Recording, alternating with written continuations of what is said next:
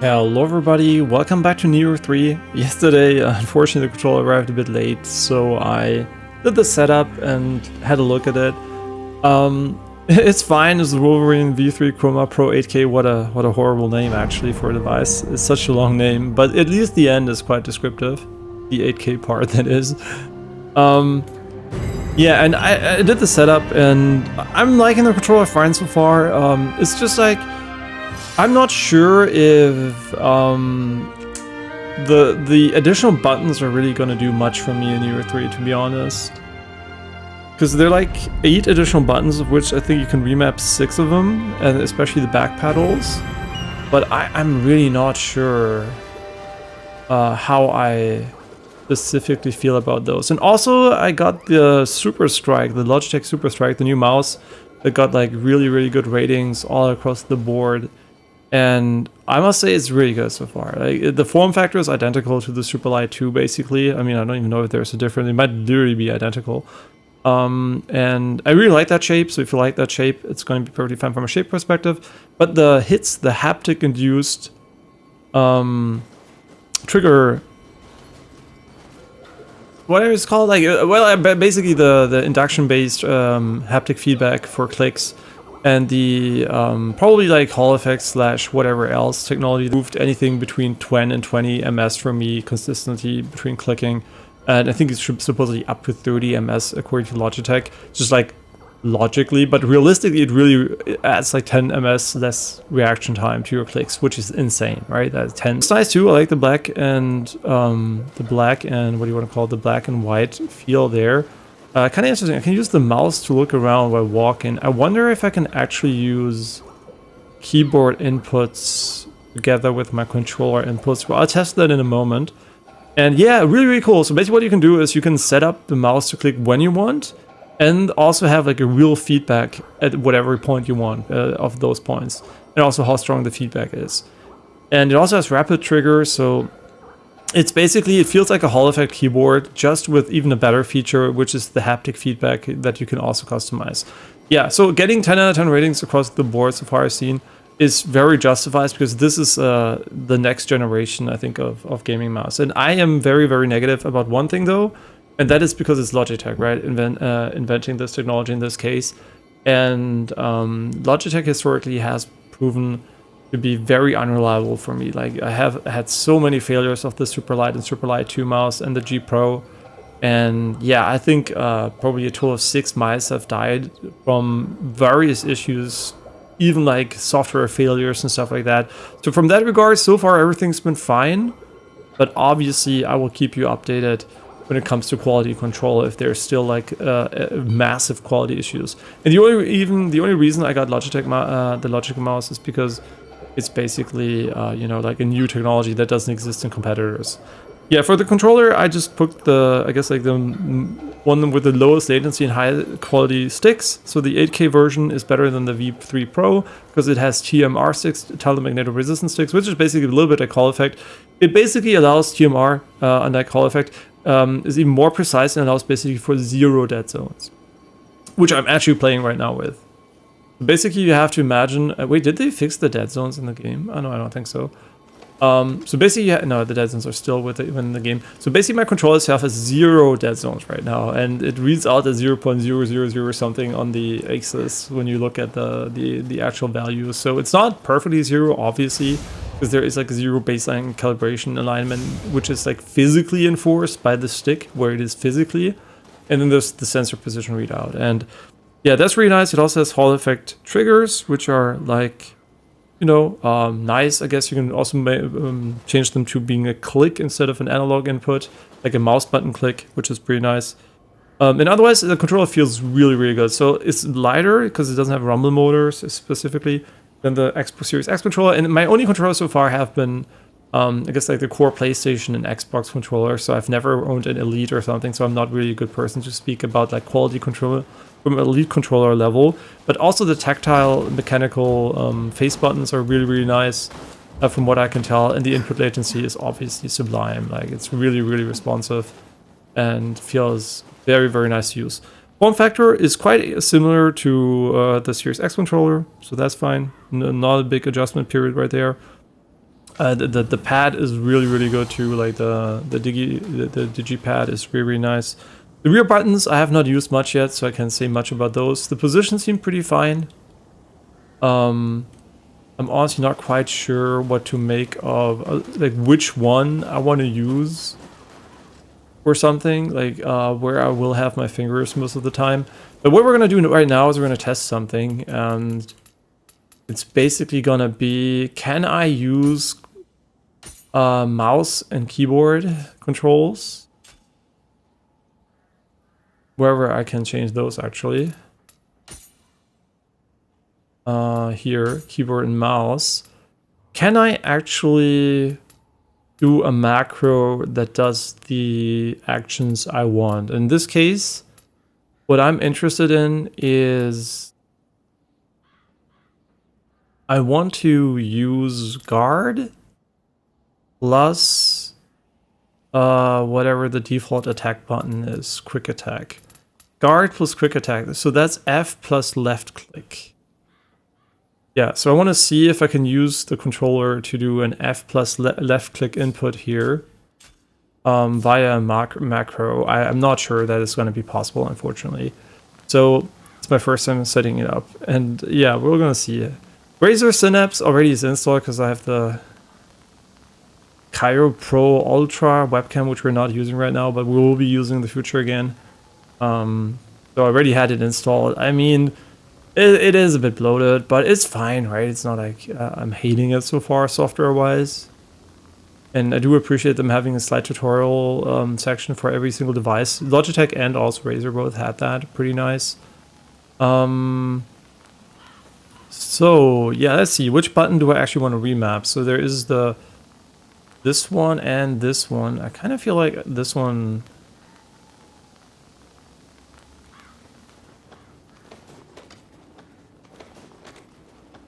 This one might be easier.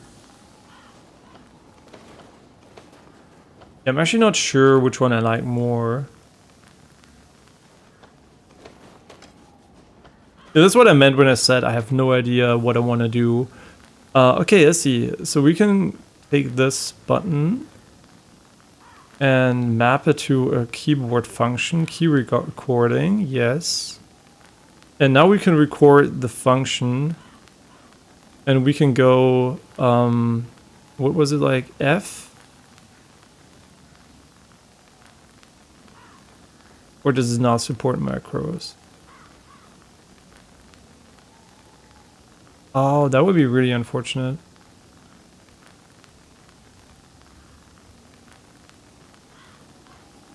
Yeah, I guess it doesn't really support more than one key. Yeah, that makes it kind of useless. I'm not gonna lie. So, as far as I can tell, the back pedals don't support macros on this one because it's supposed to be a competitive device. So they don't want to have like competitive integrity tainted by onboard macros. It's like not bad from tournaments, but okay, that is kind of unfortunate.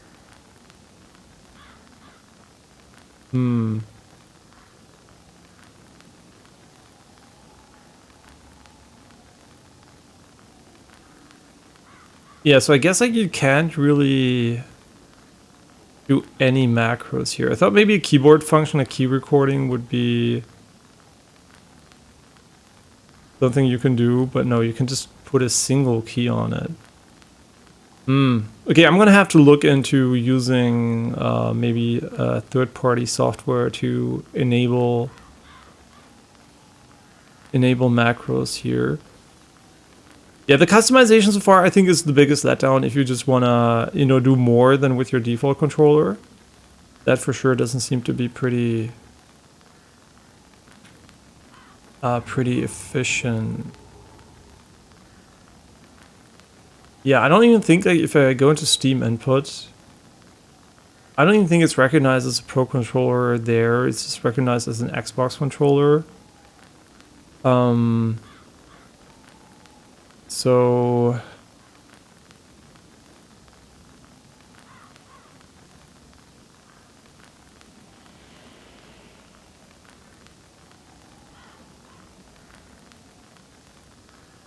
Yeah, so I can't really change the way these things work too much. The question becomes, if I use the Y button, can I change the behavior here to... What is an action set? Action set, clear from parent.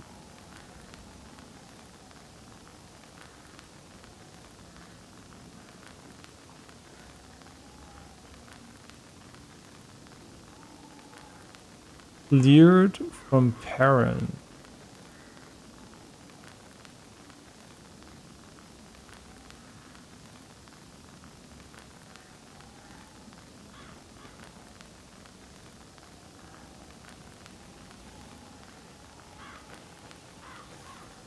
Add subcommand.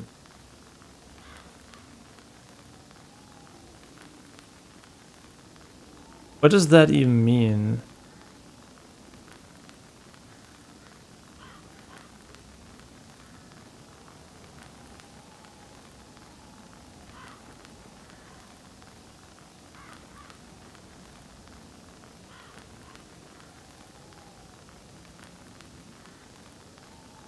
Yeah, I've never used Steam input a lot, so I'm just going to quickly check here.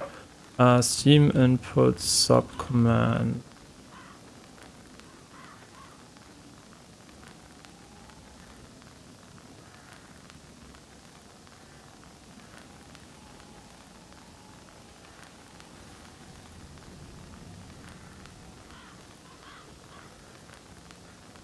Uh-huh.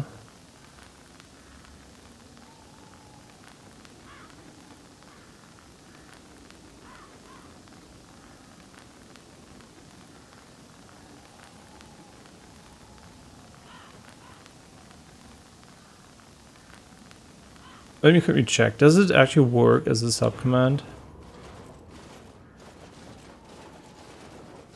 Let me quickly charge up my juice here.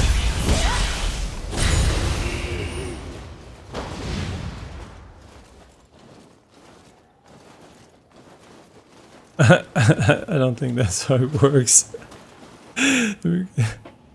Quickly check again. Do you have to restart your game for this to take work?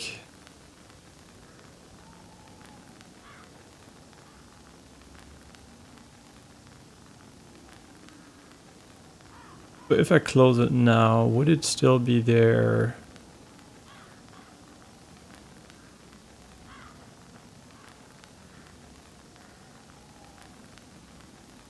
So the subcommand now is the right bumper, but I don't really understand.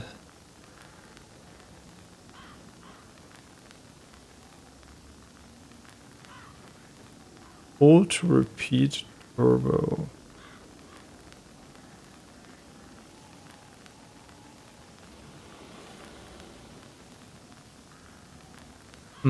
Okay, well, I'm gonna see. This seems pretty sick, to be honest, if it actually works. Oh, it does work. Wow, that's really cool. So we actually can solve one of my main gripes via the Steam input, which is pretty sick. So if we press the guard button, we can actually make Steam input do the double input if we want to. And then I could also put that on the back pedal if I wanted to, but that's actually not even what I want to do. Okay, we're learning something really valuable here, because that's going to be mega nice.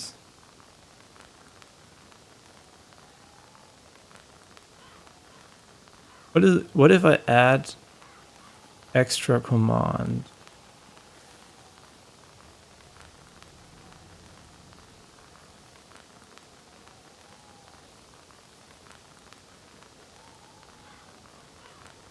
Remove command. Delete subcommand. So wait, does it do both of them at the same time now? That would be insanely cool. What we're gonna have to do is actually test this a little bit more by just getting more juice.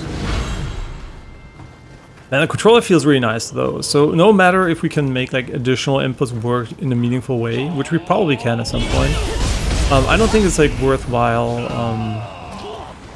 Like it's already worthwhile just from a feeling perspective. It feels really, really nice.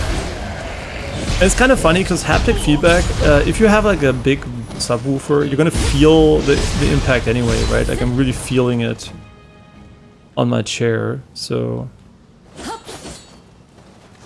yeah, that's already pretty nice.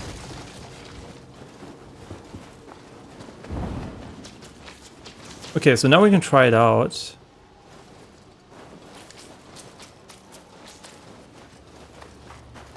I guess like we need some kind of delay or turbo or something.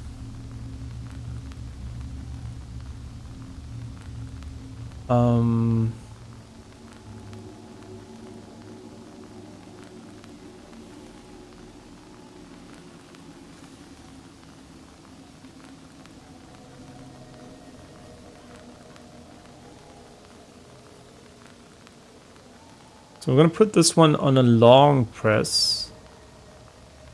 And this one...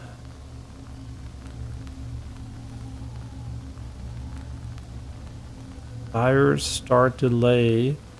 I'm gonna put it on 10 ms.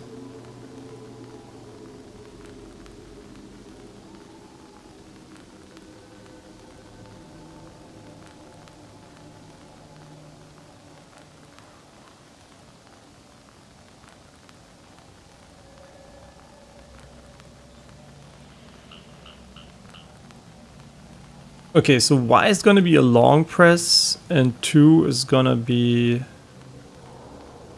long press time is gonna be 450 ms. I mean, I just want to press it for 100. That should be long enough. I mean, 50 honestly. Honestly, 20 should be enough because the other one starts after 10. Yo, Steam input is fucking sick. That is so cool. Why did I never use Steam input? I just realized like this is probably the best shit ever. Okay, let's see. Can we actually do it in one click now?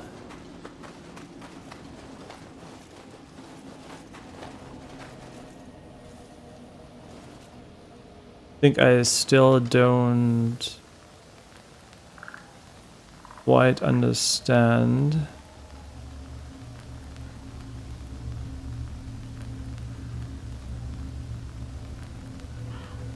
Fire start delay.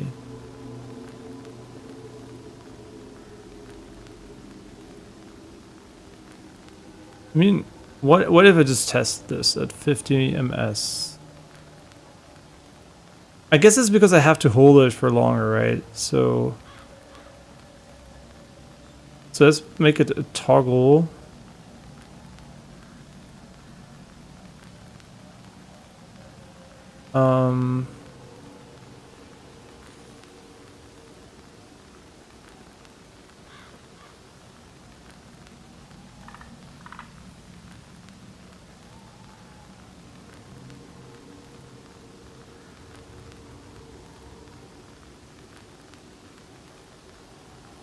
Okay, what is start press? What does that actually do?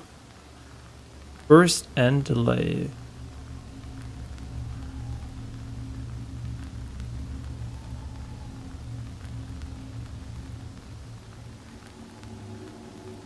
Fire and delay 20 ms. That work? I'm just learning, right? We're learning Steam inputs now.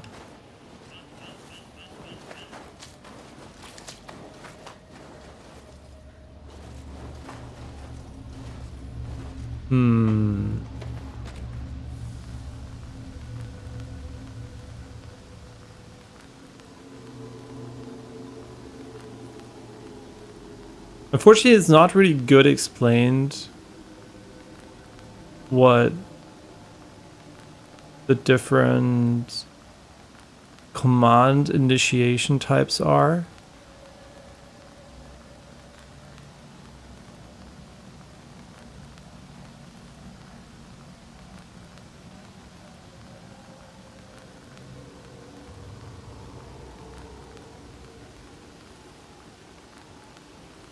What is a button cord? Wait.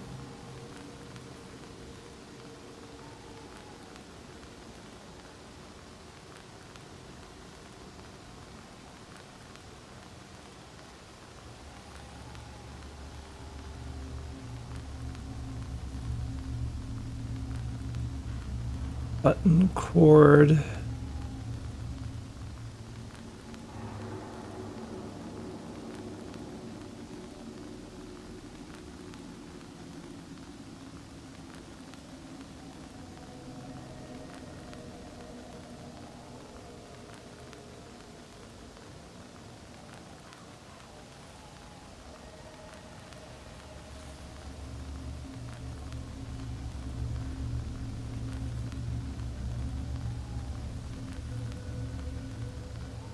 Button cord. Oh, by the way, the game feels so much better than Elden Ring. Holy shit, I played Elden Ring in co-op yesterday with a friend. It feels like you're playing some fucking sluggish last-gen game. Combat is slow, everything's just laggy. It's just miserable, to be honest. How do you use button cord?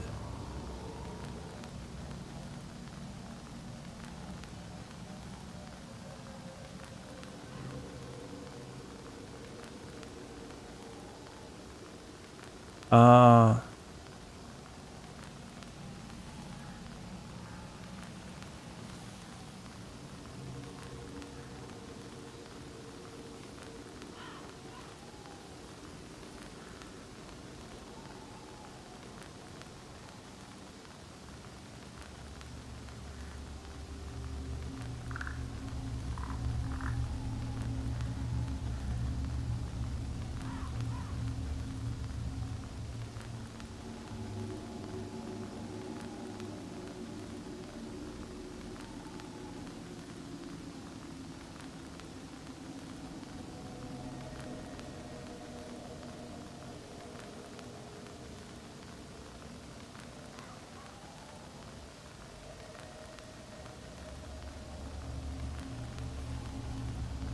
There's not a lot of information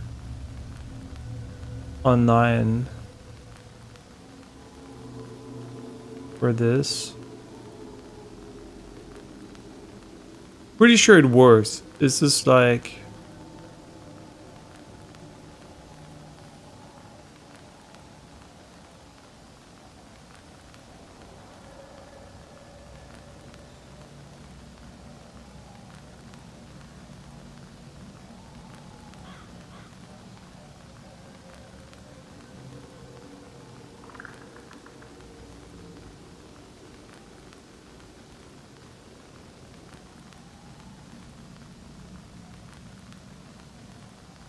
so would this work? I have no idea, honestly. Wait, if I do this and then this, it doesn't matter. It has to be the other one first. So what if I add...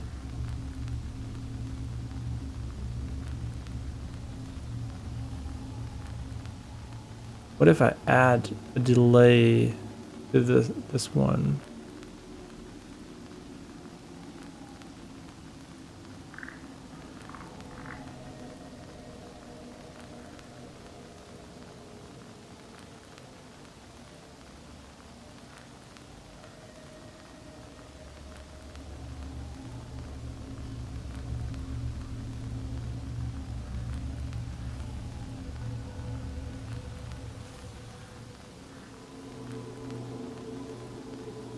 This is theoretically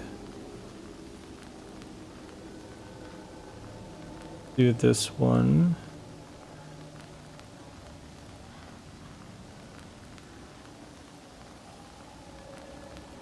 Oh, maybe I'm misunderstanding what a long press actually does. Oh, it only executes the command when I press it long, right? So I think it's more, I should go more for a regular press.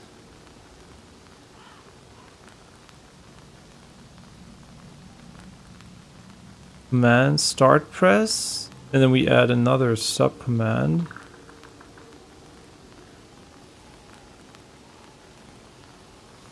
And the mouse feels so good to click. It's insane. It feels so good to click with the mouse. Every time I click, I'm like, ah, so good. And you can customize it too. Yeah, you know me. I'm shitting on Logitech for their durability, but this one, honestly, the reason why I bought them in the first place is because I usually like the shape, right? But now there's a lot of competition. But this trigger here is unique, and I don't regret buying it so far. I mean, I will regret it in a year maybe when it breaks, but I mean, even then, obviously, it's super fun to use right now. Command 2, regular press, release press, Y button.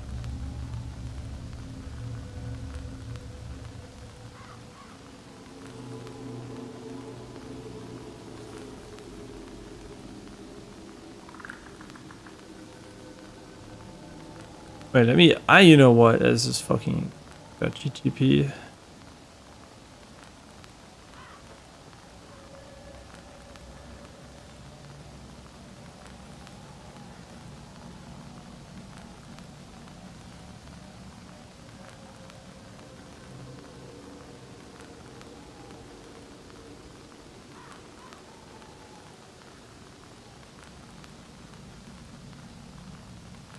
Okay, let's see.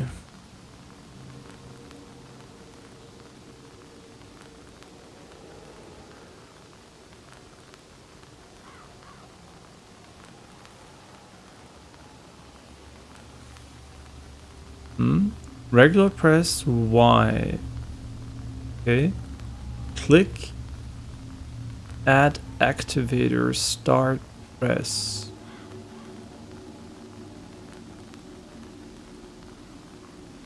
Okay. Start press. Okay.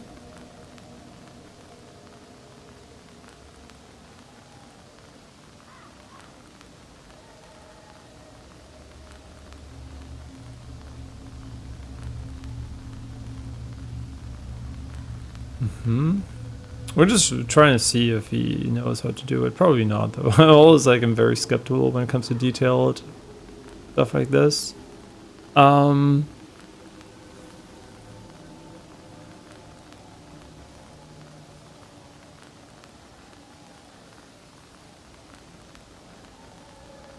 Add extra command.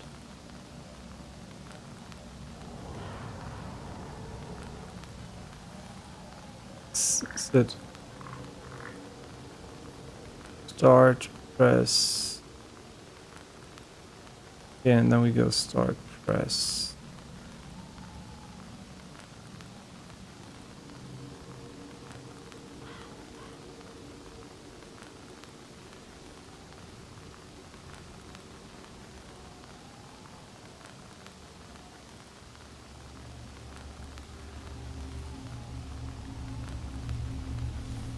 Uh-huh.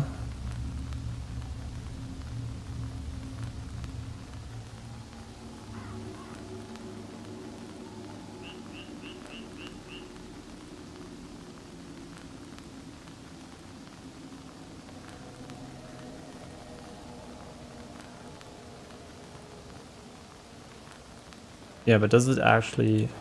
No, right? There seems to be a delay until the tap happens.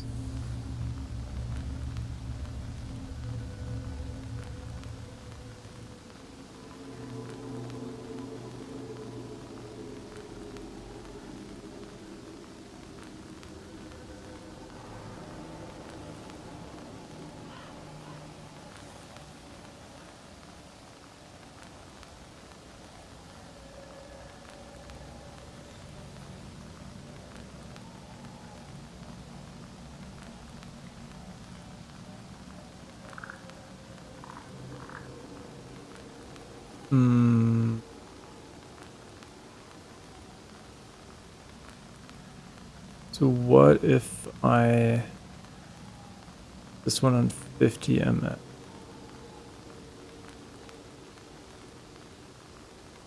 Does that work? Maybe the game has really long timings there. Let's just put it at 100 ms.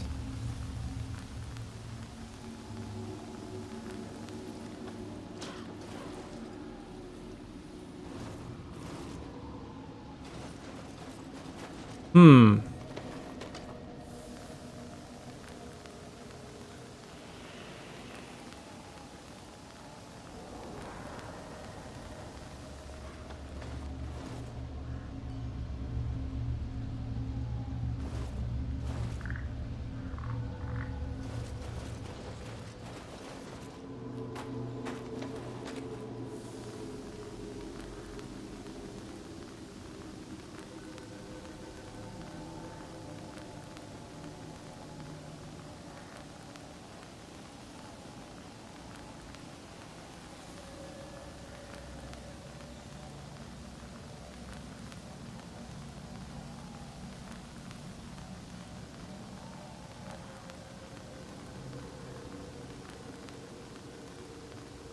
Yeah, Y, activate restart press. Yes, the binding LB. Wait, LB, RB is the correct one.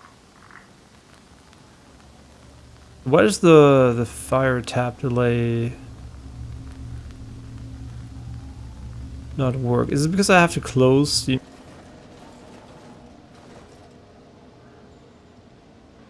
Hmm.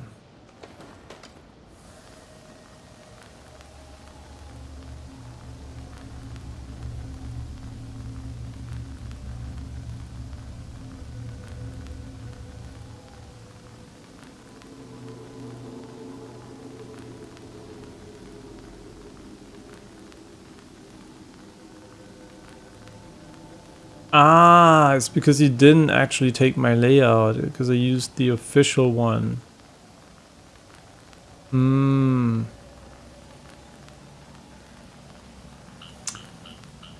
Well, that's on me. Okay, that's on me. I'm stupid. Okay, let's put the delay on 0 and just put it on start press. Let's see, does that actually work? Delay might be too fast, so let's just put a delay that's pretty long in here. Yeah.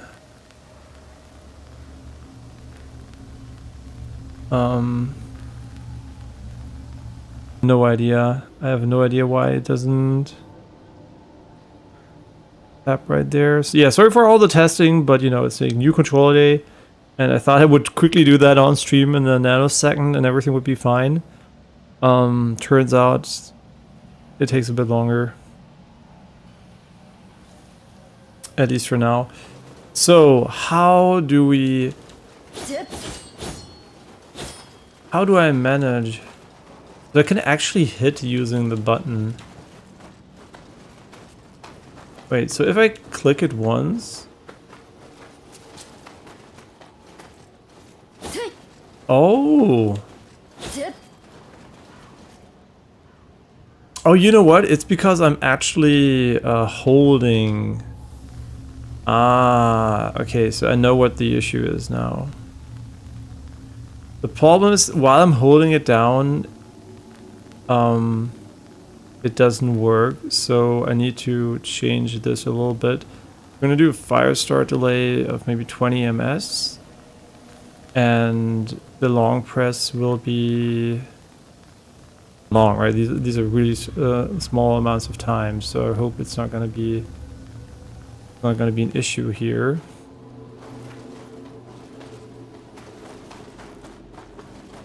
ms. 200 ms, and we start the press after 150 ms.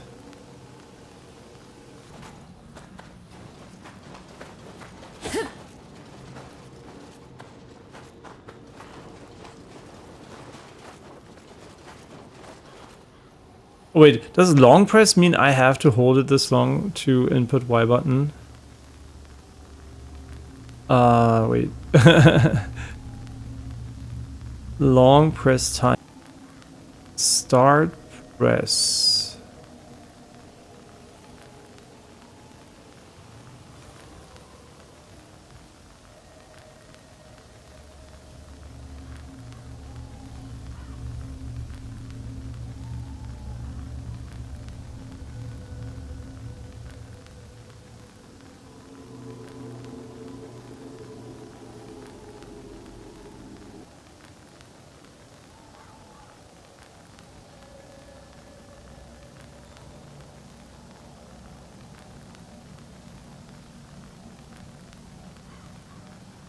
Hmm.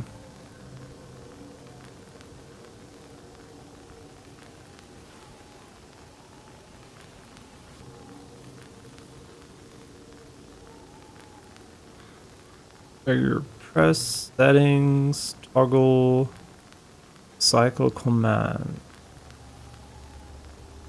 Ah.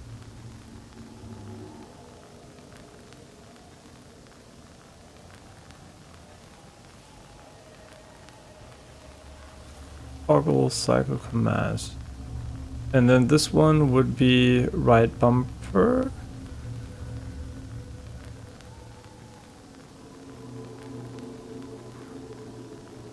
No, cycle commands is not what we need. So what we need is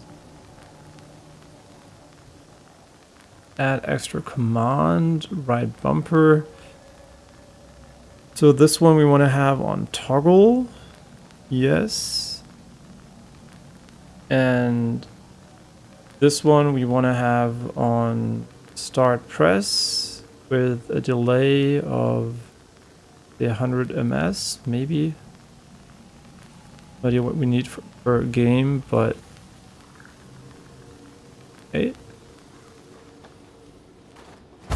Ah, okay. The problem is he's still holding Y then, right? Like he's actually holding Y the entire time, and he release press. I don't think it has to be a target press, and we do it at 150 ms or 120. Nah, let's put it at a 120.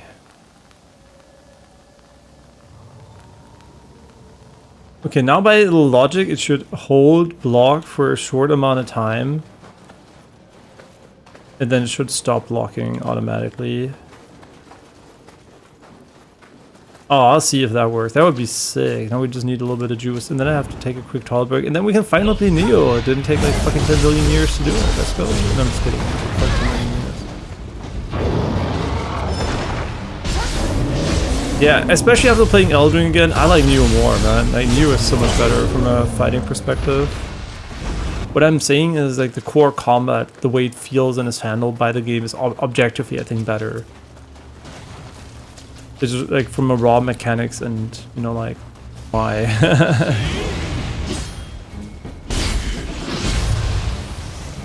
And you're so fast in this game compared to Elden Ring. Okay, so now it did not work. I assume it is because of the fact that it's not a start press, I think. But I'm not sure. Okay, and we're not blocking. Ah, sick.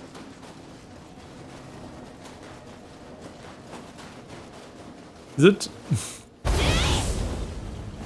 Wait, now it worked, but it doesn't work reliably enough. I think it's too short, maybe. So we're gonna have to... Yeah, this is toggle. This is... Put a fire start delay maybe of 150 ms. 150 ms. And you get toggle right away. And you get a delay of 200 ms. And then it should reset, I think.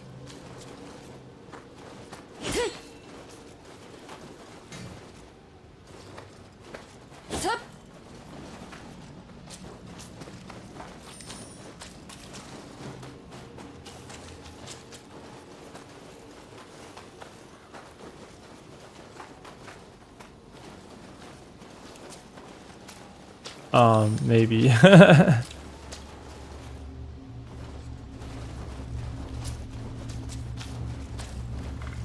So if we go and change it to toggle, okay, very nice. And then we give like the start press event here. another toggle. Did that change how it works?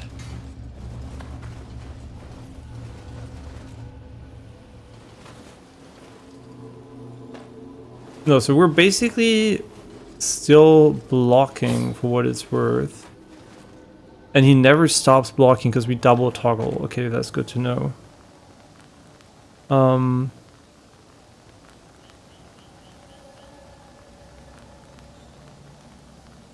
Okay, what if I put a regular press toggle event there? So he will still toggle it permanently. And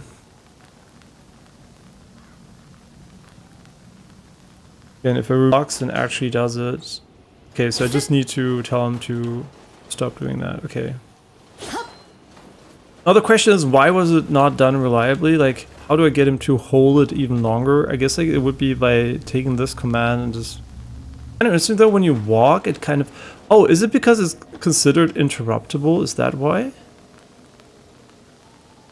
What if I make it non-interruptible?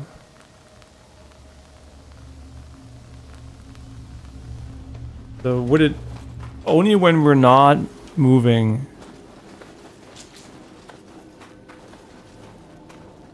Interesting. I'm gonna go quickly take a short break and I'll be right back, and then we're gonna figure out what the problem is. But yeah, at least we're nearing in on a solution.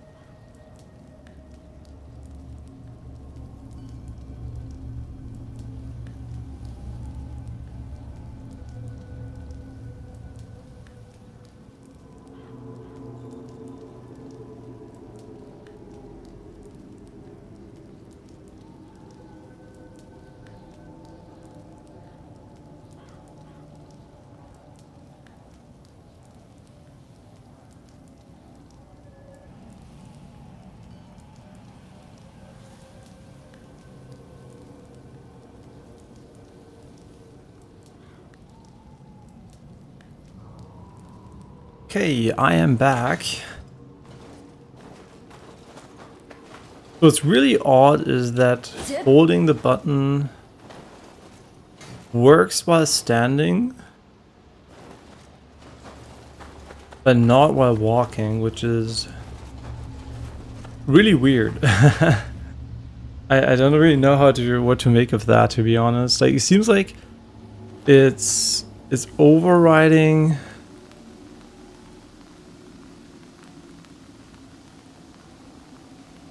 the input,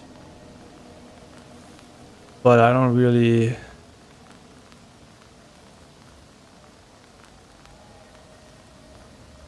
understand, to be honest.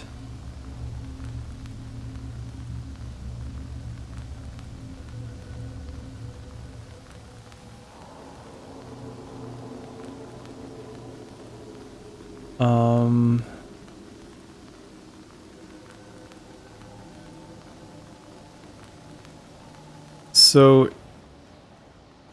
that it works this way, I guess it's nice, but also kind of fucking annoying.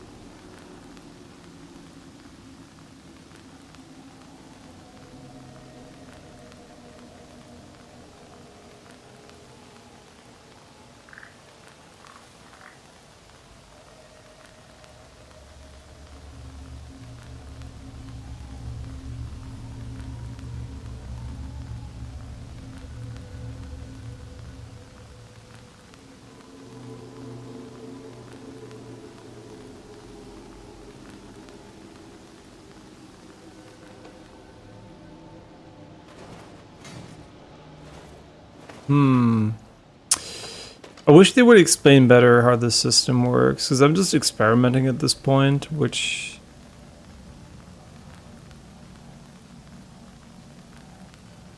is kind of weird.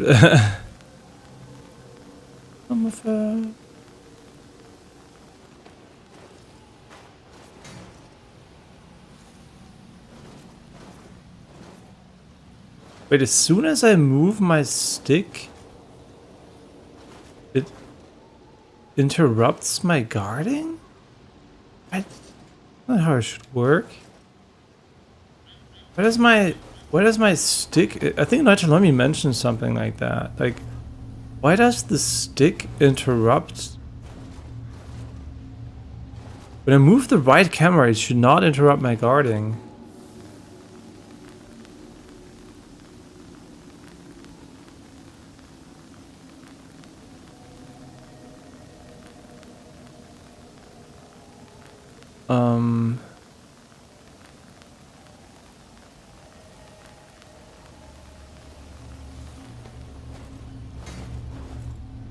Huh? That is so awkward.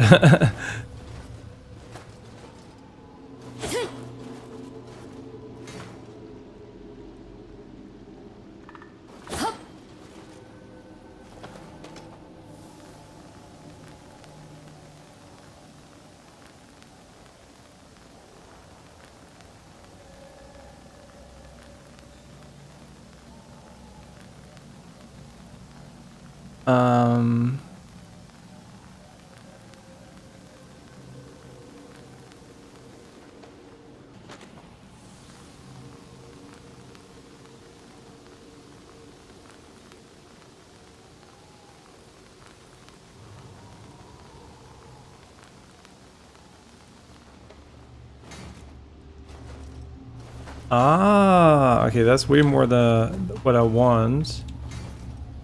You don't need to use toggle, so you can just press it once, which is pretty nice. The question is, why did this one not work?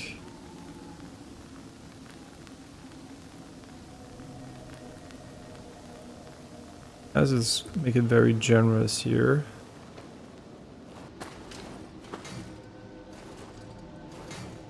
Oh no, I think it actually does what I wanted to do. But it doesn't do it while I'm moving the stick. Okay, there's a really weird thing going on there. So... Okay, this is super interesting. Let's put this at 150 ms again. And the Y button is going to be held down for 200. Okay, but yeah, we're learning something very valuable because this is going to help me in a lot of other games too.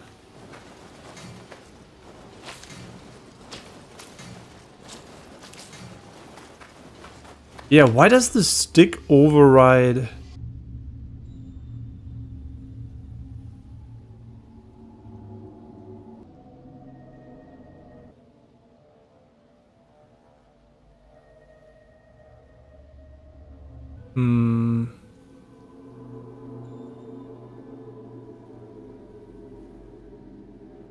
Does the stick override?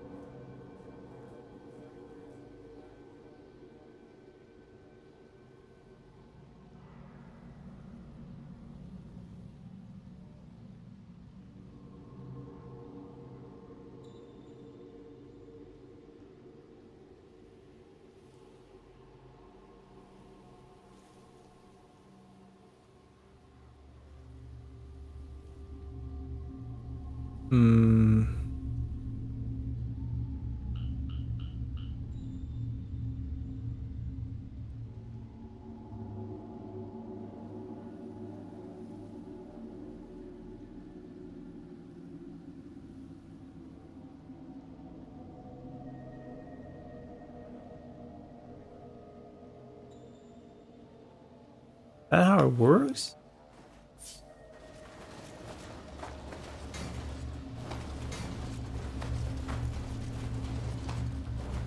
No. How do I get Steam to actually hold down the button while I'm moving the stick?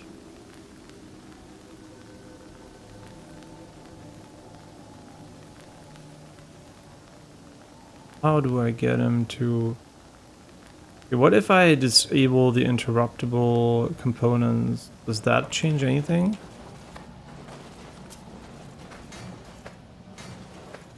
So, why is it that Steam cannot do that? So weird.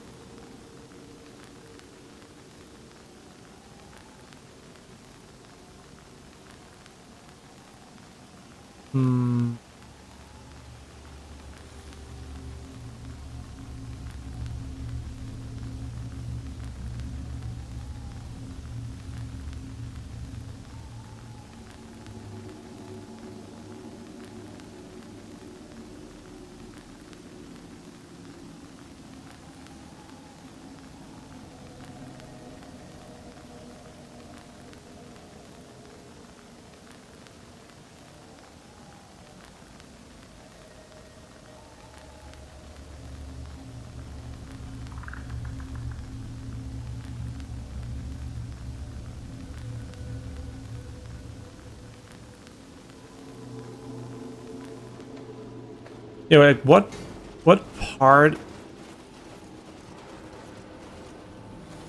of the...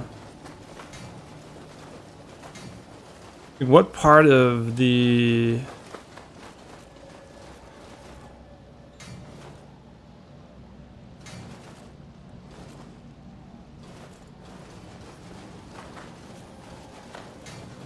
Yeah, what part of the input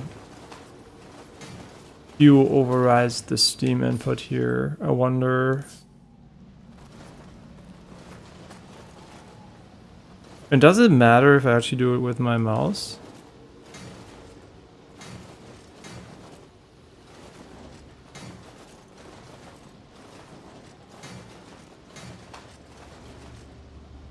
Wait, if I do WSD, does that matter? Wait, that works. Huh? Oops, wrong button. Oh, whatever. Wait, if I do WSD, that works.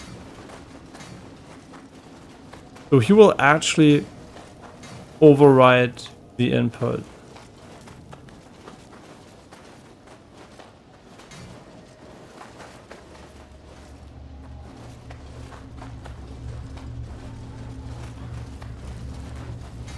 But only if I move the stick will he not accept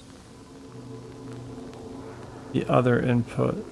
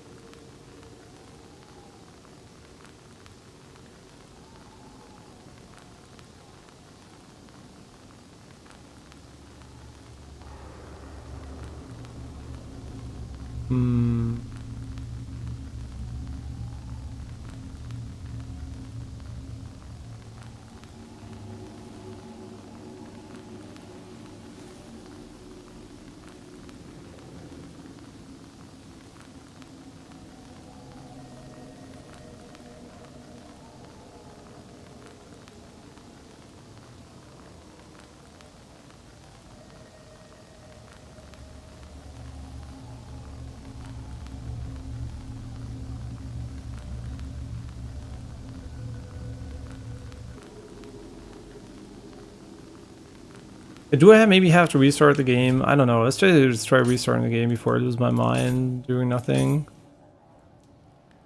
It might just be a quirk where the game actually overrides Steam input while using Steam input, which would be mega annoying, but...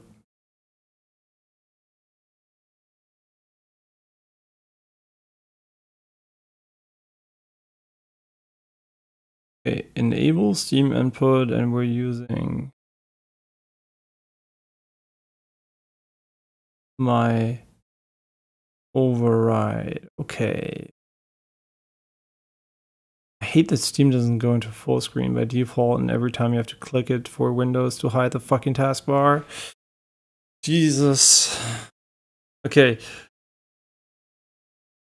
Like, it's such a simple thing we want to do, and it's so hard to do. I don't know, like, it can't be that hard to actually make a system that works, right? Like, how hard is it to actually do such simple things?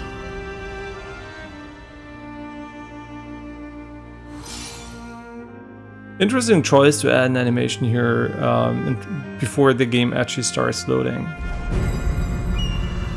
Not that it's very relevant for me because I haven't loaded the game. Restarting worked.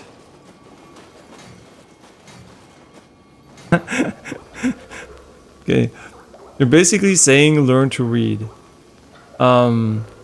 Which is, you know, fine. My bad. Let's do 50 for this one. I wonder if it will still work. We can hear if it works. It might be maybe a bit tight, but I don't mind trying, so we'll see. Crazy. Would it have worked without any delay?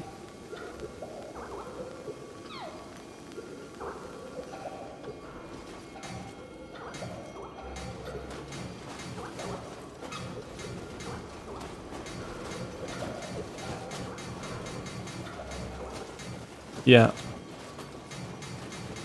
My god, it worked without any delay. Okay, let's go. Now, the question becomes, do we want to have them interruptible? I don't even know why you wouldn't, but let's see.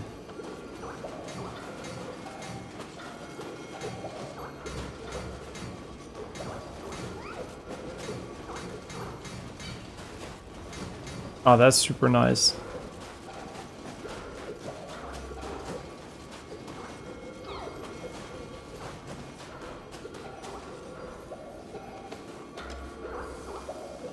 Oh, cool.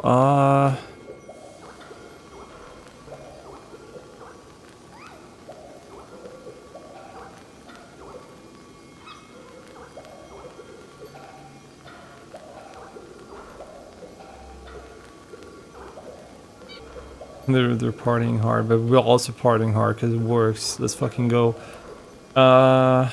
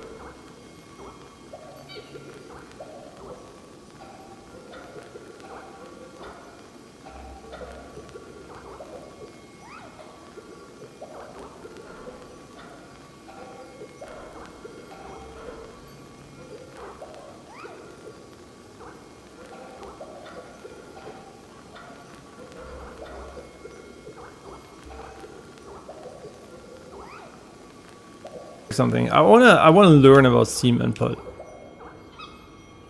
I wanna learn about Steam input.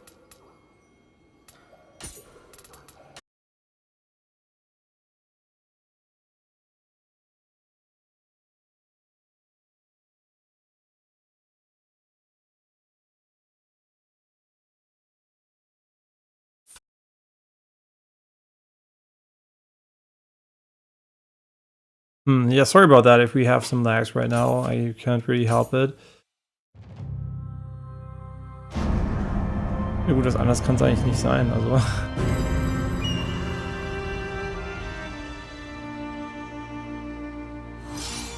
Nur kannst du auch deinen Netzwerkstatus überprüfen, um zu sehen, ob du was hochlädst. Mit Steuerung Alt Fan.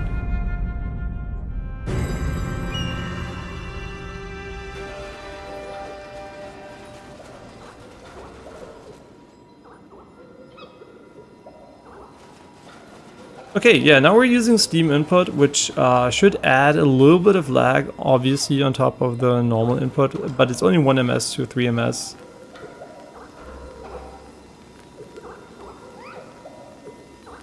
Das ist immer im Kilobit-Bereich. Wie viel? 8 Kilobit. Jetzt ist es auf jeden Fall gerade nicht da, aber du musst halt, also es war halt eine Weile scheinbar da. Ich habe 17% meiner Frames gedroppt.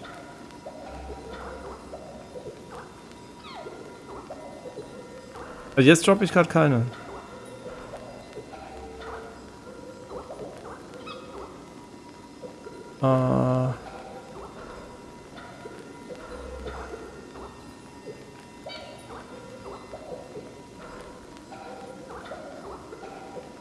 Because we're using Steam input default settings, I just want to see what the scale is quickly.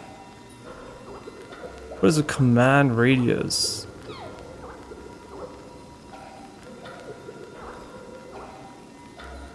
Auto ring command radius.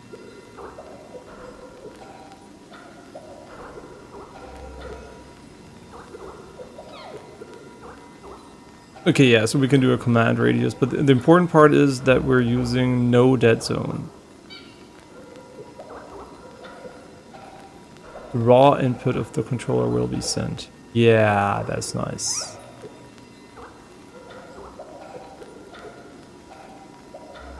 Very good. Okay, nice. Man, Steam input is really fucking dope. I didn't expect Steam input to be so useful. My bad. I should have, you know, as Valve, we should have expected this.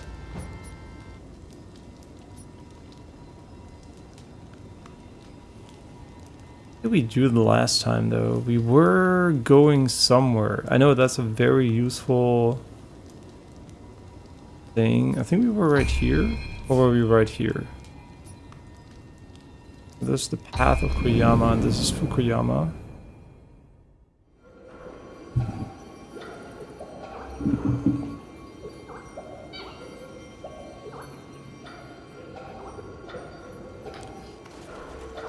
Okay, finally we can game. But the question now becomes, where do we game? No wait, shit. Where was I?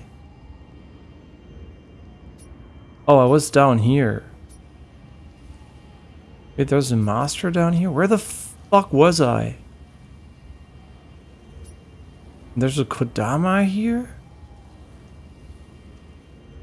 Bro, I swear, I don't remember where we were the last time. I think we were actually down here, and I, for whatever reason, missed almost everything on the way there.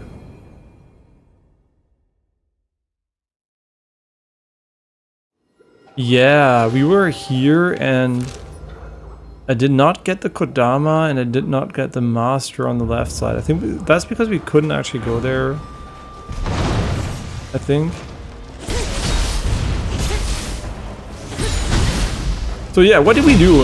Maybe I should mention what we're trying to do. Basically now I can just press Y, since we don't use guard anyway, instantly use my special attack, so I don't have to hold down Y and press RB.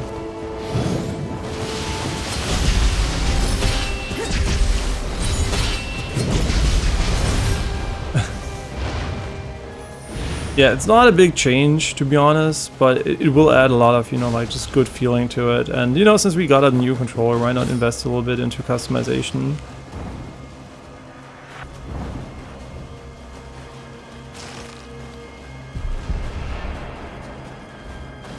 Okay, so we knew that we can't go over there, but what about the Master? Okay, the Master's on the left side. I don't even know. How would you get there in the first place? And then there's a Kodama and a ball we didn't do.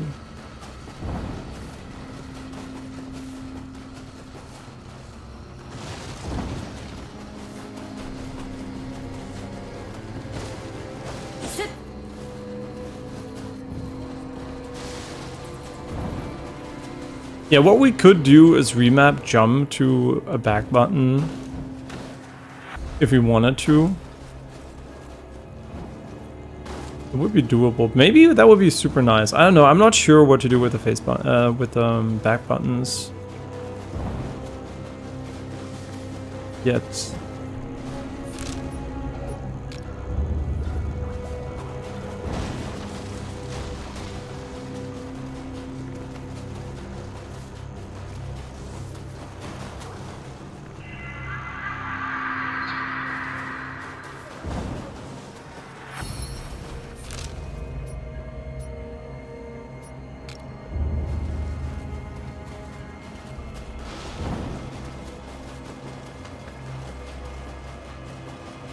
Yeah, honestly, I wish I played a little bit yesterday, so we didn't get like completely out of the loop for today. But it's fine, right? Just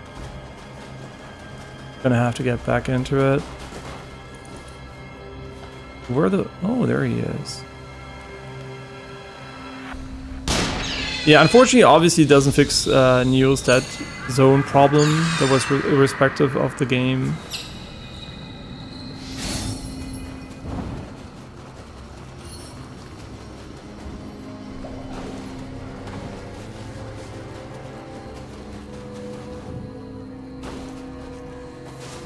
Also kind of interesting, the enemies don't really seem to respawn that much over here.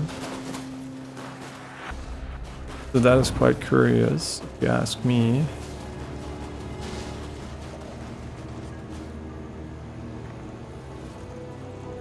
We got the Jizzo statue, but there was no way to go to the temple from here, I think.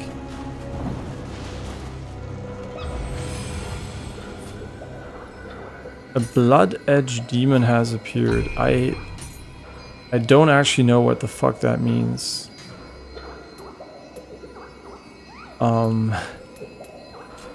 Honestly, I don't know what that means. I know what a blood edge demon is, but I don't know where I would see that demon.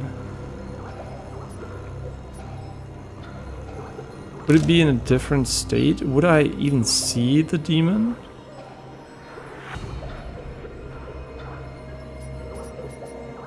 Because the game did mention the blood edge demon a couple of times. Maybe I'm just gonna Google this. Nioh 3 blood edge demon has appeared. But where exactly is so stupid. You have to summon and kill enemies from red graves, then arrows will appear in the map. Oh, that's pretty cool. Thank you for never explaining this game. So those were the arrows, I guess, with the bigger evil or something. So we have to just go and kill these guys here.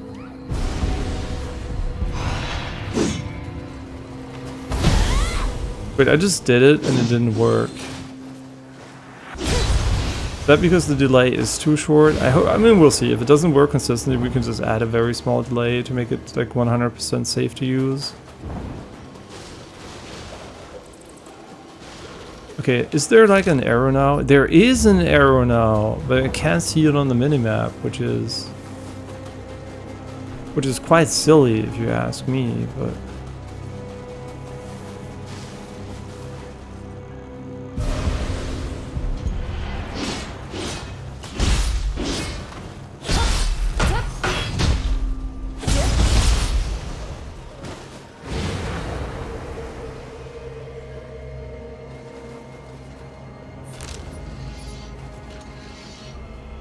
supposedly is over here. Well, that's probably pretty far away, so I don't think we're gonna go and get it. But yeah, that's a cool idea. We already able to tell it's probably in an area we haven't explored yet, though. Ooh, what did I miss the last time? What was I doing? Like, also missed the kappa here.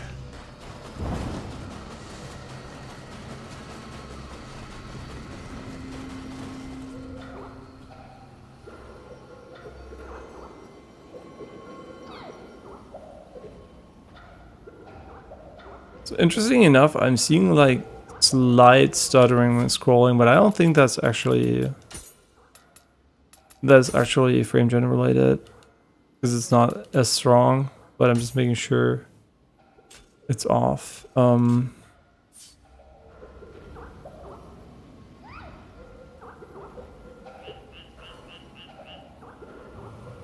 it's honestly pretty decent. Might just be the stick differences, to be honest.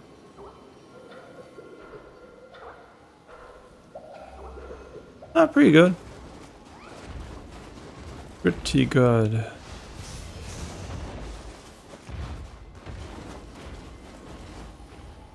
Huh.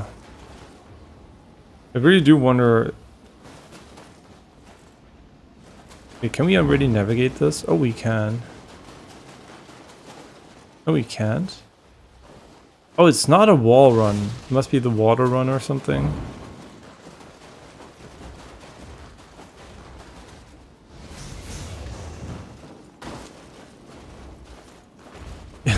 I really do wonder if I want to remap jump to the back button.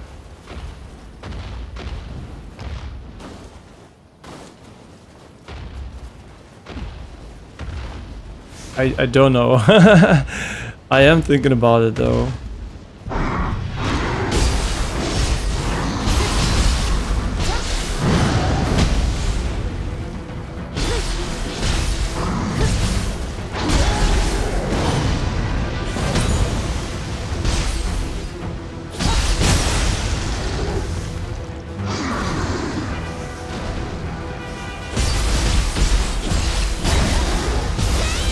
Oh, this guy is one tanky bitch.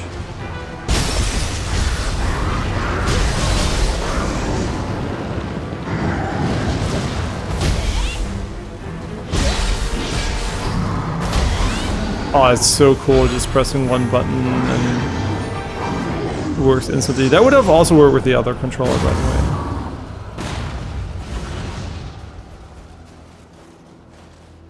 Okay, we're for sure gonna get the ability to traverse water. I would expect it's like some kind of running on water animation or something. Wait, is this where the demon is? Where the pillar is? No, there are multiple pillars there. Pretty cool. What about... Where is it?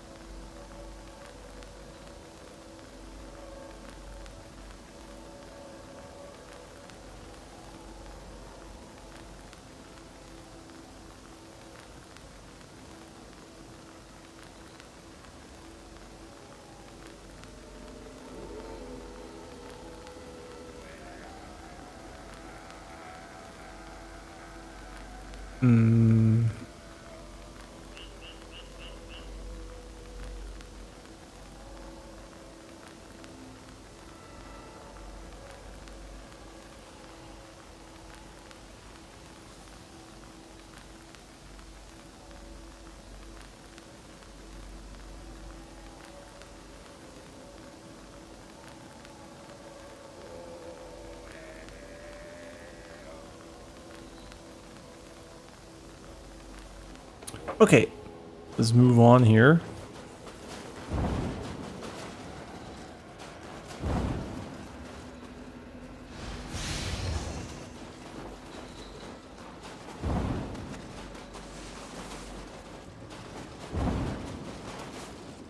You're a flying balloon somewhere around here. Huh? How the fuck is it hiding so well? Son of a bitch. Could we not have shot it from over here?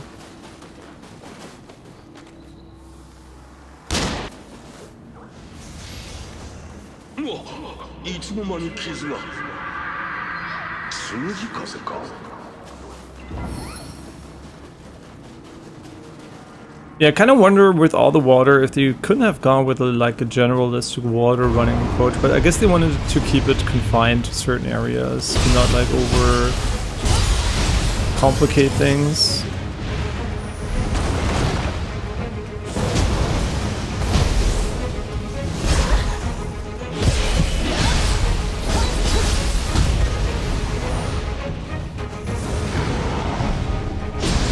Oh shit, it's a Kametachi.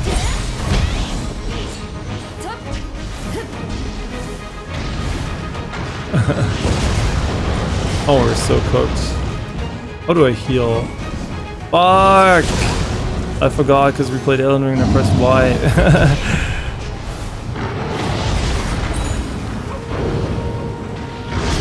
Oh my god, Kametachi fucked me again. down by the Kamaitachi. Ah, fucking bitch. Nah, I'm just like, I swear to God, playing Elden Ring yesterday completely fucked my muscle memory again. And obviously the other way around too. When I was playing Elden Ring, I was constantly trying the Nioh muscle memory. But I didn't expect a fucking Kamaitachi to be there. Why does this have to be a fucking Kamaitachi for a warm-up?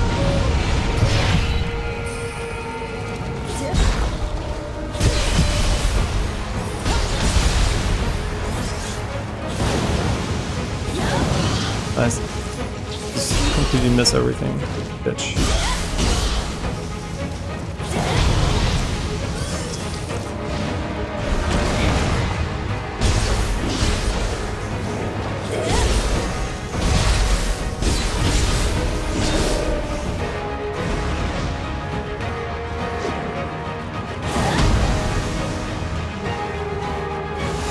How do I do the backflip animation? Like this. Okay. Yeah, we're gonna have to learn how the controller feels a lot for sure.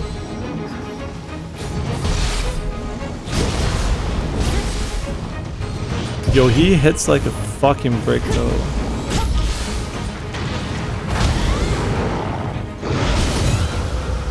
Ah, shit.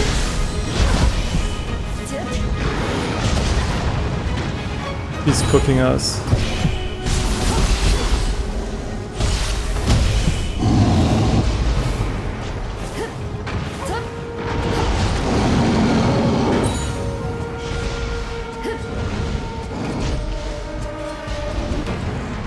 I'm really trying to build poison on him, but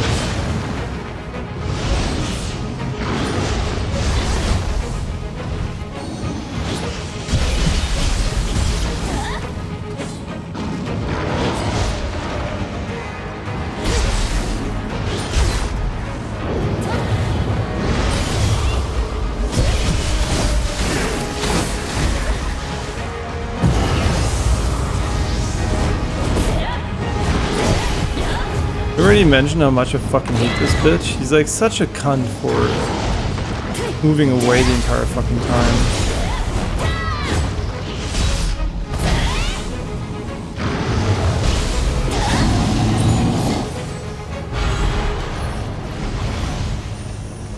Okay, the one thing I really have to get used to is actually using the digipad. Like that is really a bit unusual.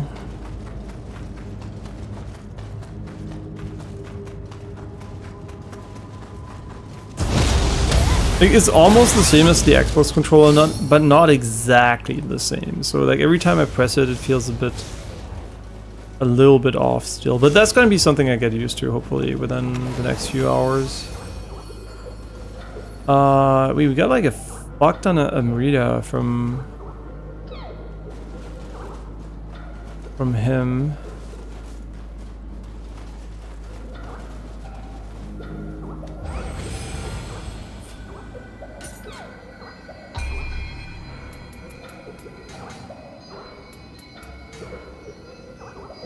I mean, honestly, strength seems kind of ass compared to skill.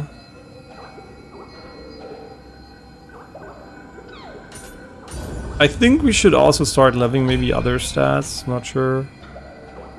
100 Kodama Blessing. I mean, more elixir seems honestly pretty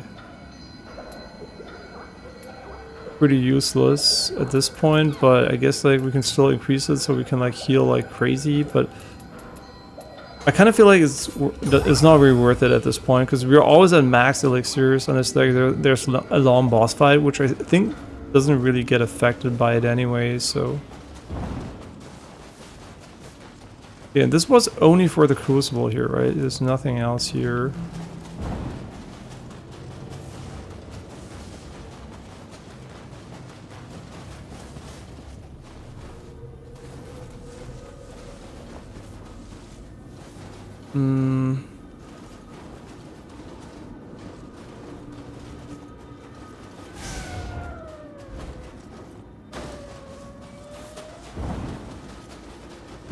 I am thinking about remapping the jump button to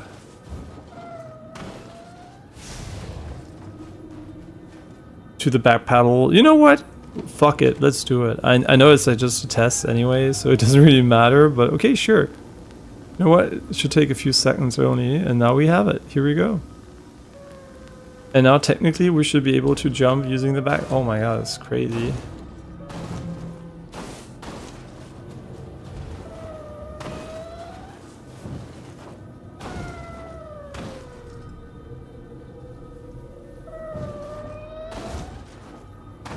I mean, it is interesting for sure, being able to jump like this.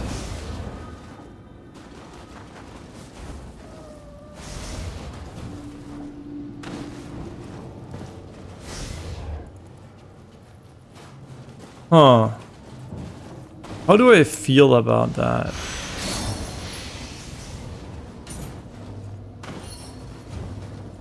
Like, how does it make me feel being able to jump while looking around, which is so unusual for, I guess, ever when using a controller, for me. I mean, it's pretty sick, I'm not gonna lie.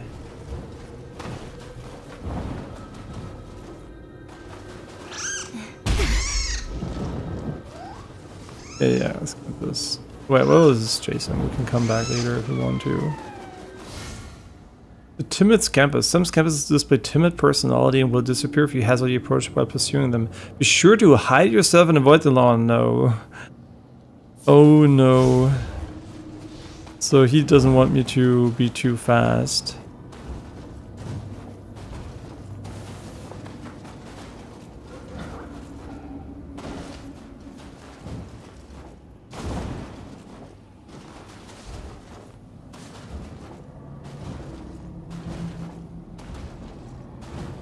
I mean, objectively, right? Let's put it objectively. Objectively, being able to jump using the back paddle is a huge advantage. Right? It's actually a massive advantage. But do I care about how it feels? Do I wanna change that? Because it obviously also affects mid-combat, right? Like stuff like having jump and then press the button. I'm not sure. I'll decide that probably in another game, not in this one, since we got used to jumping with X. But it's cool and it works for sure. So I'm like definitely not bad. Not bad for sure. Yeah,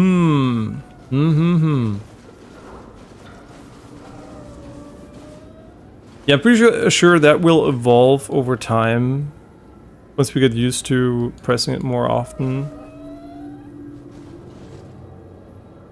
It's doing it mid-combat. I'm not sure. I'm not sure. I'm not sure. Yeah, I should like also probably check what stuff people usually put on the back of their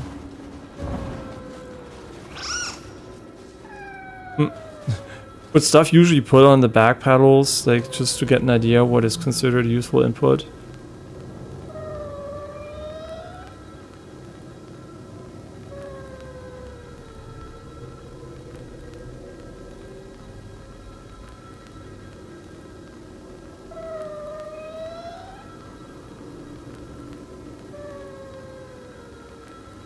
Jump. The most common, yeah, jump. Jump aiming. Right, that's true. Crouch, slide, and dodge.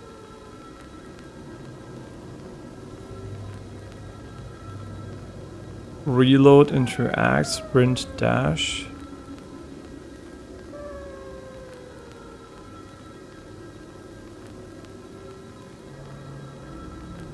Yeah, I think honestly jumping might actually be the most useful.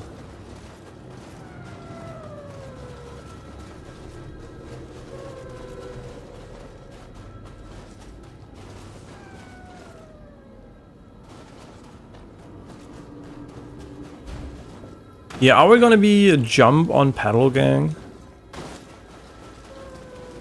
I mean, sure, why the fuck not? As we have the controller now.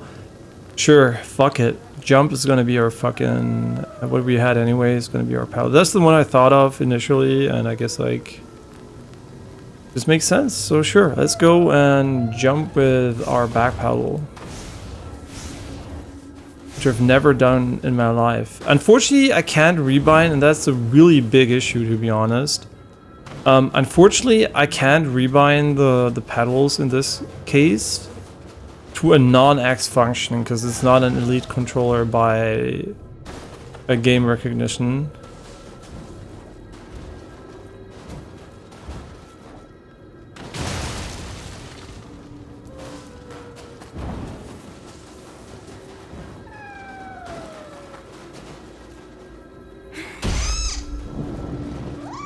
Now the question becomes, do we want to have interact on X?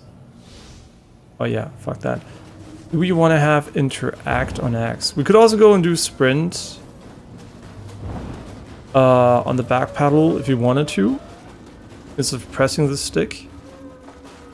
Pressing the stick kind of sucks dick, honestly, in general, but...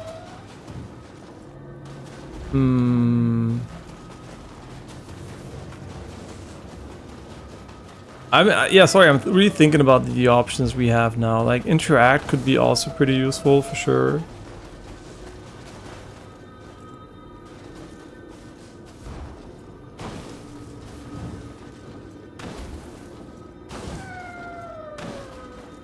Interact. Do we want to have interact on the back or not?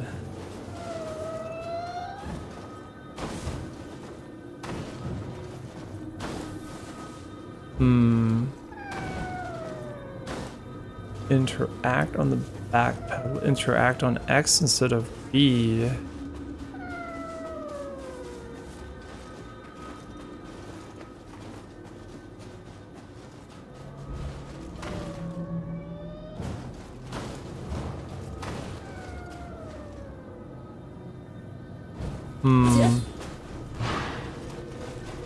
I'm not sure.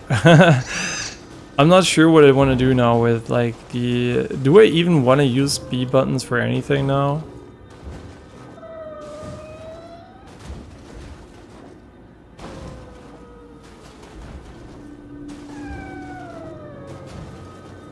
Do we even want to use the B button for anything?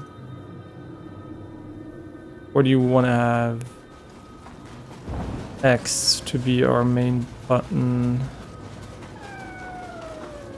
I guess, like, what I can do for sure in this game is map jump to Y and then use X in order to use my special ability.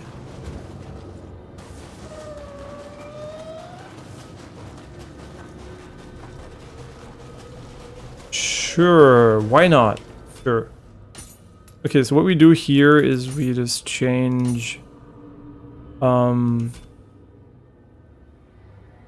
customize this one, and we go and put jump on Y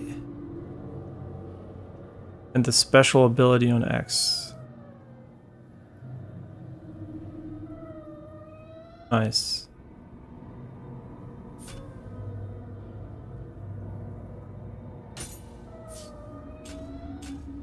Okay, and now all we need to do, Copium, is go into the Steam input and change the configuration to have X execute 2 commands. Add X for command, and it's going to be the right bumper.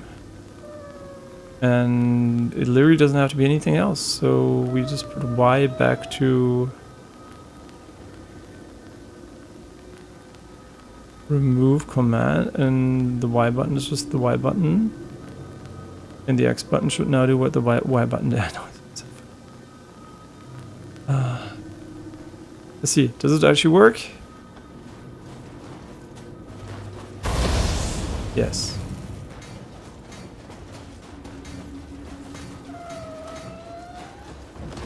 Wait, is it because we...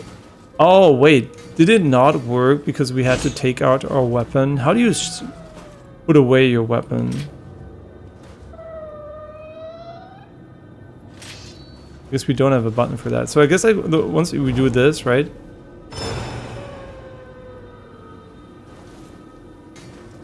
Ah, okay, if we don't have a weapon equipped, this is where the... If you want to do the ability...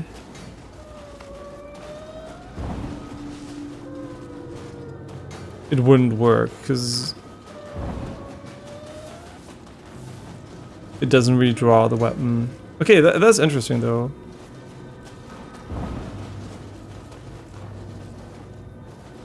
But that's not a big deal. So I just have to press it twice then.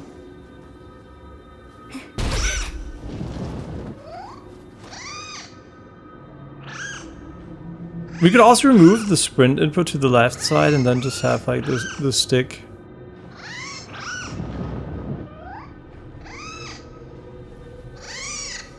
The stick be crouch only. Oh no, we can't because we can't double map it.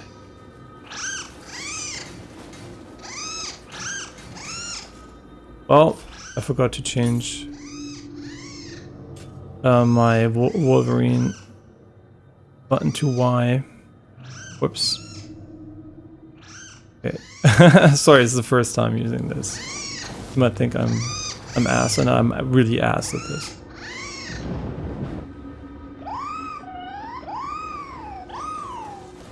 Okay, that was pretty short and chill. I was kind of worried there's gonna be like 10 fucking billion years. Yeah, so now we have Y over X for this, which is completely fine, I think.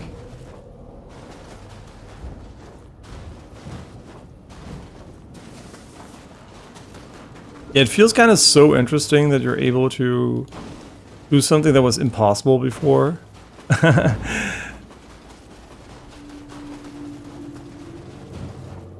Sure, that's gonna take a little bit of getting used to for sure, but pretty sick. Yeah, it just I don't feel as precise when doing the jump now because I'm like I'm not used to it.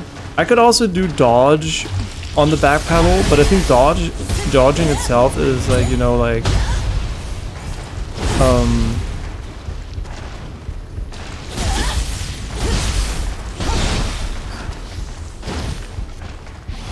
yeah, honestly, I'm just thinking about it. Like, how does it feel mid-combat, though? Like, when I jump in a fight, does it feel like...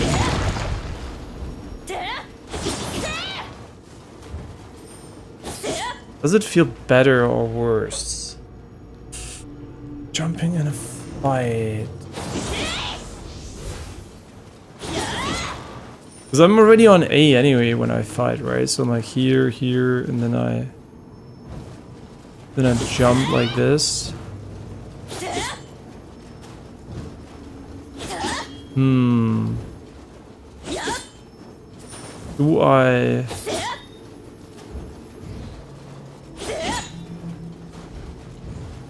Because you're already target locked anyway, right? So...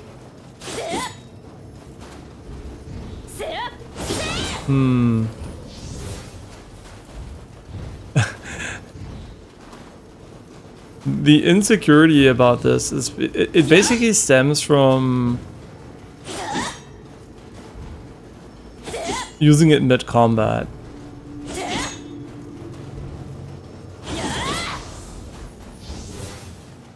Yeah, sure, if I'm using the stick, it's vastly superior, but if I'm not using the stick and I'm already on A, then I'm not sure how I feel about the jumping part.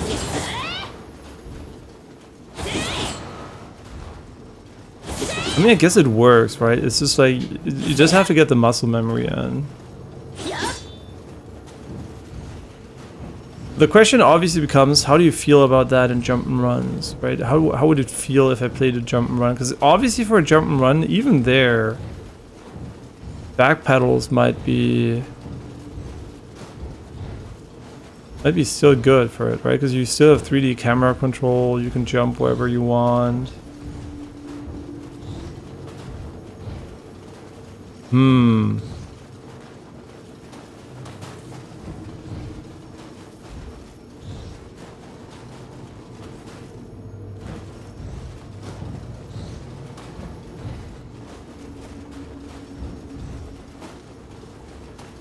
I mean, technically dashing on the back pedals would also be good, but I think that's going a bit too far. So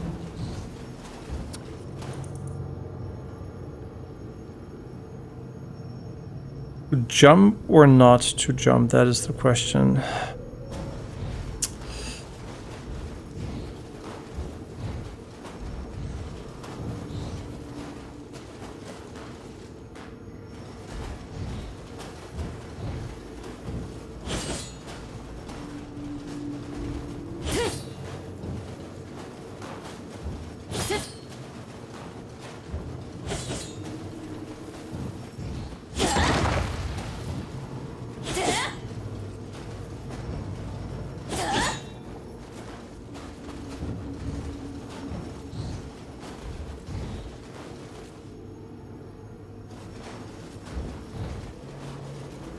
Hmm.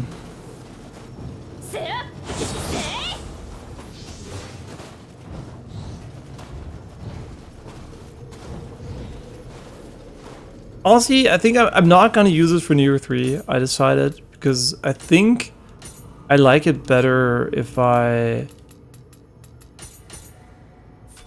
like it better if I can just jump with X, to be honest. Because okay, we still have the macro here. Yeah, I think it's honestly gonna be nicer because I think when you're locked onto an enemy, pressing X is easier than pressing the back pedal for this game. But for shooters, it's for sure gonna be a no-brainer but I usually play them with mouse and keyboard. So yeah, I'll have to. I mean, yeah, I guess it does limit us though in how we execute. Hmm.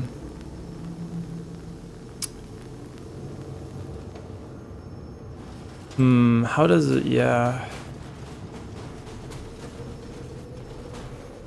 Like having to let go of the stick every time you jump though is kind of ass. Right, if I want to jump up here, having to let go and then go back to the stick. See, I'm not sure. That's why I was like very hesitant to get one with back paddles because I know they're objectively better because I have the options, but the problem is I have the options. And I'm so specific with options that I'm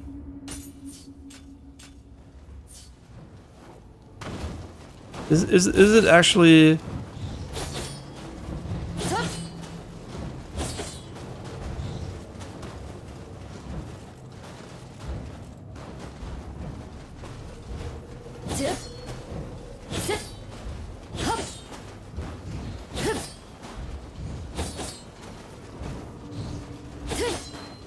like, I'm imagining how would it feel to play Mario like this?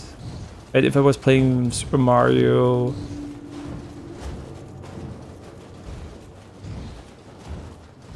Odyssey or something, would I feel this is better or worse than pressing a face button? I would probably feel like it's worse, even though it's like objectively more. I think it's objectively nicer if you look at it, right? You can really easily do some jumps here.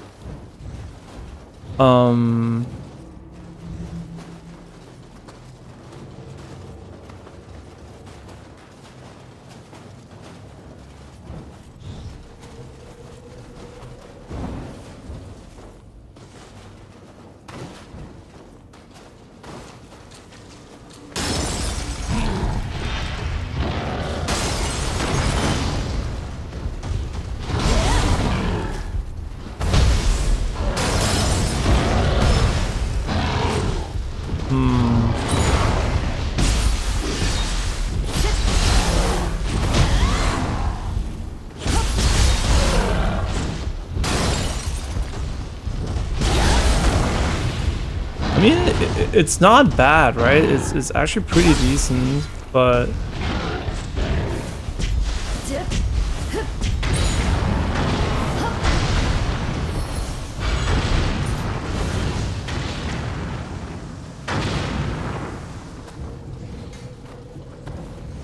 Guess it also enables you to combo jumps with any button.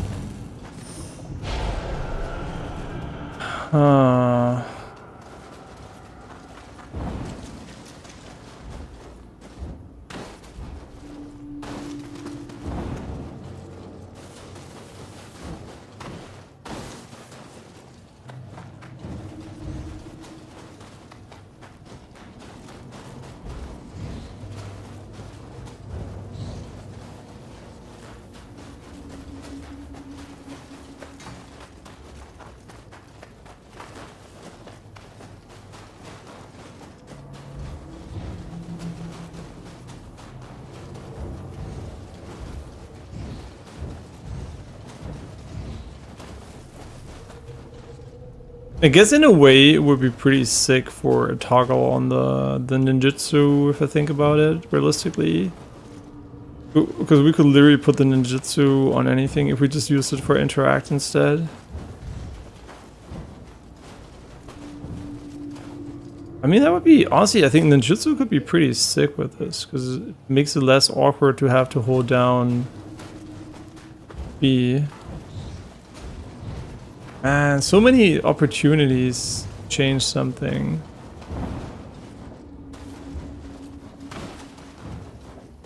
I mean, it is objectively better, like, just from a raw, what you can do perspective. I mean, look, I can jump in a circle in midair. Like, that is impossible if I don't have this, right? That is literally, what I can do without it is this, right? But I can't do this, so it's just better. Now the question is, do I want to have the same shit happen for ninjutsu? Do I want to have a ninjutsu mega toggle? Or do I still want to press B? Which mid-combat is not even a big deal. Sure, let's keep it for like this for a little bit, and I'll see if I like it or not. It does feel very weird in combat, though. Like, out of combat it's not an issue, but in combat it feels like I'm very much... Yeah, I could also swap mid-combat if I wanted to, but... I don't feel as confident in the binding while I'm fighting enemies.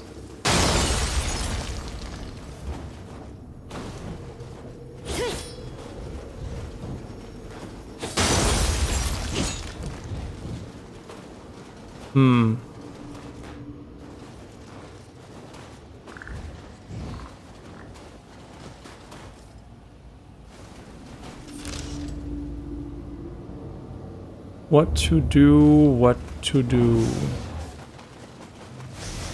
Yeah, once Nigel let me, I mean, if he ever comes back, I probably hope he comes back. And then I can ask him some questions about how he set it up for himself, so that I get some inspiration. Because there are like a lot of opportunities. I think jumping is a no-brainer if you think about it, but...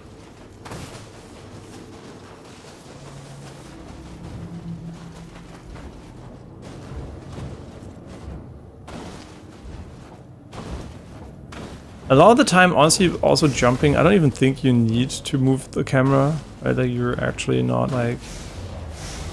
It's not, like, really necessary.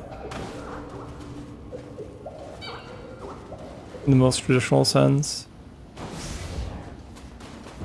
But yeah, it's nice that you can actually do it, though.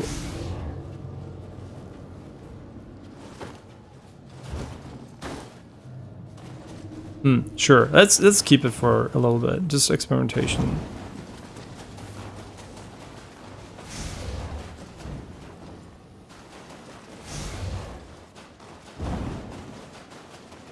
And obviously the games are designed for a traditional controller layout in general, so the advantages are mostly about like personal customization of what you want to double bind than actually binding a new button. Which is why it's quite a shame that the PlayStation 5 controller by default didn't have back pedals in the Series X, because that would mean devs could design around the controls instead of actually players just being, you know, like more limited in terms of what they can do. The Yasaka Shrine.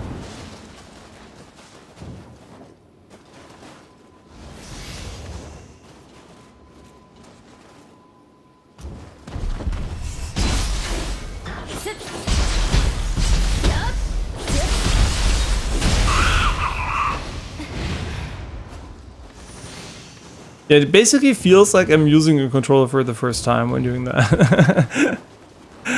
Like I'm actually I'm actually such a noob at this. ここ八坂神社には御頭天皇が祀られている。疫病を鎮めるといい、民からの信奉も厚い。Okay. Didn't listen to him at all, but nice.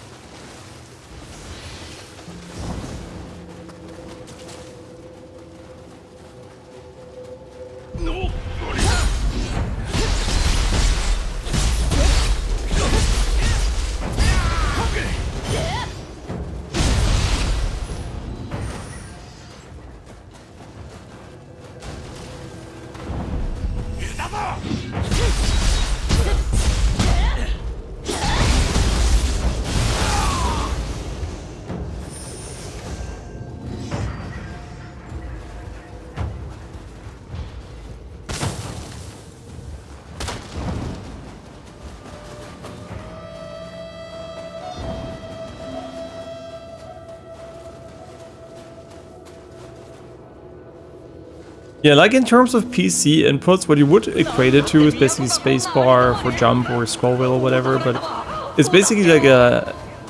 You can finally do the exact same inputs if you want to here. I'm just not sure I am 100% convinced that I prefer the button. I mean, if I think about my when I do WSD, the most used button is my middle finger on the right side, and right mouse click is not as commonly used for like just holding down usually. So it would be. I'm just also thinking ergonomics, right? What is suitable? What is kind of.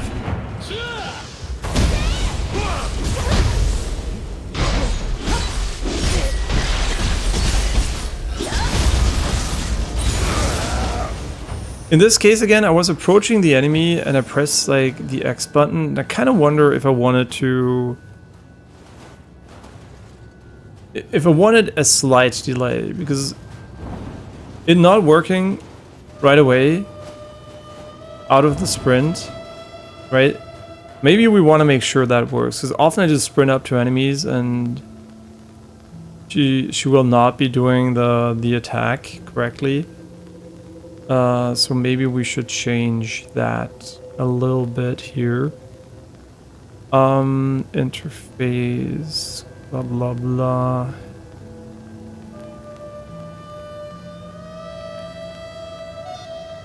Controller, Steam input.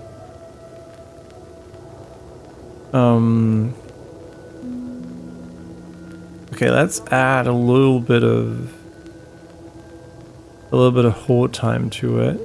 So we're gonna give it like a fire end delay of maybe 50 ms. Let's give it maybe 50. Oh, let's try 20 ms. Fire hold delay and right bumper activation delay 10.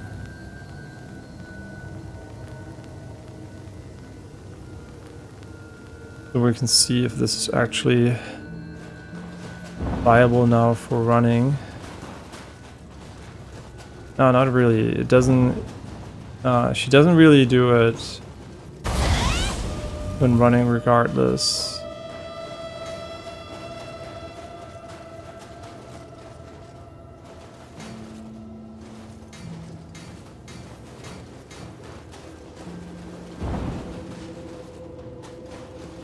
Yeah, the problem is the equip time is pretty high, so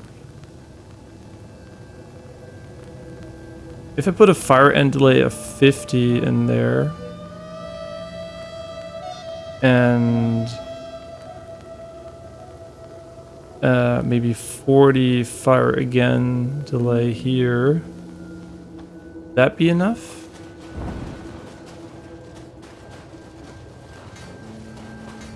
Still no, right?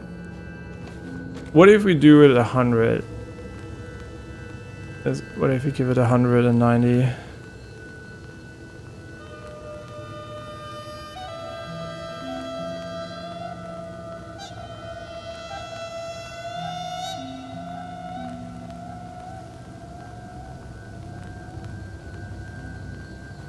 Okay, sure, I see.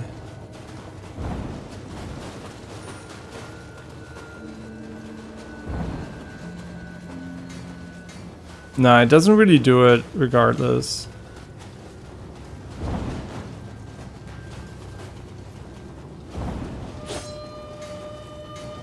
No. I mean, maybe the delay is not long enough. I actually don't know. Maybe it really has to be really long, like 200 ms or something. But that would be like making it very, very laggy from an input perspective. So I'm like... I'm not sure I actually care about that.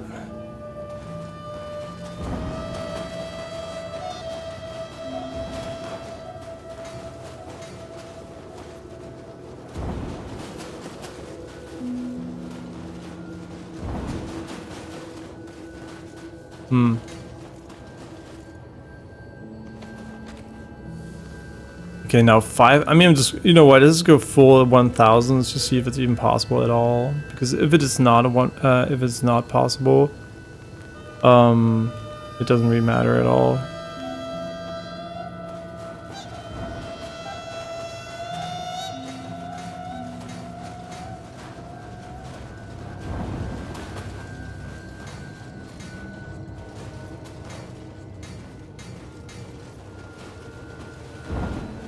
I wonder, does it even change anything right now? It doesn't feel like I'm changing much.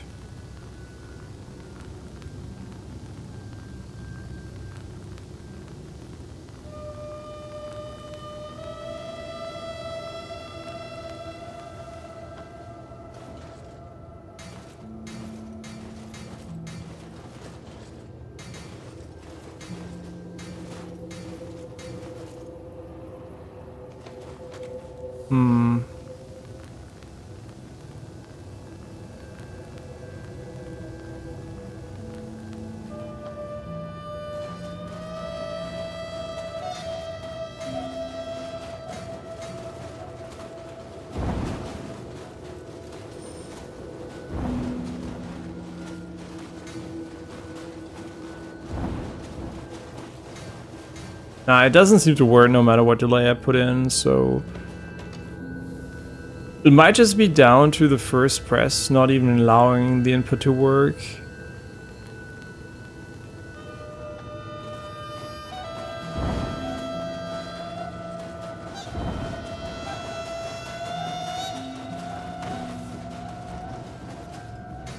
Nah, I don't think it actually works. Okay, that might also be why it ate, quote unquote, my input sometimes. Because you know what? That actually happens too, I think, if you hold it. I think that happens if you hold it, and it also...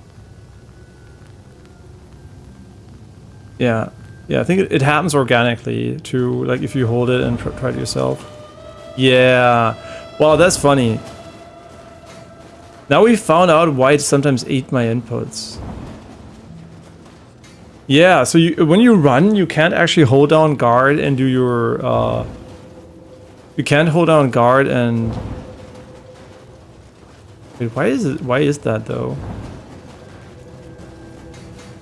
Wow, there's a huge delay there.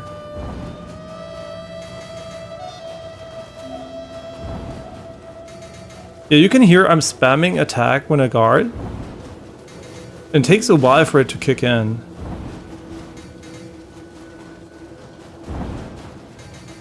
Wow, that is actually fucking stupid. Yeah, they should enable you to do your attack right away. Like, that's why it's so delayed and eats your input sometimes.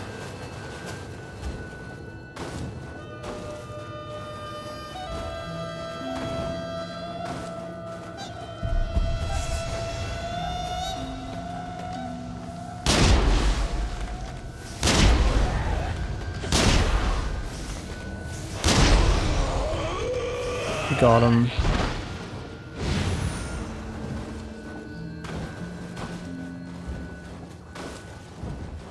I do wonder though if I'm gonna get used to the jumping. I'm not gonna lie, it's like pretty unusual. But yeah, technically I should also just sleep over it, right? Like it should be something I I take my time with, for sure.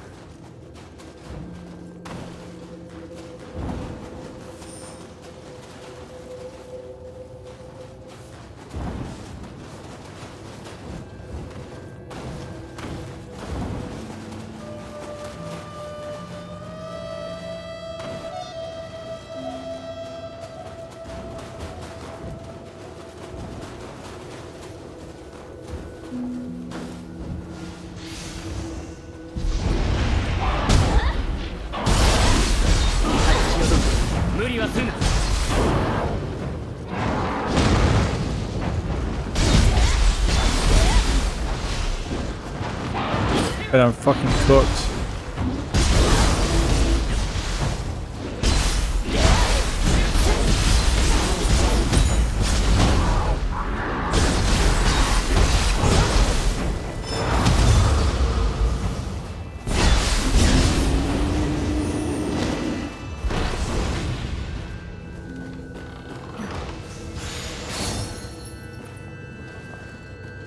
Stream flow. Whatever that means.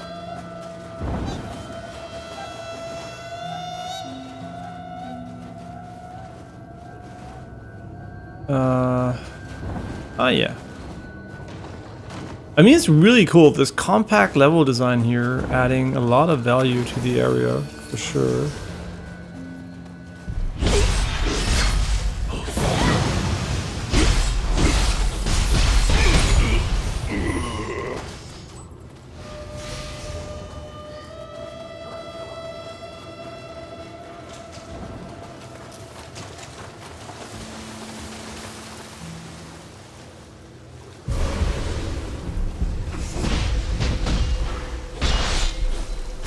Yeah, you first have to be in combat stance and then you can use that ability.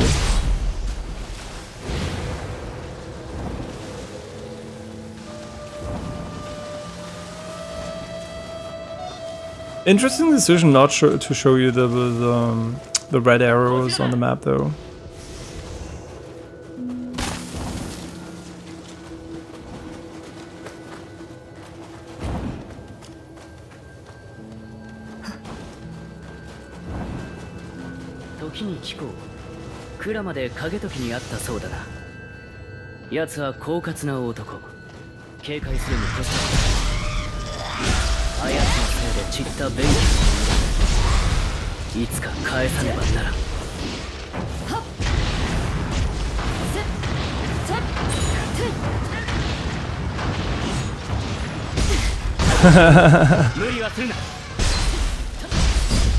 Still has a jump in mid combat, like it's crazy. My brain always wants to press X.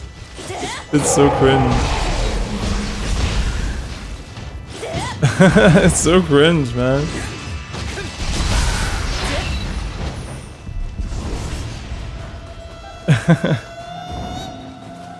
Oh no.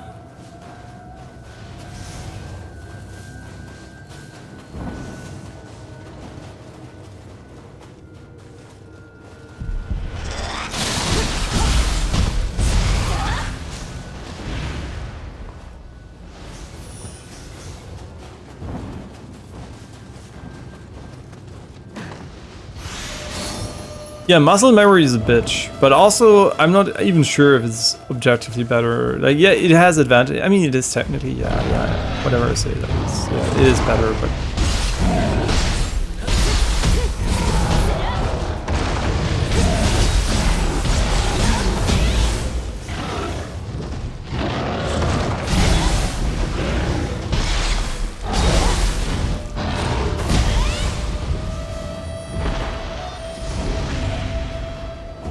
Ooh.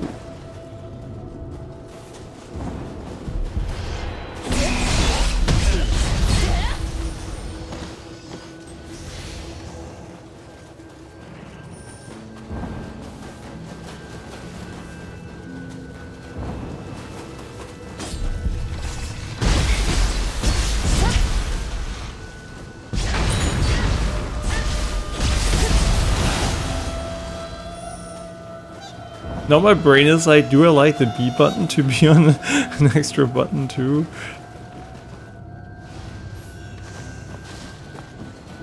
Oh my god. What do we do?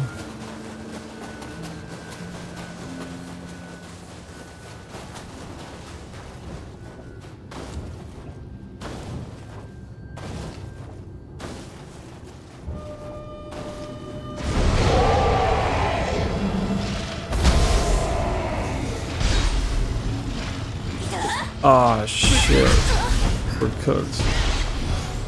I pressed X again.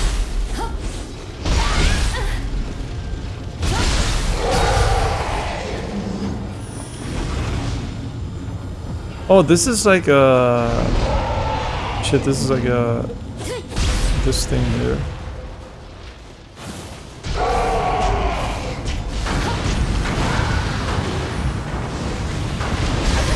Oh my god, there's another one? Know my limits. I mean, yeah, I fucking can't press a button on the controller. I get it.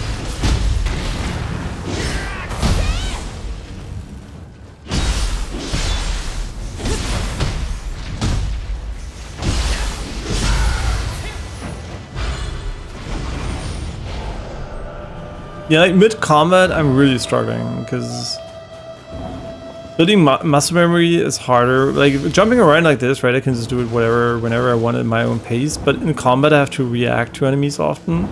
And that's where I just want to default to jumping with X again, which doesn't work, so I just stand there like an idiot.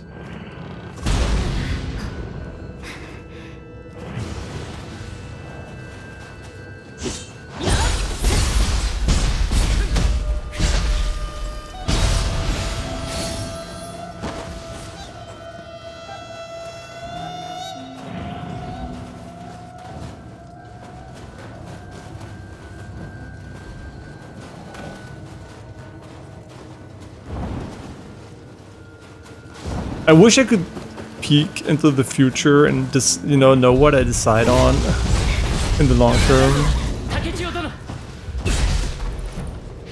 Fucking bitch.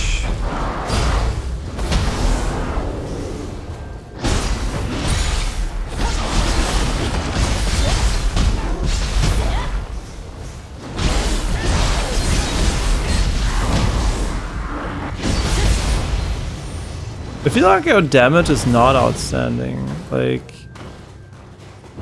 it's just okay.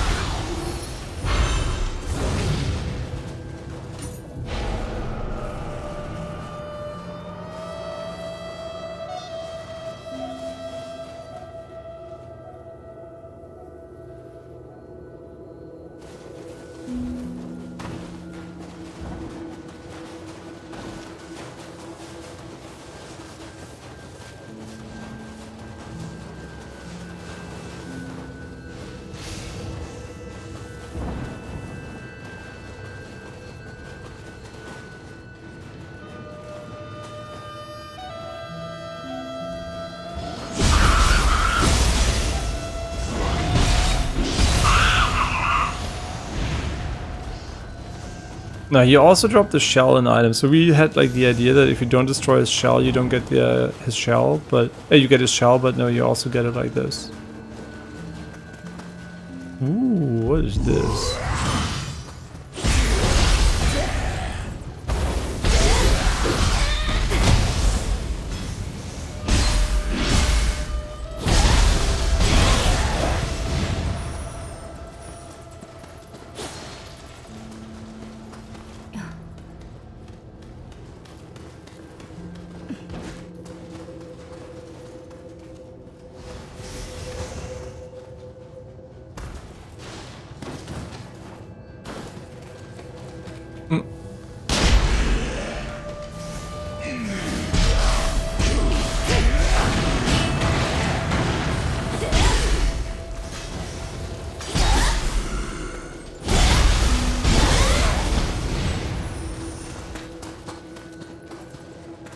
I don't know, man. Like, do you really want to keep it there, though?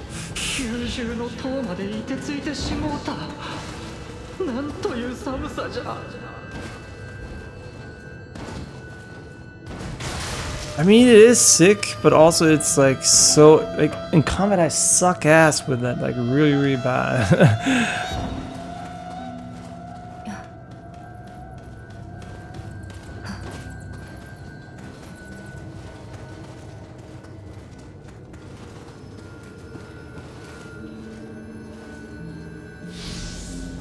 Oh, interesting.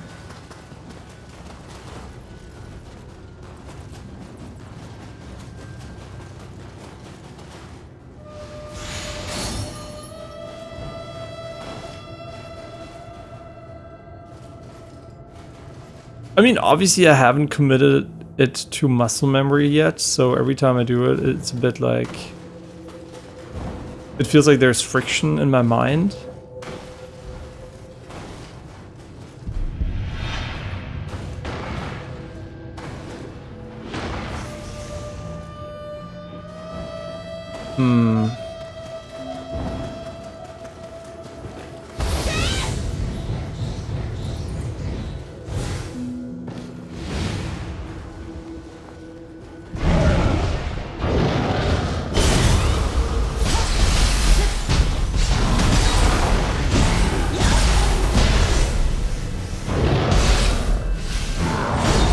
Oh wait, he's stunnable.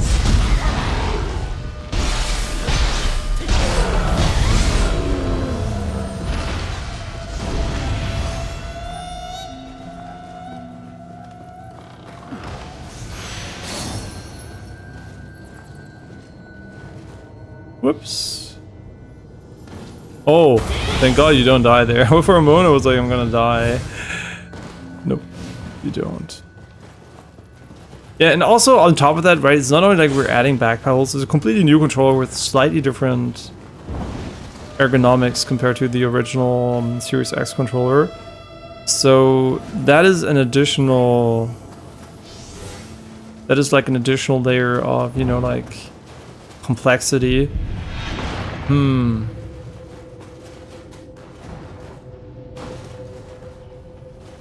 I knew I was gonna be like this, right? I know myself well enough to not be under the illusion that I'm just gonna pick up the controller and be like, oh, yeah, you know, now I'm just gonna plug and play and I'm not gonna overthink everything to the max. I mean, I guess I am overthinking it for sure, because I could literally just play like this for a while and say if I like it or not. But I'm trying not to invest into something I don't wanna stick around with. So right now I'm just like thinking a lot about if it's worth keeping or not.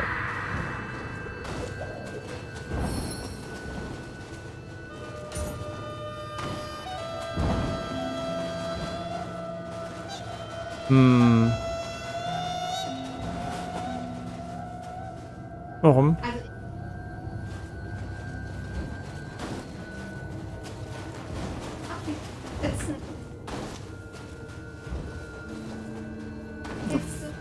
What do we have to go from here?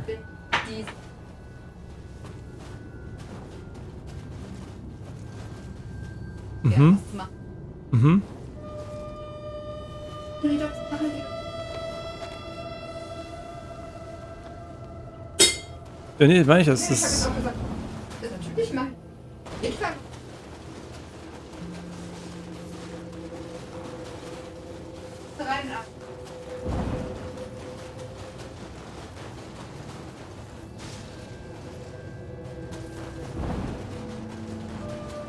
Ja.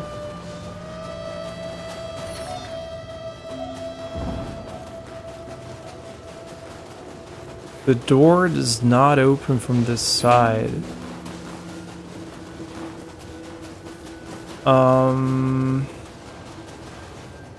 Wait, we can open the door up there, but what I'm like super confused about is how do I get over here? But there's no way you're gonna be jumping this one, so... How do I get to this area in the first place? I'm so confused by the layout here, because this is obviously where we can go, but I guess we can't go there yet? Yeah, I guess we don't have the spirit thing, whatever. I hope we get it right here, because that would be pretty cool.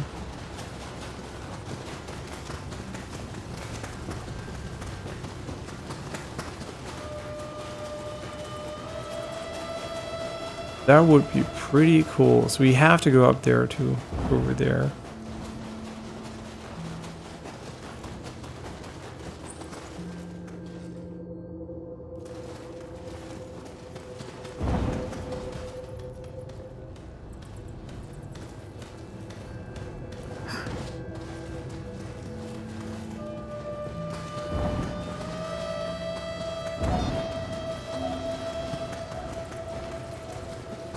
Yeah, we have to go one higher. What am I doing? Trolling again. Trolling again.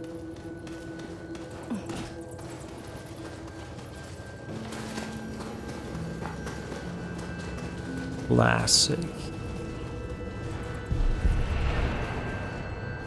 Huh? What? No, we just jump over here, right? There's like this thing here?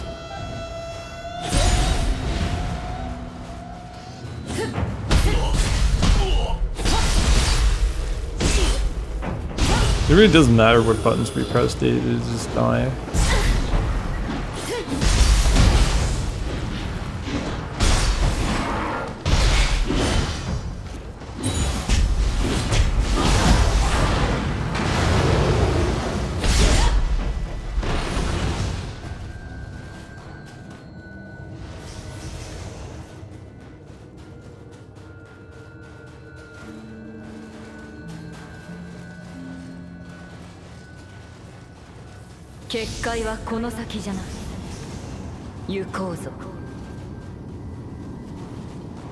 The berries just advance, how about I go back, huh? How about that?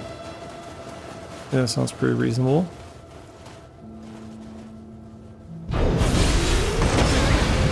What the fuck? I almost died too.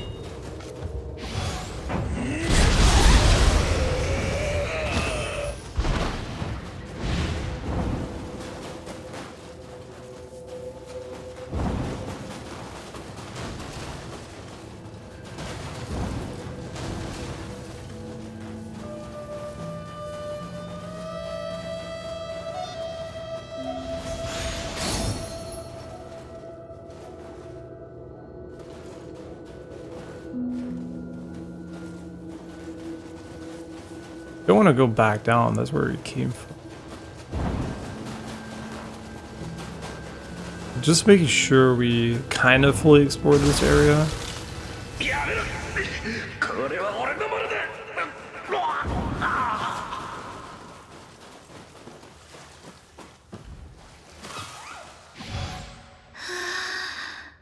Perfect moment for a short break.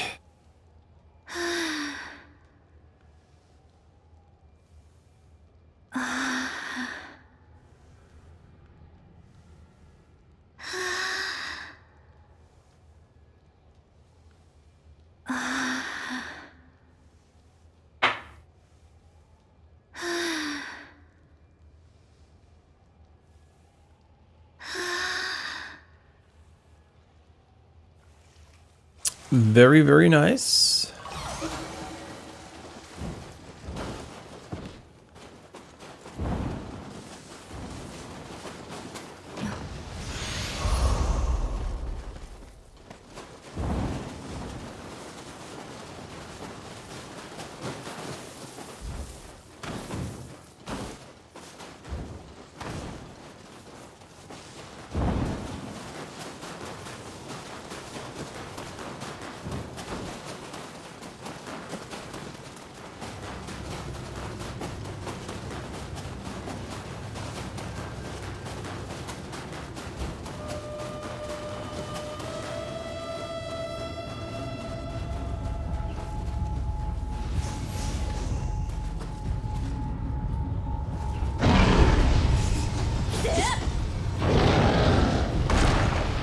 Oh my god.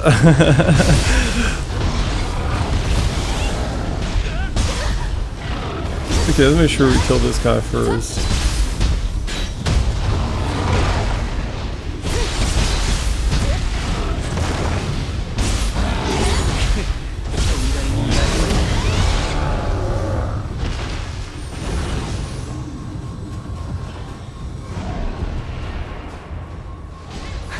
Yeah, I tested the control, by the way, yesterday in Xenozone Zero, and as you might know, that game does not feature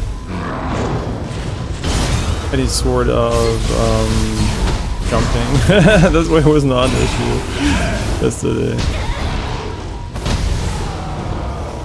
I think that almost just 2k damage, that's pretty decent, and also it's like a significant portion of electrical damage. Yeah, I know what you're gonna say. Like, you use your brain to play the game. I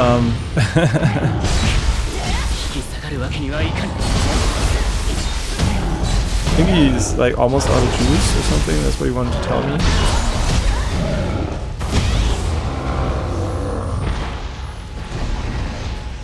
No problem. We got him.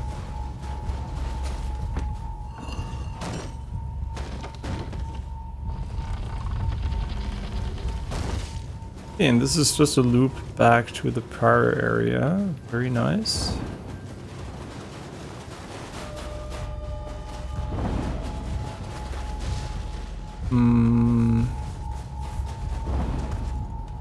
Oh no, shit. That was probably a boss fight or something.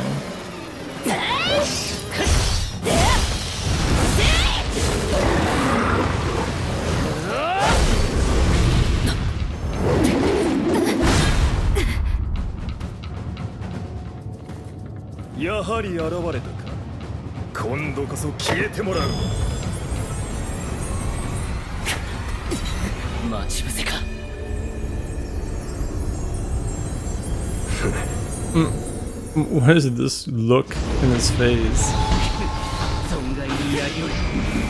Oh no, is he humanoid? If he's humanoid, then good luck to him.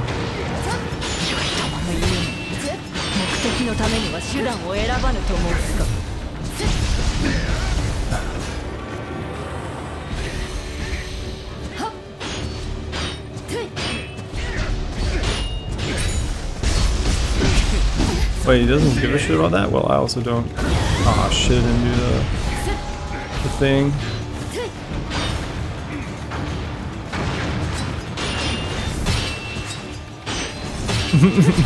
We're just cheesing him, kinda, but I don't think it's that. It would be even more efficient, I think, just to auto attack him.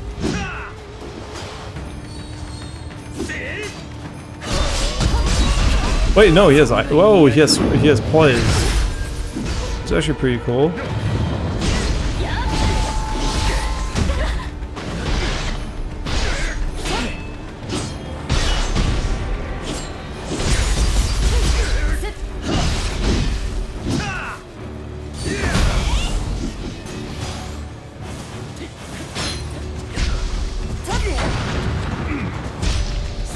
I hope he likes plunging. We have to get used to. He's humanoid, but he also has poise, so it's like he's different.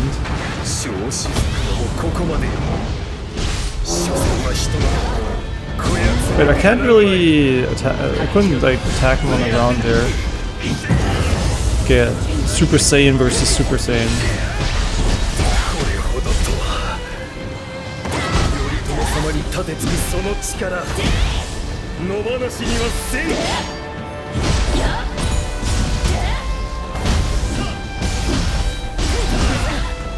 Shit. He's cooking us, but I can also do Pokemon. Pokemon!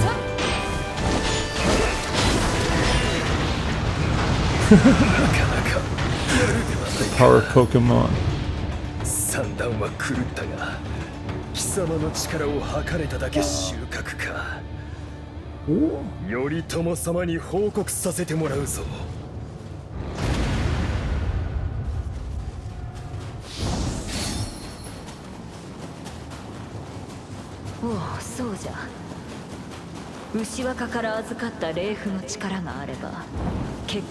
Das macht wirklich keinen Sinn.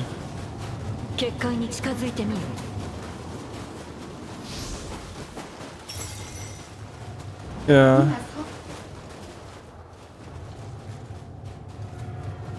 Ja.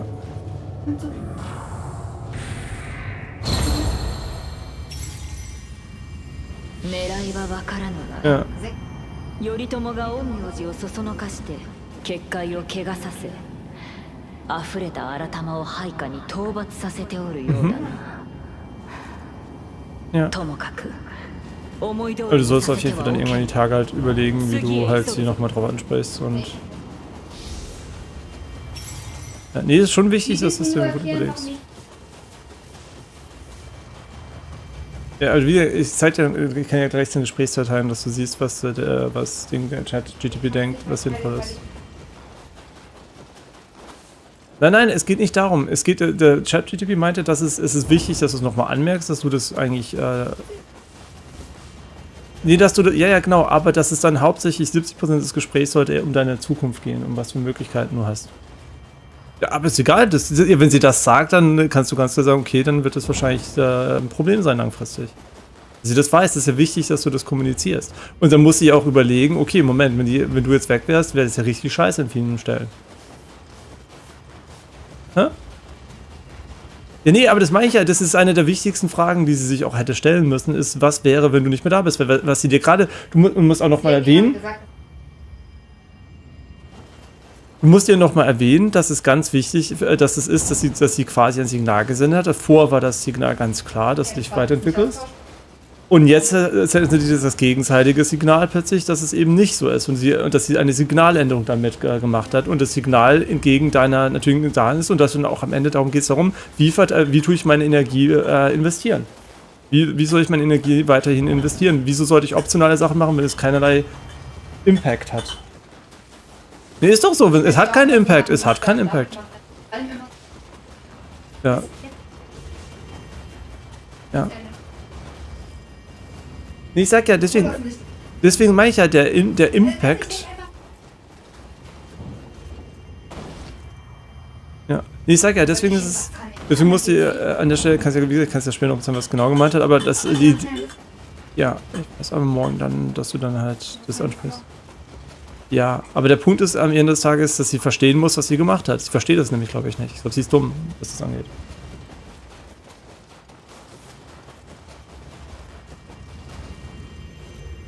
Da sollte sie aber vielleicht. Weil sie, wenn sie das verkackt, verkackt sie ihren Job in der Firma. Weil ihr Job ist es, Leute, die gut arbeiten, nicht rauszuschmeißen. Also rauszuekeln oder was auch immer. Ja, richtig dumm. やはり一筋縄ではいかぬくせ者。いずれ決着をつけねばならんな。Okay. Nice. 影と決め、いずれ決 Very nice. So I guess this was one of the major bosses? Maybe a bit underwhelming from a difficulty perspective, but I guess so? The weird question is, do we get the ability to... No. That means everything here down here should be off limits. Because we can't go over there? Or am I stupid and we could have gone over here? I actually don't know. Let's go here and find out if we can actually TP there. From up here. Wait, allegedly we have now we have a new ability tied to this spirit vein. Huh? I am confused. Wait, we went in with so much fucking Amrita because I didn't care about leveling. Unlocking the Yang position. Yang position 2 from the Omnibox has now been unlocked. Similar to Yang position 1, setting a soul core there will increase attack and defense and grant special effects. Satisfying certain conditions will also allow you to prepare summoning seals to summon yokai. Okay. Sure. I mean, the diminishing returns are real here for sure.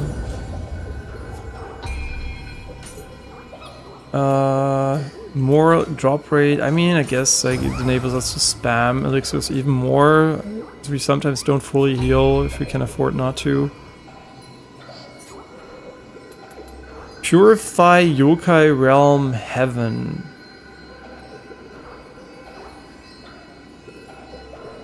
Ah. Whatever. Perseverance. Oh, guarding. Wait, yeah, right. You can guard as ninja. Stream flow increases ninja charge by 85%. Oh, that's complete ass. Nice. Unless you really want to spam ninjutsu, which we don't. So. Okay, and we forgot about the second yokai slot. Yokai. Where the fuck is it? Yin position 2. 89. Is that the one we have currently? Wait, which one? Oh yeah, that's the one we have in this position, I think. Kyosuke Soul Core. 89. Okay. Hyokotsu Seal times 3. Yeah, that's a huge stat increase, to be honest. Wait, what? Where do I put summon Kyotsu? Wait, where's the bottom one? Water talisman. It's so fucking confusing. Which one do we want to put where? Like, do we want to put them left, right, bottom? I think like this maybe, because he's more common, and then we put this one here, and then we put the water talisman because it's kind of getting to the point where it's pretty ass to set up anything. We do it on the alternative button. Imagine you have even more of those. So we can basically do this, then this, if we want the water buff. Jesus Christ.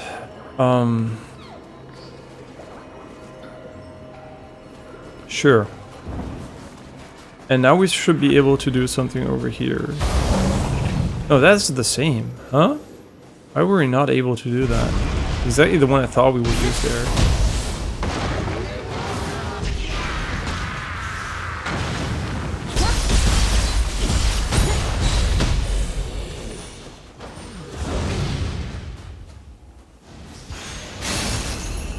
Oh yeah, we didn't upgrade our gear in 10 billion years either. Are we still seeing the high version of everything? Yeah, that would still work, right? We would still be in equipment weights. Yellow. Yeah, and what blue, I mean. Yeah, so you shouldn't care. 30 is actually the perfect number. And we're finding level 93 weapons too. Wait, did I check the area levels? I didn't. Level 77, level 66, 59. 59. Oh, so I guess we should have done this one first. That's basically what you're just trying to tell me. 62. Oh shit, we went for the higher level one first. Whoops. We forgot about the levels. Well, that explains why they had a lot of HP and dealt more damage, because they were higher level. Yeah, I wanted to jump, I admit it.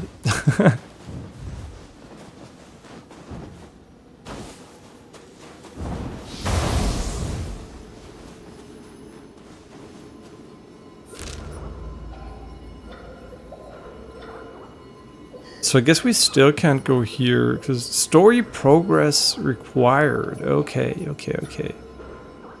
So I guess we want to go up here now. Where did we even fucking come from? How do we not get the shrine? How the fuck did I go from here to here without going here? Or did they just unlock this for us?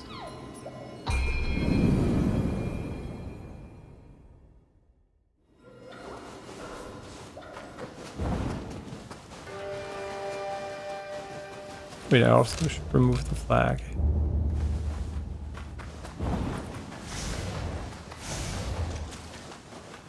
Yeah, we should use our summons more. I'm like being very conservative with them for no reason. Yeah, also obviously not the most optimal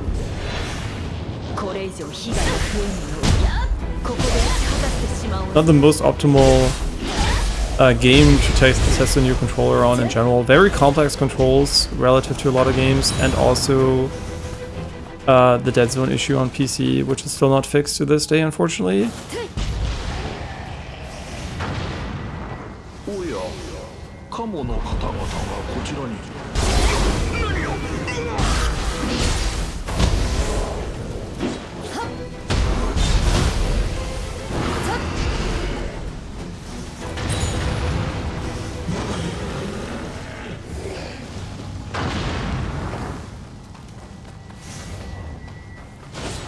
Did we already explore this part here? How do we not? Wow, that looks so cool. Oh, that actually looks sick with the snow and everything. And the hands, the contrast. How did How do we miss this? I don't know. I don't remember how we got from here to here, to be to be honest. I thought we went this way. I think so too. I guess they added new stuff here.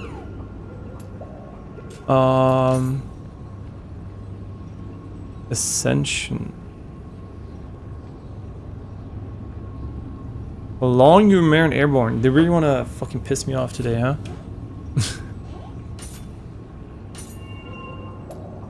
Craft Guide, Arrowhead, Poison. Wait, how many can I buy? You can just buy one, so it's basically just asking you for a number, even though there's no number.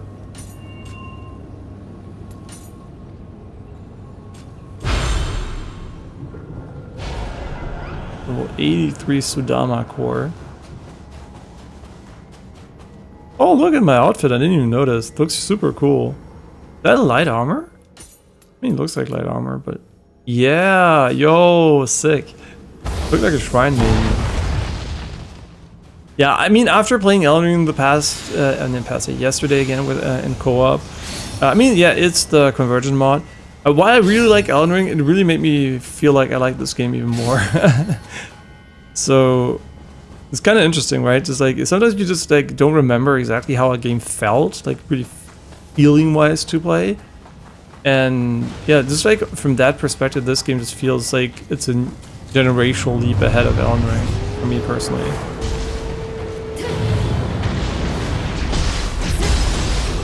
Oh my god, it's so broken.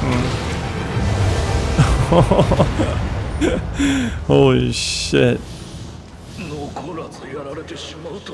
Yeah, no wonder that attacks fucks us up.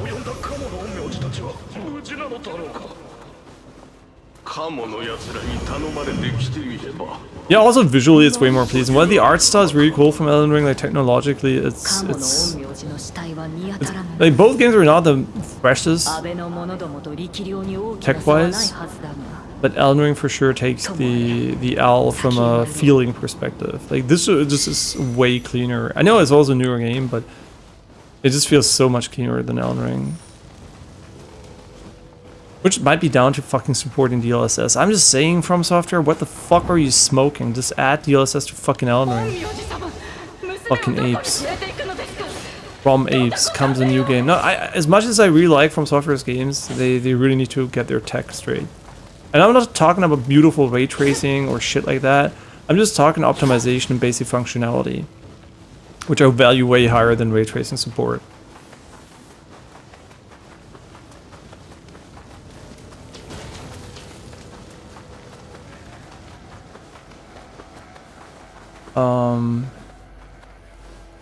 This is the right way, isn't it? Yeah. What is this? Oh yeah, it's the one we opened up.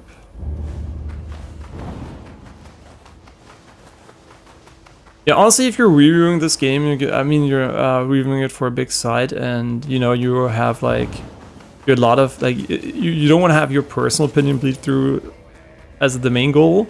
I think giving this game anything below a 9 is criminal.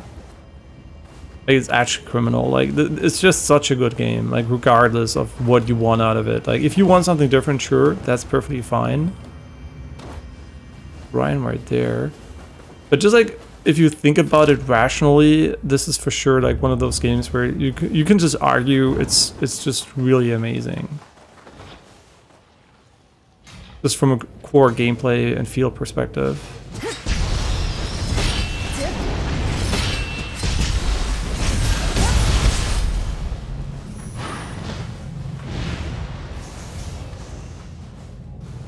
So we can go on. This is such a cool bamboo forest. Really reminds me of the one I saw in Japan. I think it was close to Kyoto.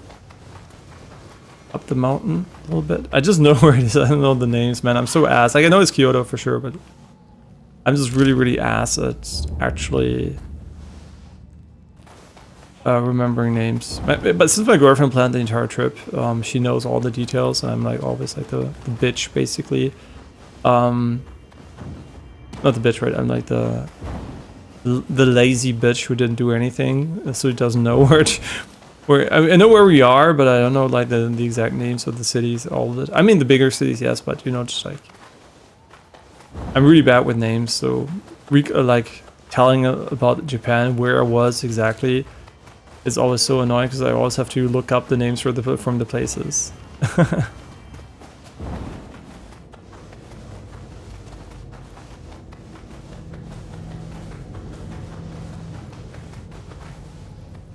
竹千代殿、なんと鉢合わせてしまったか。この辺りで強力な新玉が暴れているのだが、気配に覚えがあってな。おそらく縁あるもの。新玉と化したならば、私には捨ておけぬ。事態は急を要する。私に今一度合力願えぬか。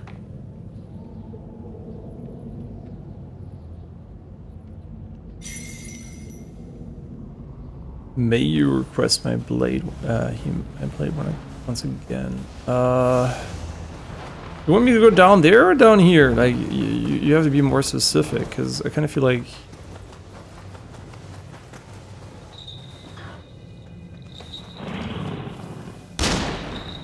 An enemy? You're an enemy.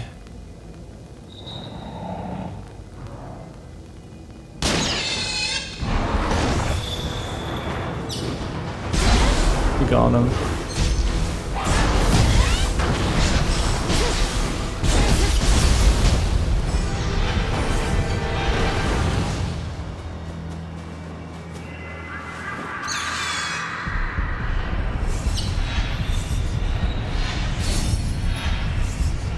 I kind of want to rewatch Digital Foundry's video on Elden Ring, like what it...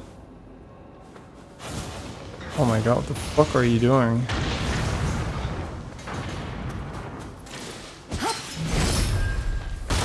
What it actually talked about in detail, because I wonder how critical they were back in the day, because it was really technically flawed, for sure.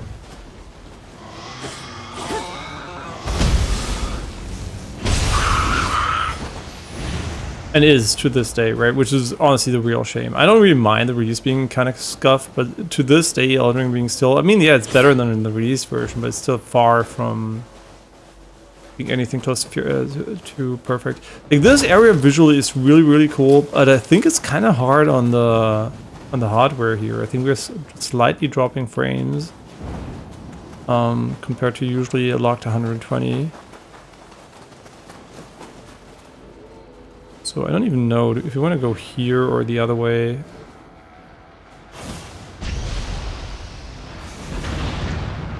I don't know.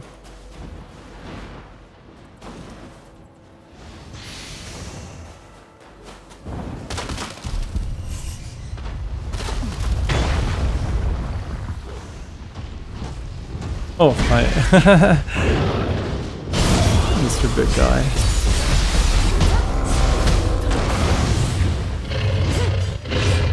Huh? Oh, I couldn't hit him there. I don't know why. Yeah, this area so far might be the most demanding one, engine-wise, and also is honestly the coolest one visually. So, you know, at least it looks cool. It runs a bit worse.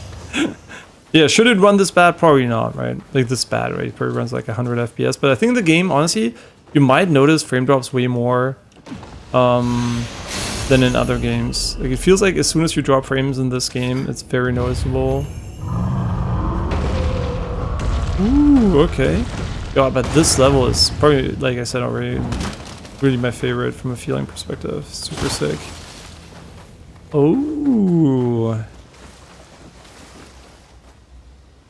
Can you turn around? 無謀この上ないが強胆の極みとも言えよ Join me, what the fuck are you doing? They make it awkward by him not joining in. Yeah, what happened to Mutagenics? Got cancelled. No, I'm just kidding. Mutagenics, since we started a bit late today, maybe tomorrow again? Not maybe, definitely tomorrow again. I'm just gonna try to do 2 streams tomorrow. Today is gonna be a bit rough though. So, yeah, sorry that we're like splitting it a bit again, because it's always really hard to do 2 games at the same time for me, because I do like to focus on individual games over like starting 100,000 different ones.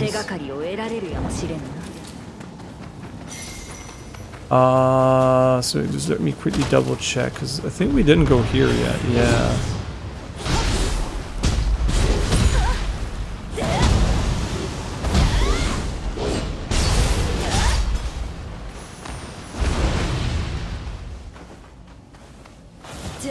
I do wonder how much we value the backstab heal. It's pretty minimal, so I might actually consider disabling it at some point.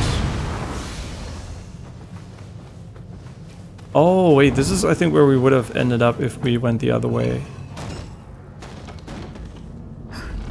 What a cool outfit though with these nice furry balls. Yeah, furry balls.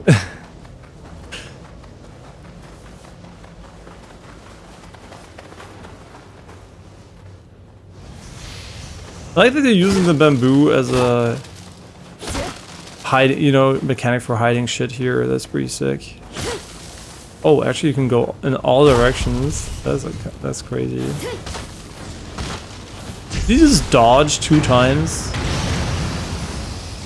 You fucker.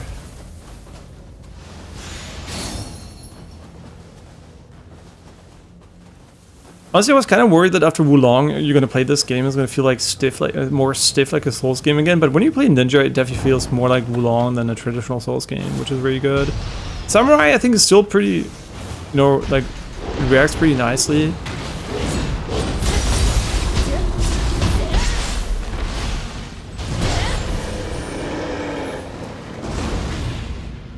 Yo, like this area is so fucking dope. Like honestly, the level design is absolute S tier. Absolute S tier. I think I've never seen level design this good in a single open world game. I can't remember a single game honestly that had a bigger open world with such a level design.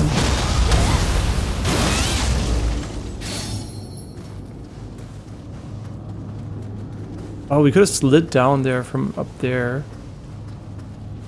Man, this is gonna make me feel like ass to play another open world Souls game again if they just go for a generic open world without any meaning.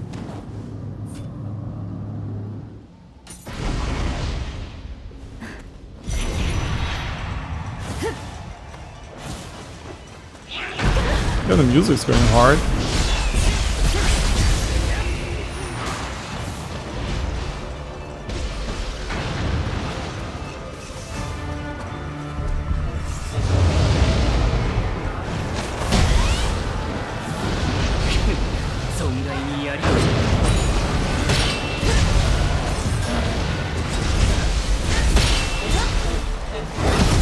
Ah shit, didn't want to interrupt her. Yeah, we're trying to do no interrupts on the red attacks, but not on purpose, right? Like, if I plan to use my special ability, I'm just gonna use it anyway, but...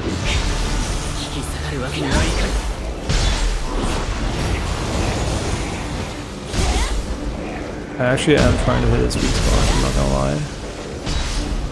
We might be too high or some shit.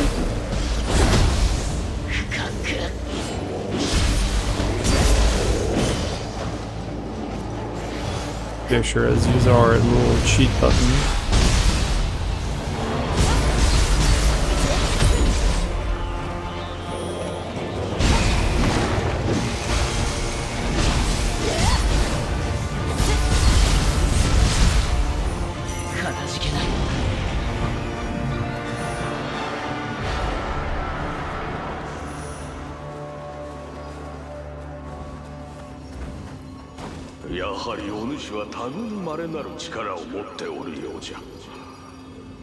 空の異形に誘われたか。絵巻からもあやかしが飛び出しおっての。わしの描いた最後の絵巻は当時にある。描かれた竜が真に迫るあまり絵から飛び出したとも伝え聞く。しかしそれがあやかしにも起こるとはの。当時は平安京の南方、大きな五重塔が良い目印になるであろう。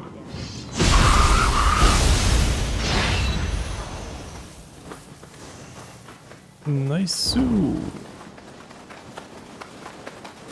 Yo, I like our outfits so much that I'm kind of not willing to change it just yet.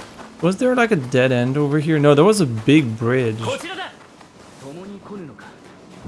No, it's okay. I'm gonna come back. I just want to get the shrine so we don't have to walk back later. Yeah, this gives me a huge appreciation for Team Ninja. Not only did they change up the combat formula, but they also changed up the level design formula for open world. Going from a mission-based, loading screen-based design to this is actually crazy. They went from, like, you know, not the level design was always good, right? But it wasn't a big, it wasn't even a connected world. It was not an open world, but also not a connected world. And it's like really sick that they basically went from that, which was honestly a little bit of a weakness of Nioh games, and not having like a persistent world, to this. It's, you know, like, it's so fucking good. Did I just assassinate him? Oh, whatever. He's cooked.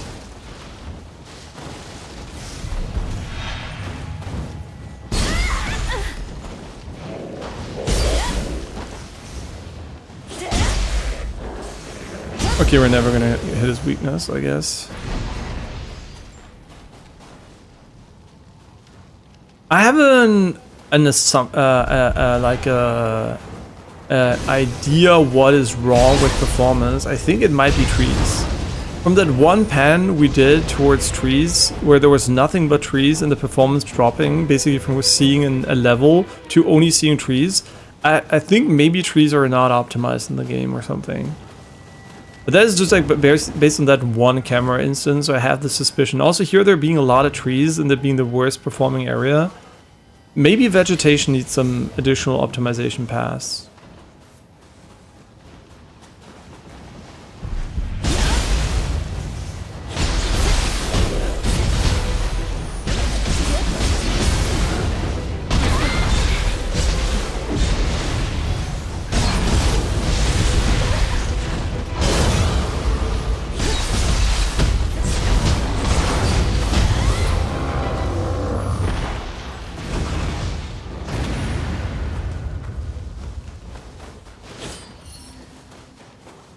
Robbie Iron Key. さすがだな。機構に頼んだ甲斐があった。これで扉の奥へ進めよう。この気配は用心いたせ。Okay, but am I gonna get the chest?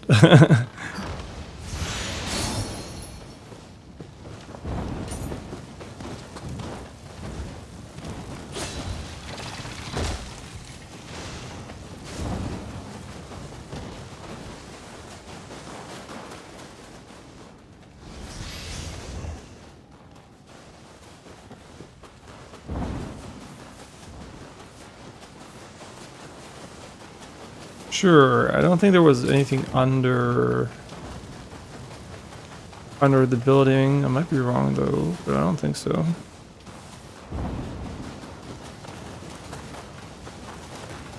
Okay. Before we go in, let me drink something quickly and check something. Why is that so?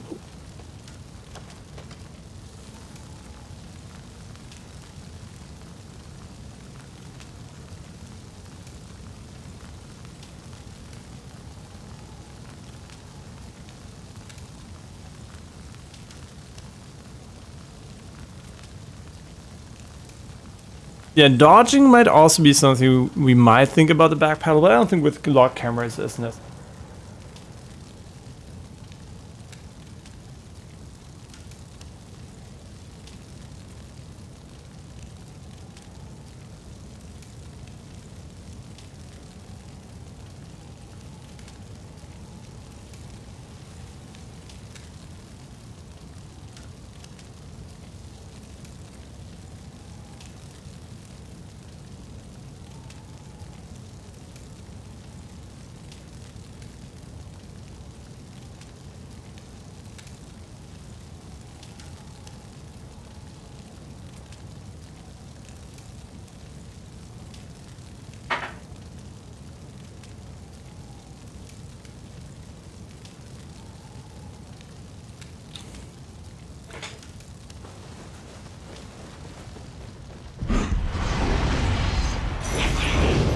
Oh my god, what the fuck am I doing? I forgot what the button was for the summon. I just want to summon him for fun.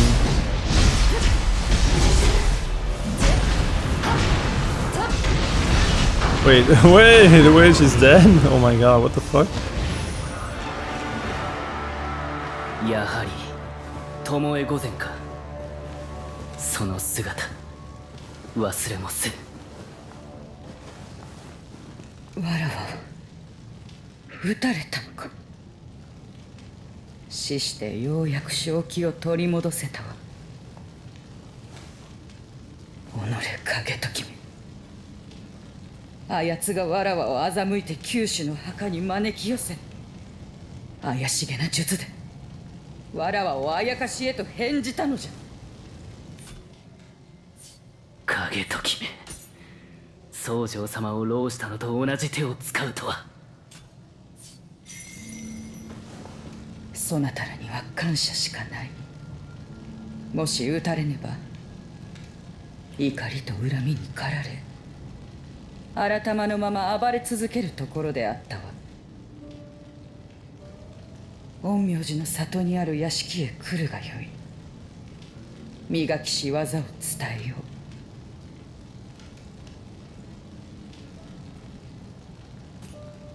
う。Okay. Kind of weird subtitle break up there. Wait, did I just jump off him? That's funny. 竹千代殿、私からも改めて礼を申し上げる。You're welcome. Wait, do I have to talk to him again? 竹千代殿。 No. So I like that they actually do the dialogue without having you to spam fucking 10 billion years.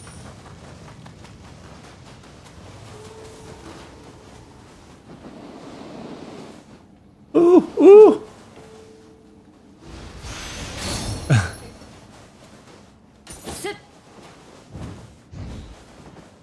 Yeah, I wonder how useful it'll be in with the back pedals by the end of the game, because I'm really gonna give it a shot. I'm gonna try my best to not change it back to the other one, so I can give a fair, you know, like assessment of how I feel about them.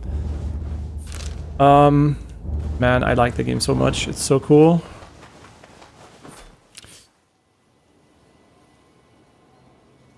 And every time I touch the mouse, I'm like, Jesus, it feels so good. Holy, those buttons feel like heaven. It feels so soft, but still firm and long and hard. I'm just kidding. Okay, where are you, Sudama? So I know I like the one we have. I mean, let's go for 20. I'm just randomly inputting numbers. We can also go Constitution if we want to. I don't even know what my third stat on the weapon is right now. Where's my third? I can change it, we know somehow, but where's my third stat? We have strength. Oh, intelligence. Yeah, intelligence sucks ass. So if we can change intelligence to stamina, for example. I mean, I don't want to change stamina. Actually, I like the value we have there. But imagine you can change it to Constitution instead.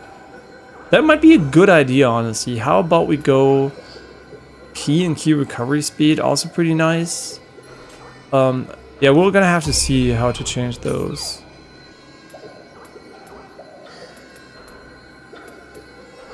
0.6% damage. Insane increase.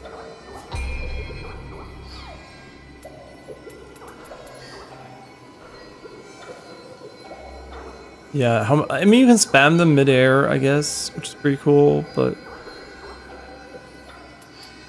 Supreme Burst. Wait, where did I see that? Supreme Burst. Here. Increases the Amrita gauge after successful burst break. Oh, that sounds pretty good. Is that better than healing? Probably not, to be honest. Yeah, right, I just remember there were skills that increase your attack. The more the merrier. Cancel your action allows you to use summoning seals. Extend the window of opportunity for successful style shift burst break. Ah. Okay, that one actually seems like... Yes, it makes the game easier, but... I feel like if this timing is slightly more chill, it's already easy, right? But it would be... Maybe now it's super easy and mega consistent. What else do we have? The Lingering Spirit, Fatal Fist, Armor of Death, 3 Stance Wars. And we also don't cancel using the abilities, so it's kind of better.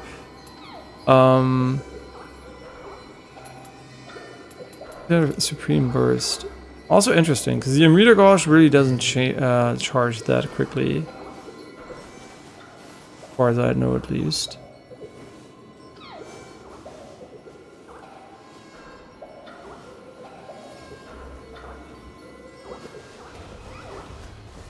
Ooh, you can avoid them by going down there if you want to.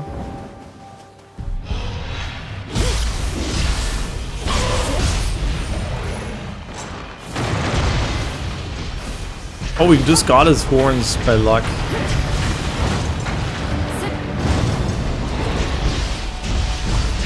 Oh my god, it's so broken.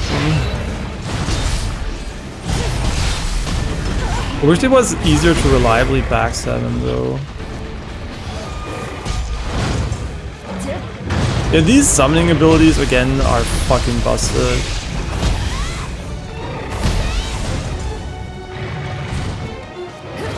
I'm the Pokemon Master.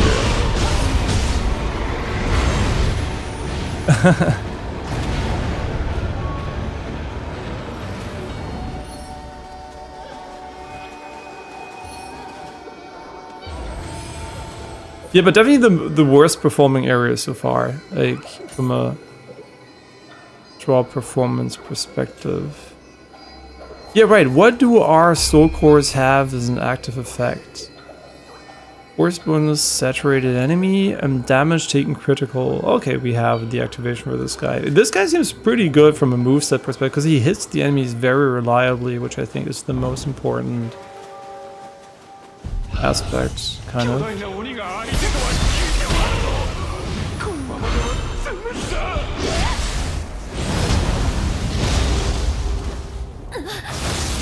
Yeah, even though we don't do that much variety at that many different attacks from a variety perspective, I still think we do enough to justify having versatility on. It's a pretty decent damage buff overall.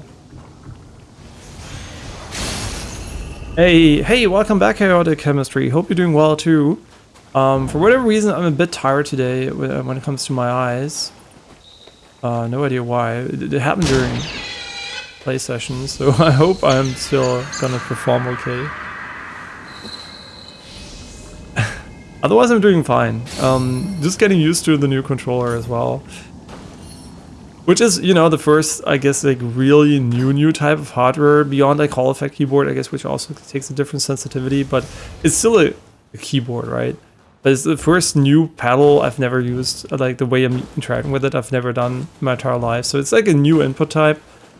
And yeah, so it is a bit unusual, but it's not a big deal, right? It's just like literally a button. I still use the finger when I use mouse and keyboard anyway. It's not like I only play controller. I've never pressed a button. It's basically the right mouse button, middle finger. So it should be fine. It's just like really getting used to it while doing it on a controller. And also it's the first button I guess you press upside down, which is also kind of unusual because usually you don't press against gravity, but with. Yeah, and glad to hear you're doing all right. That's nice. Do you also play Nioh, like, or are you just hanging out like this? Okay, that was not on purpose.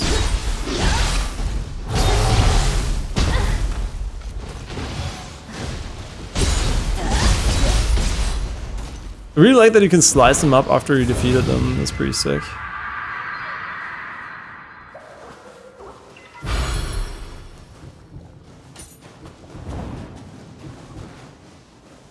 What a cool structure. And the game looks really cool, man. I know it's technically whatever, right? But like just the effects they're achieving with their technology is pretty nice. Like Yeah, the performance maybe could be better for sure, but at least we can like brute force it to make the frame times feel very, very nice, which was not possible in Rise of the Ronin, which is obviously, you know, the reason I never played it is performance. So yeah, I'm really strict, right? If I have a lot of other games I can play and the game has like severe flaws, I will definitely not play it. As there's a very specific reason I would still opt to play it, which is very, very seldom. Like, for example, the new From Software game is ass, right? Will I play it? Yeah, just, you know, to be able to assess the scenario. Right? Out of curiosity, I would still play it, but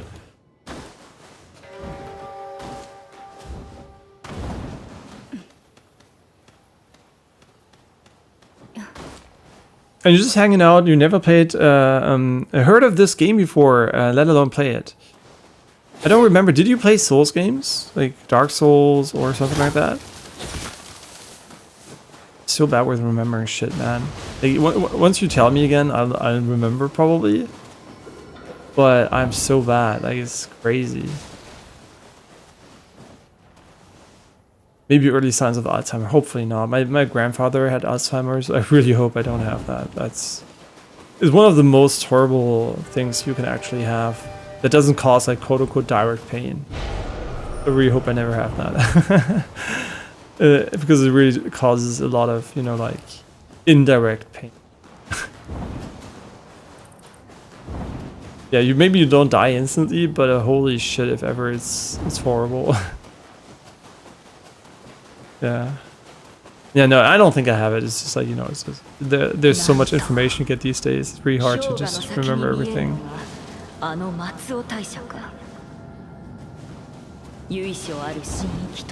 you never played any Souls-like before? I actually don't have the habit of playing games. Oh wait, you were like the philosophy, right? Yeah, I just remember. Yeah. I said it before you wrote it. I mean, the lag here, you have to keep in mind there's lag. I didn't see it before I said it. The moment I said it, it popped in on the tablet.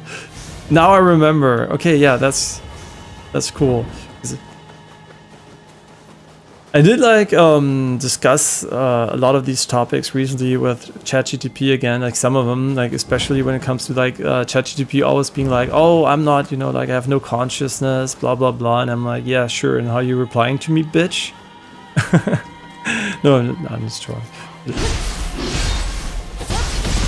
Yeah, the more I interact with ChatGTP, the more undeniably the very high level of intelligence we're seeing there is to me. Like, it is almost impossible for me not to argue that ChatGTP is to some degree obviously super super intelligence, but also like very, very like close to human-like intelligence in ways of like reasoning, and you know, just like it's like a super smart, super based human being in a lot of scenarios, which is it's just like unable to like traverse like the boundaries between human knowledge and new knowledge.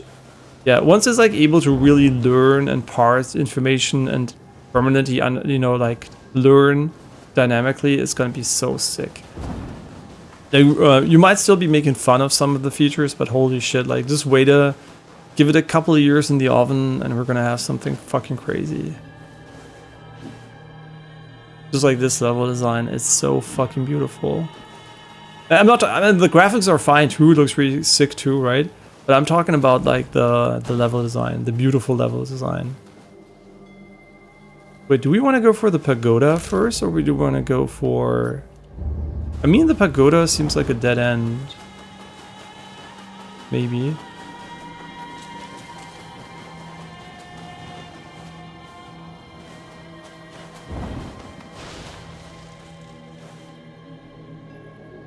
Yeah, I think ChatGTP, the advantage of ChatGTP is it's like a good aggregation of human knowledge base. The problem is though, the bias is also human knowledge base. Oh my god, I like the ice crystal in the background looks fucking sick. Oh, there's a... Wait, right. Can't see because of the pillars. Can I jump on top of them? No. Yeah, that's for later. We can't do it from here. But you have to be aware of the bias. And the more I interact with ChatGTP, the more I'm aware of how much your intelligence matters. Because yeah, it being so intelligent already might make people who are not as intelligent think it's stupider than it is, because it really isn't. Like it has a lot of really, really brilliant like traits, which I like would attribute to high intelligence. It also has a lot of traits to stupidity, but more of a like design error stupidity and knowledge limitations. But not really in a way that I would say it's like fucking brain dead sometimes, right? It tends to like not know when it doesn't know something, but that is like a specific, like scenario. And if you're aware of that, it's pretty cool. Or it just likes to take human knowledge as a, like baseline. But if you argue well with it, it can definitely move away from this false knowledge, right? If 90% of humans say bullshit and 10% say something correct, it will probably opt for the 90% bullshit more. And then if you say, but oh, the 10% are probably correct, then it's going to be like, yeah, you're probably right? But I'm obviously I have more data on the other part and blah, blah, blah. But yeah, you do need to fucking kick his ass a little bit sometimes to get it, to talk about, admit some mistakes to some degree. And sometimes it won't move away at all from a position in good and bad ways, right? Sometimes you can try to argue against it and try to troll it a little bit, and sometimes it will let you troll it, but sometimes it will also be very firm on the stance that it thinks you're wrong, which is my favorite moments actually, just like trolling ChatGPT to see how far you can get it to admit bullshit or like say bullshit.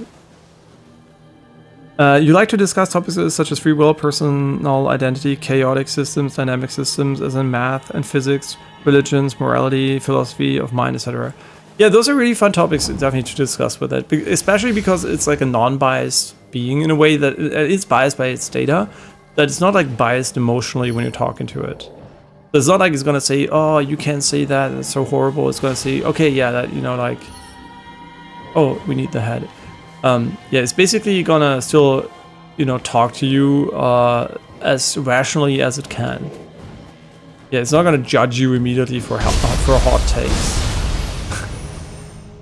Which a lot of humans do, right? A lot of humans, as soon as you have a hot take, they turn off their brain and basically ignorance starts. And that's, makes discussions pretty hard about topics where you have a vast differing opinion.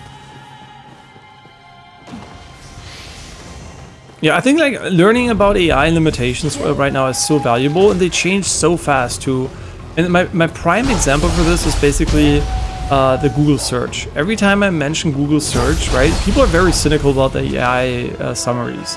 And why are they very cynical about it? Because they brought it out, I think it was Gemini 2 or 2.5 that was, the current version. And obviously only with the Gemini 3 we got like a really good model that's basically relatively close to state of the art, right? And ever since it's Gemini 3 doing the summary, it's actually not ass anymore. It's pretty good. And the funny thing is people have this, like they don't pay attention for half a year, and they thought like, yeah, it was ass initially, and then in their mind it's ass, but then it suddenly is good, and they really struggle to realize this sometimes, and then they still think it's ass although it's already good. And you just have to realize this stuff changes so fast, right? You can have Will Smith eat spaghetti, and then you can have a few years later basically almost like Hollywood movie level quality from a visual effects perspective. Not saying Hollywood movies are necessarily good otherwise. Some of them are, definitely some aren't. But at the end of the day, really important to realize it moves so fast, right? It moves so fast, and if you don't accept that, you're gonna fall behind very quickly, because you're gonna say, this doesn't work, although it already works, right? Okay.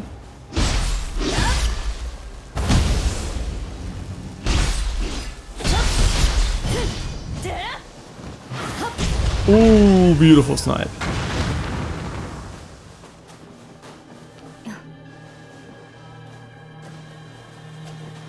Yeah, the only advice I actually can give to anybody, if you want to stay moderately relevant in the near future, don't let AI tools pass you by. If you actually ignore them, you're gonna get fucked on.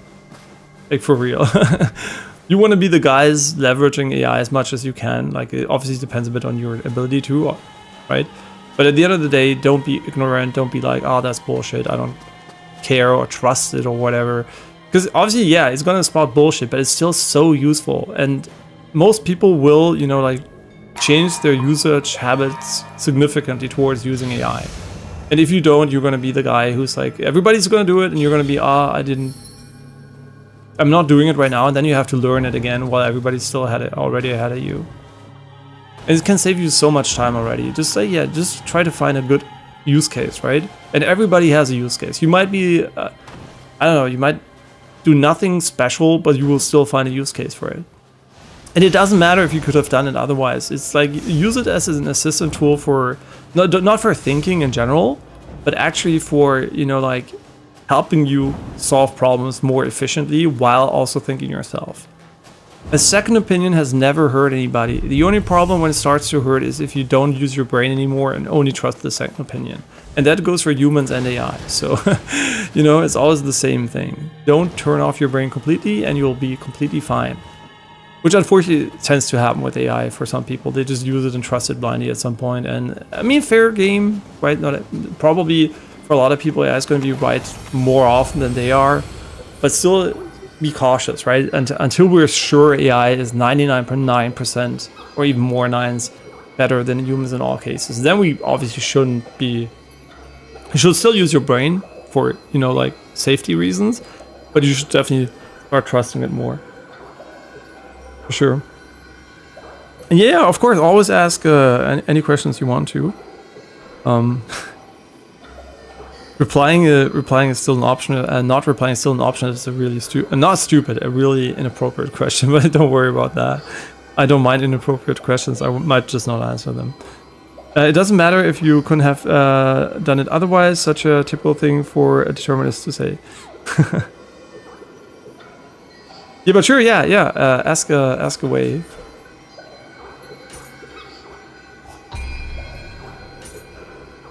Dharma blessing. Jizzo blessing, the most important blessing of all. I think I want to get more. I can't. Okay. I mean, this one seems honestly pretty cool.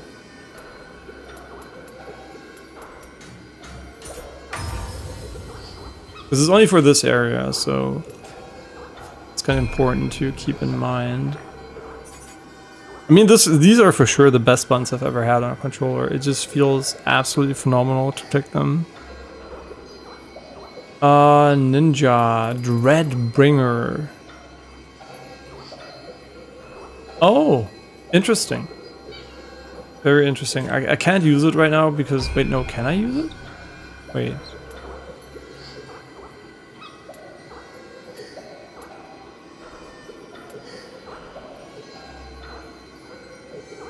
Wait, that's actually better. Right? I think.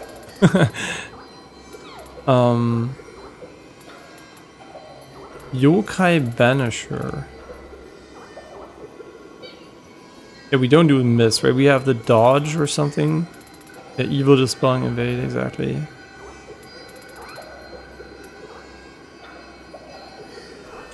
I wish we could do some elemental build, but I don't think we have what it takes.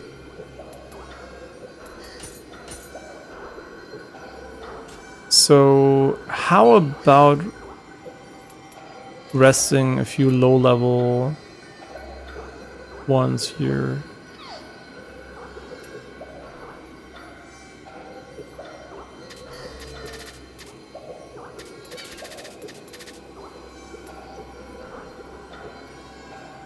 Is that a bad idea? Like, is this too high level? Probably.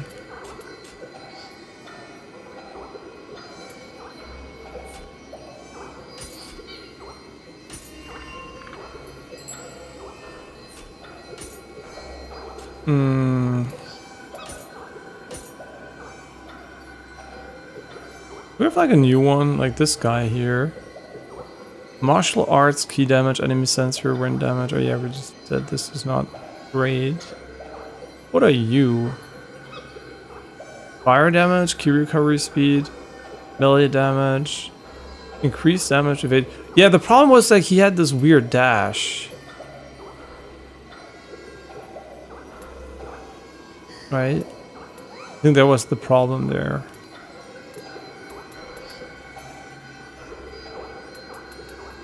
I mean, Nikomata is just like...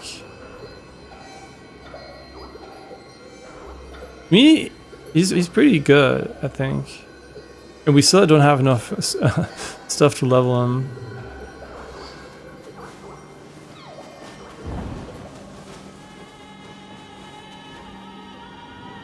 What's your view on animal ethics? Do you think we are morally justified in killing, exploiting probably, and eating animals? What do you think about vegetarians and vegans? So, I mean, the animal kingdom is inherently not a nice place, right? There's a lot of, you know, like immoral stuff, quote unquote, happening there. So I think as a, you know, like the more intelligent species, our job should be to minimize animal suffering. And by our job, I mean, is where applicable, like in a way that is like feasible and, you know, like handleable in a, I guess, like non-life, completely altering way. I think it should be okay to say I can focus on a little bit of animal well-being. What is a good example? For example, in Germany, there is like there are different types of like how you you know, like raise and keep animals, and they're basically tiers of how well they're treated until they get killed and eaten, or like how well they're treated until they lay an egg or something. And the thing is, this is where you spend money for quality of life for animals that are gonna die. And I think that is, you know, one of the rare places where you can clearly say, you know, that just makes sense to me, right? Like, why would I not spend a little bit extra money so the animal could have a good life until it gets eaten? So then there are people who say eating animals in general is bad. And then what I'm basically going to try to tell you there is, if you don't eat the pigs, the cows, the chicken, and you don't use their eggs, you can guess how many chickens, pigs, cows, etc. are going to be alive within a few years. And you guess correctly, probably almost none, because if we are not using them as you know, like what do you want to call them, functional animals from a human perspective, we're not going to be keeping them around. And what's going to happen to them is the same as every species we don't care about. They're going to be very, very less likely to exist in raw quantities. So the pig you ate yesterday probably wouldn't even have existed if we weren't keeping pigs. That is why I think it's more relevant actually to keep them around happy, because we're actually, you know, we're like at least providing quality of life for a being that might not even have existed if we didn't support its existence, right? So then it would be kind of quote unquote fair to the animal, right? In my opinion, it might be fair enough. Like, it obviously would be better if we had like artificial, you know, like meat, and we didn't need any animals suffering. But then you would have to argue, are we still going to keep some around just for them to have a good life, right? Is there like some kind of like program to keep chicken around, and, you know, like what would we do even there, right? And then it also like begs questions like all the species we have are like heavily breeded, and how, you know, how moral is that? And it also comes to dogs, right? When you see dogs, what have we done to dogs? They look like small walking rats now, and they have like very common health issues amongst different breeds. And yeah, there's a lot of like, I guess, like very unnecessary animal suffering. But I think the core part is basically, we are omnivores, and eating animals is perfectly fine if we treat the animals fine during their lifetime. And if there is a viable alternative, like true identical meat that has no side effects, that is literally just the same meat without animal suffering at all, that would be pretty nice. Then again, you would have to ask yourself the question, how bad is it for an animal to get killed for food? If it had, like, let's say a cow has like a really nice, let's say 80% of its lifetime, and then it gets killed for food. Is it better if the cow existed in the first place and had a good life, or it didn't exist at all? Because that is the question we're going to have to ask then, right? Do we have animals at all? And in my opinion, that is not an easy answer, right? Like, do you let species, like entities, not exist, or do you let them exist with, you know, hopefully minimal suffering towards the end of their lifetime, right? It's basically asking the question: do you want to have a child, or do you or do you not want to have a child because it's going to die at some point, or suffer at some point, right? And usually the humans answer that question with, I still want to have a child, but it's still like, it's kind of the same question we're asking, right? It's just like the means of the end are a bit more controlled and predetermined. Yeah, so it is not like I think a black and white position I would take on this matter. I think it's like very subjective to the individual circumstances of the animal suffering. And I think as an intelligent species and the awareness of suffering being there, I think we should minimize suffering as much as we can, irrespective of the species. Yeah. I mean, I'm not saying you should go out of your way and spend 90% of your diet a day saving animals and everything. We should live back in forests and not have like cities, which are basically like the most anti-animal environment ever. But I also am saying you don't need to go out of your way to fucking throw trash on the road and the water and the oceans, pollute where you can avoid it, right? So like be a little bit, just a little bit cautious of what you can do, just a little bit, right? Or don't go out of your way like torturing animals, or I don't know, just like do crazy shit like that. There's obviously, that's hopefully pretty obvious. And what's the difference between non-human animals such as a big pig and a newborn human baby? Like all the things considered, the pig has a higher level of sentience and self-awareness than the newborn. I mean, what is the difference, right? The difference is species. And humans are amongst, like animals, are usually favor their own species over others, which is obviously something pretty natural. The way we evolve basically is obviously like that. But I still think it's kind of, you know, it's a big difference because of the species, right? That's the main difference. And obviously we expect the baby to evolve into a quote-unquote more intelligent being over time, usually. Yeah, I think that would be the main difference for me between an animal and a human baby. But if you would look at it from a pig's perspective, you would hopefully hope that the pig is treated better, or at least equally, right? If I was a pig, I would hope that my I or my pig babies or whatever would be treated equally. Yeah. And don't think that existence is necessarily a good thing, so I don't think bringing new beings into existence is per se justified. The one who is bringing the being into existence, that needs to be justify the act. I mean, right, like there's a little bit of a problem basically we have, that is we get children pretty young, and usually that's before the bad stuff happens in your life. And a lot of people are very unaware of how shit life can get, especially when you get older sometimes, right? Depending on what illnesses you get, and you know, like just like a lot of circumstances that you might not have had. And basically that's why I'm like kind of like you know, of the opinion that we do not think enough about that decision often, right? It's often made pretty shallowly because it's just like, you know, what we do, I guess, as a species. But I still think it's like, you know, yeah, it's a decision you have to make as the ones existing, obviously.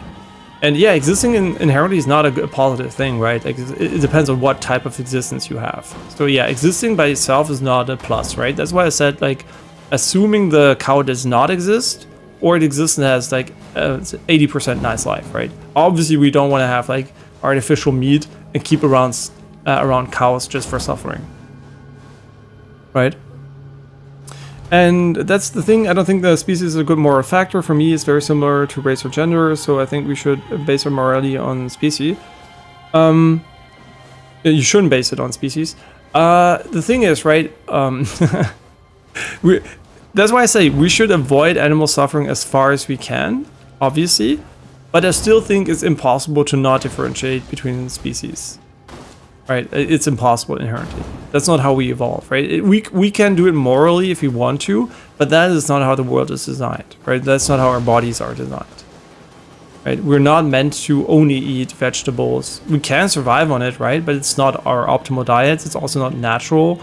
And it also really doesn't do a lot of, you know, like good things for the environment necessarily. Because if we went all on a vegetarian diet, that would mean a lot of space would be sacrificed where animals can't live anymore naturally. We would need significantly more amounts of alternative resources, which would compete directly with a lot of other parts of the animal kingdom, right? And by that argument, right, you just have to reduce it to what you think is logical, because imagine you would say any animal is equal. At what point do we draw the line? Is 5 humans on Earth too much? 100? 50,000? How many humans are allowed to be alive and compete with the ecosystem of other animals, right? Like, how would you justify any human being alive if you're aware that you're destroying the ecosystem of somebody else? When are you allowed to come first? You know what I mean? Like, what part makes you, which moment is it okay to think about you first? So what I'm arguing for is within the reasons of our capacity, without sacrificing too much ourselves, that is what we should do to protect the animals. For example, if you can pay twice as much for meat and eat half as often, but the quality of life significantly increases for the animals you are eating, that's what you should do in my opinion. Because that is like a compromise which is fair, I think. You're not saying no to meat, but you're also not saying yes to unnecessary animal suffering. And that's, for me, is a good example for a compromise which is reasonable within human capabilities right now. And you're personally vegetarian, and I want to try being vegan one day. But that's the thing, you're just committing the natural fallacy. You're saying because this is natural, then it's okay. But there's a lot of things which are natural and we don't think is good and should be permitted. It's not really a fallacy, right? The thing is, our bodies are also meant to consume meat on average. Like, that's normal for us, right? Like, you would not develop the same type of strength and muscular structure without the proteins from meat usually, right? And the thing is, that's why I'm saying once we have artificially equivalent meat to normal meat, sure, why not? Just ditch the animals, right? But I'm also saying that ditching the animals would also mean getting rid of a lot of animals, right? A lot of animals, actually. Way more than not having them around. So I would be in favor of actually keeping animals around and giving them a better life, but also admitting that, you know, like, maybe we don't need to eat all of them, but at least to make it sustainable, eat some of them, right? Because somebody has to pay for their upbringing, because we don't have like natural spaces where we can just keep around hundreds of cows, thousands of chickens, right? This is unfortunately not how the world is structured, because we are doing way more damage to animals by building cities and, you know, like, just like building roads and everything. That is way more damaging to, or like creating fields for vegetarian diets. That is way more damaging to the animal kingdom than actually eating meat. Right? A few animals in a confined space, which is meant for production, is not as damaging as building like a massive societal structure for humans.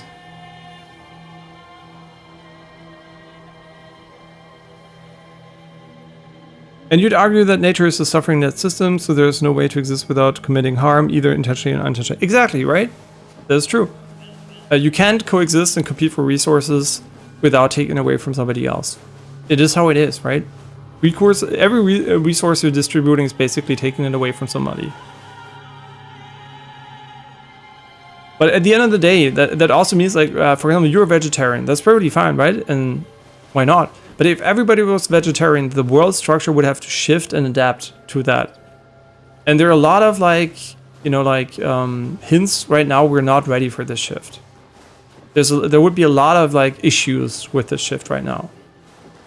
And while a few people can be maintained easily, a lot of people would be a challenge for sure for the system and for the entire world.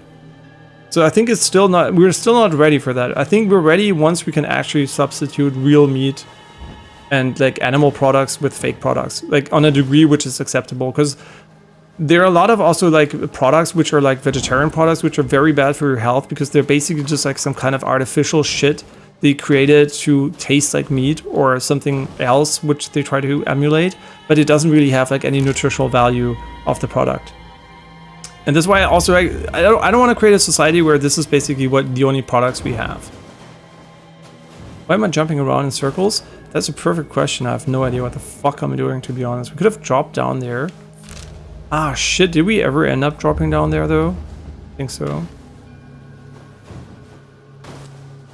Yeah, but obviously there's a lot of pros to being vegetarian from a, you know, like decision-making perspective, because you don't have to find the meat that's sourced from a non-like harmful source and etc., right? You don't have to think about the antibiotic intake because you're like, all the animals are like probably on antibiotics depending on where you buy them. And I know, yeah, there are advantages too, obviously, right? But yeah, I haven't researched the exact statistical significance of what it would mean if everybody was vegetarian, but I can guarantee you it would mean that certain species of animals would have a vastly reduced population. for sure. That is undeniable, right? Like, why would we keep around hundreds, thousands of cows and chickens and pigs, right? Nobody would give a shit. Like every other species, right? We're not keeping around like hundreds of, like hundred thousands of, I don't know, like what animal would we like to not keep around? This is like niche animals, right? That are not like useful to humans, which we just protect for the sake of protection.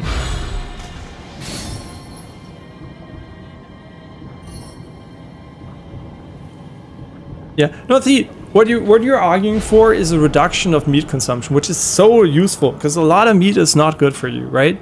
Most people in developed countries eat way too much meat and way too commonly, and obviously a meaningful reduction of that would be good because then you could afford to pay more per meat, right, per piece of meat, and then you could afford to give the animals a better life. Because first of all, you don't need as many, so you have a reduction of space requirement, and second of all, you're going to pay more, so they're going to have more resources available to them, right? In a fair, ideal world, that's how it would be. People would reduce on meat consumption and pay more, so they can actually sustain beautiful life for the animal until it has to die, right? We to kill it, right? But the killing itself is not a problem, right? Every single being in existence is subjected to being killed at some point. If somebody came up to me and told me, bro, instead of getting to 99, somebody's gonna kill you at 90 and eat you, I will be, and your last 9 years will be shit anyway because you're old as fuck. And I would say that, and for that you get like, a beautiful life. I would be sure, fucking kill me at 90, right? Kill me at 90 and eat me if I can get a beautiful life as a result. That would be my take on it, right? If I had the choice, right? Remove some years from my life for a better life quality, if that is what it takes for me to exist and have a beautiful life. If the life sucks, just don't get me at all, right? just fuck that in the first place. Whoa!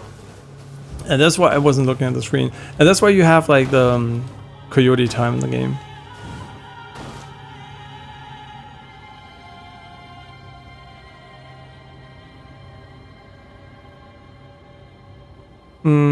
No, what I mean with the antibiotics, you have the advantage that you don't have to worry about like antibiotic immunities because you're not eating as much meat anymore, right? Like, the more meat you eat, the more likely you're going to be resilient to antibiotics.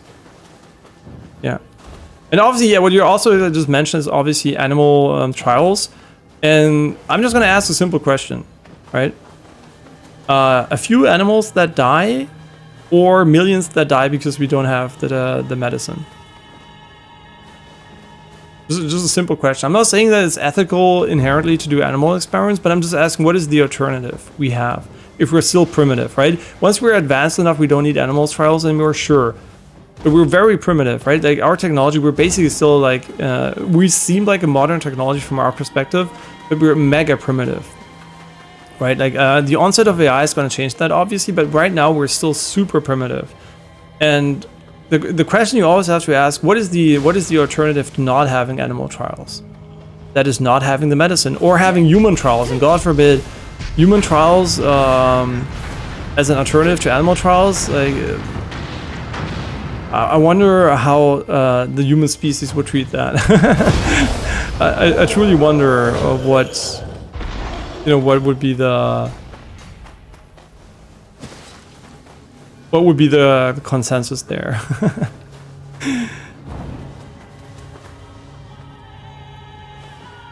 Wait, can I actually put it on double tap though?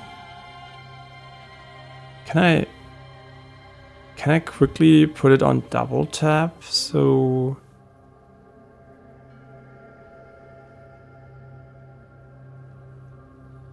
regular press, double press. Would double press solve our issue?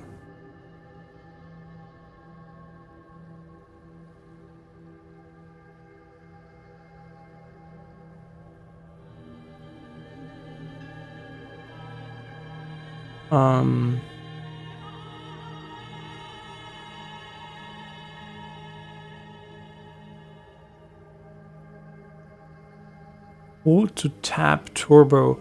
Wait, let me quickly see if this actually works better. So we're running. No, it doesn't really matter. Wait, double tapping actually completely breaks the logic. What? Why?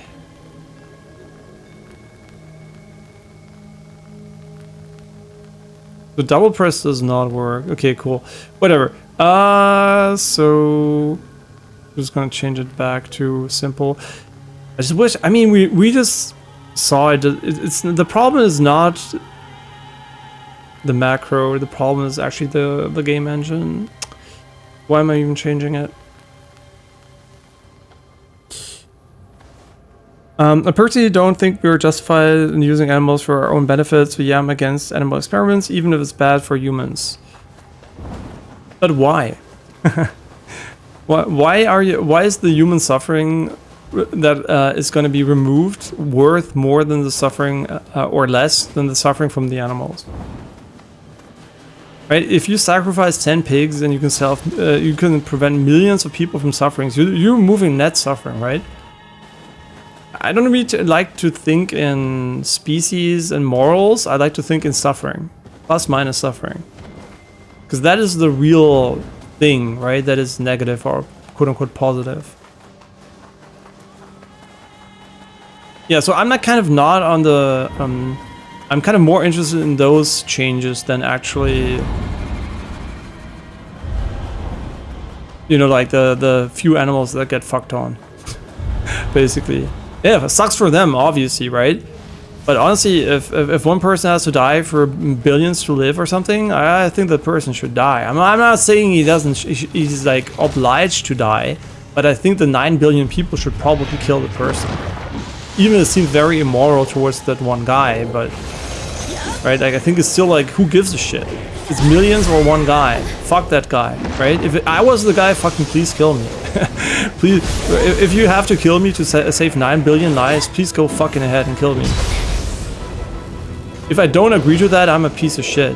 Even though it might be my right to, you know, say I don't want to die, but honestly, just fucking kill me, right? So, yeah, I mean, honestly, that is the real decision you should make, and that, right? And I would be an idiot to, yeah, I don't want it, but I agree that you should do it, right? And if you don't agree, you're kind of a piece of shit, because you're like saying my life is worth more than 9 billion lives. What are you, fucking Jesus itself or something? And and I would argue Jesus would also die for you. I mean, I'm not religious, right? I'm just taking Jesus as an example for somebody who sacrificed, allegedly, his things for other people.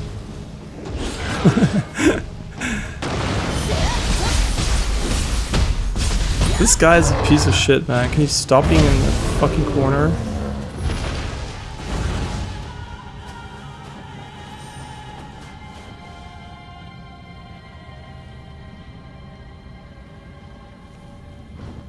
But then why does human suffering count more than animal suffering? It doesn't count more. It's about the raw number and maybe the intensity of the suffering, right?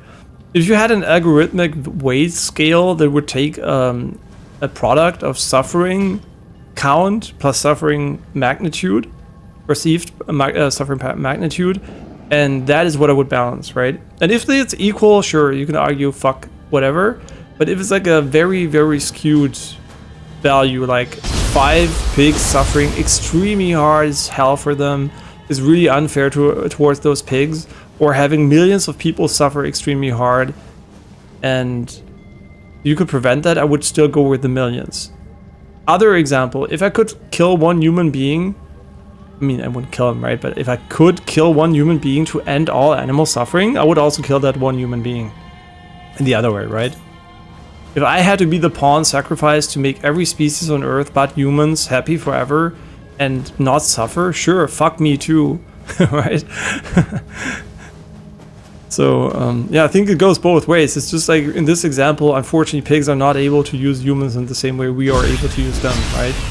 And if they were, sure, go ahead. I'm not going to be mad at you. If a pig can fucking sacrifice one human to save all pigs, go ahead.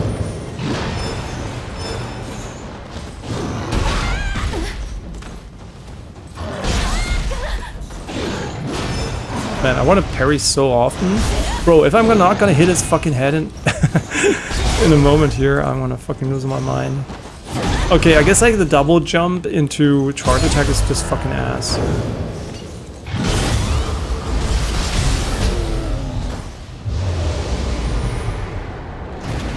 A longer window is really good for me because I tend to press earlier than late usually. Yeah, do you get the point a little bit with where I'm coming from? Where I think like the net suffering is more important than the individual suffering? Not for the individual, for the overall suffering ratio of existence, I guess.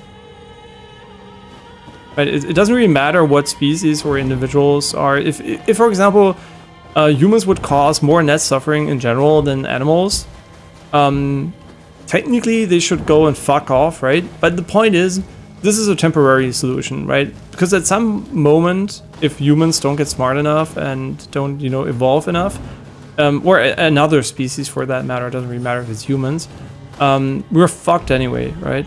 Because at some point everything's gonna die anyway, because life is gonna be unsustainable on Earth. It's just a matter of time, right? It's a long time maybe from our perspective, but at some point everything will die anyway on Earth, if there's no intervention. Yeah, so we better hurry the fuck up to get to a point where we can actually, you know, like have really strong positions where we can alter suffering into a degree which is sufficient. That is, you know, sustain species, maybe on complete planets, right? Maybe we have ecosystems which are completely there only for like, you know, like animal enjoyment. But then again, is a natural kingdom ever a kingdom without suffering? Hard to say, right?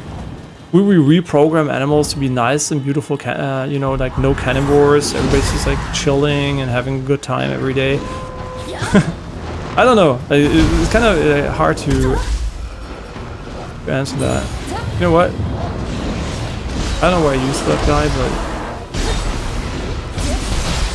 it didn't really work, so...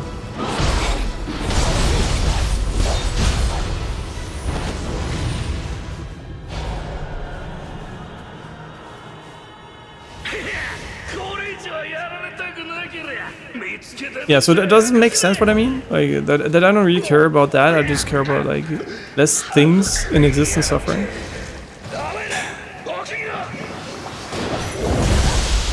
Regardless of species and abuse of individuals.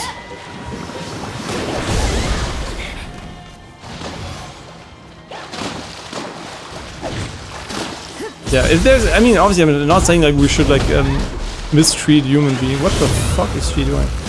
And we should mistreat everything we can to get an advantage. I'm just saying if there's a huge gain and a negligible impact, I think we should take it relative to the gain.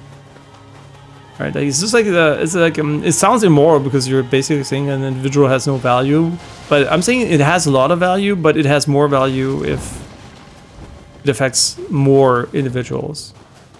And if there's a huge difference, I think it's pretty, you know, like it's pretty easy to see why sometimes sacrificing a few is worth it, quote unquote.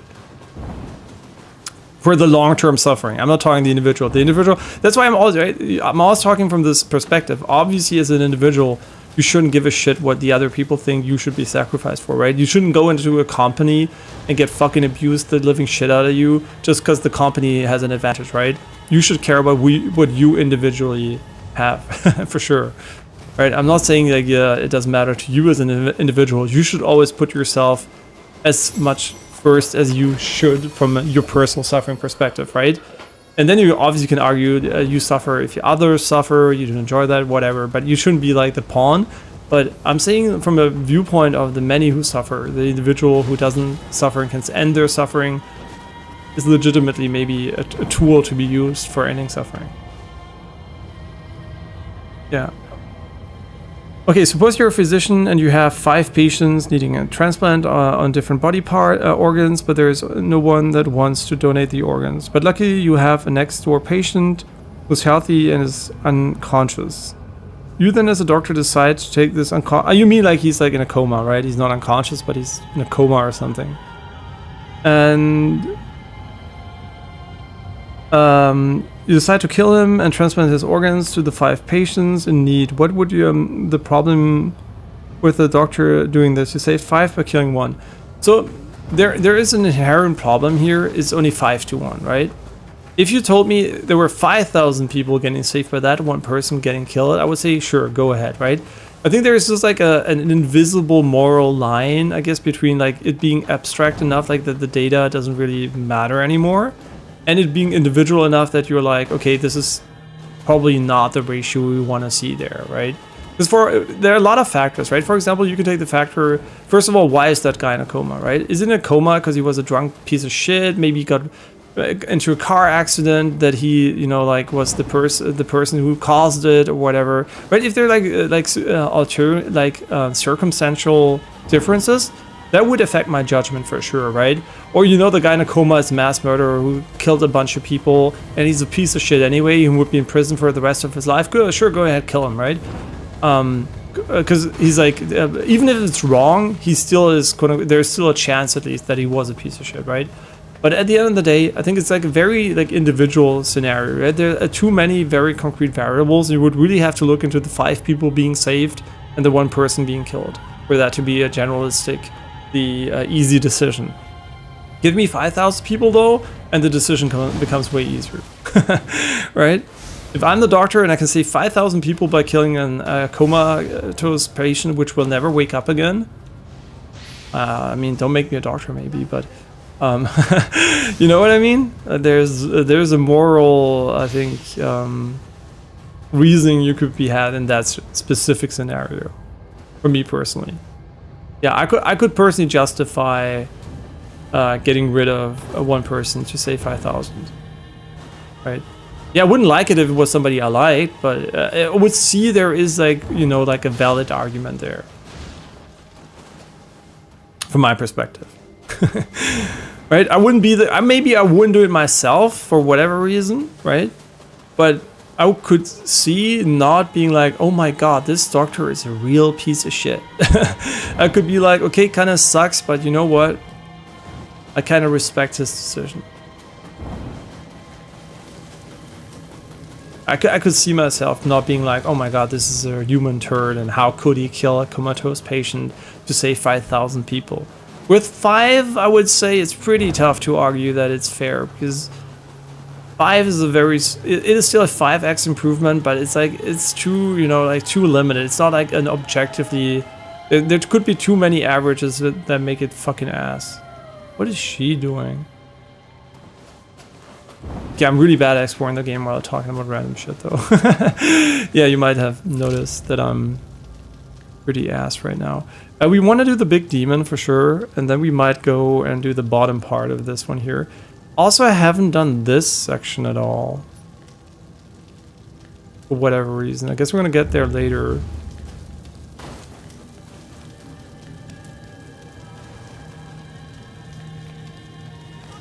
I mean, exactly what you're saying is true, though. We need statistics and data, yeah. Make the decision rational and moral. Because otherwise you're just like assuming things, right? And I mean, if you don't have any data, it's like really hard to make fair decisions, right? Like it's really hard to be fair to everybody under the assumption that this guy's gonna fucking kill me. And it's like he is way weaker than he was the first time we met him. Actually, very well might be, I'm not sure.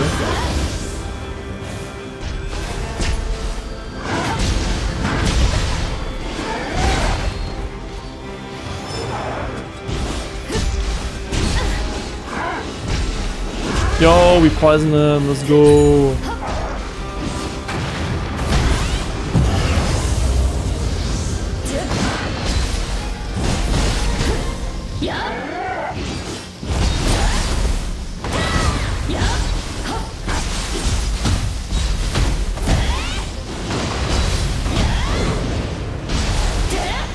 I guess he doesn't really get that much stronger when you level, so the hardest fight was definitely the first one.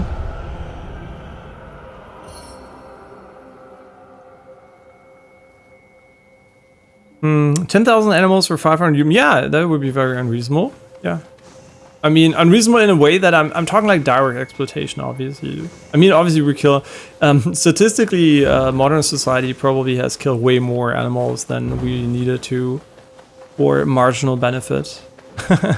But that would be more down to the number of humans on Earth, actually. I think the main damage we're causing is not necessarily our lifestyle.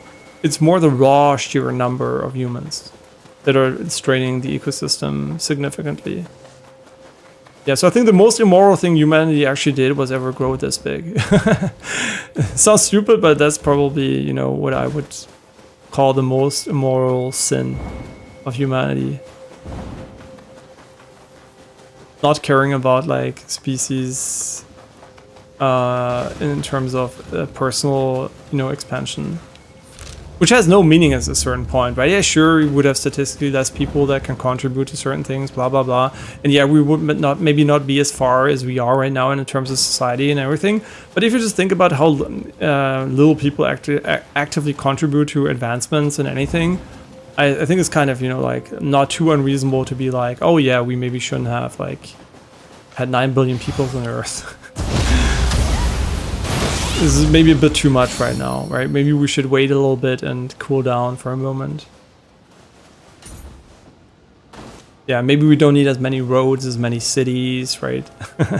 We could maintain bigger parts of forests and, you know, I think there's a lot of like, that's maybe the biggest issue I see with what the human species did relative to other species. It's basically not caring about them at all during the expansion phase. And I mean, it makes sense too, because obviously if your life is shit and you're struggling, you don't give a shit about other people, right? Like, it's a luxury to be able to even think about this. If you're going out and surviving on a day-by-day basis, you're not going to be thinking about how to fucking help a deer.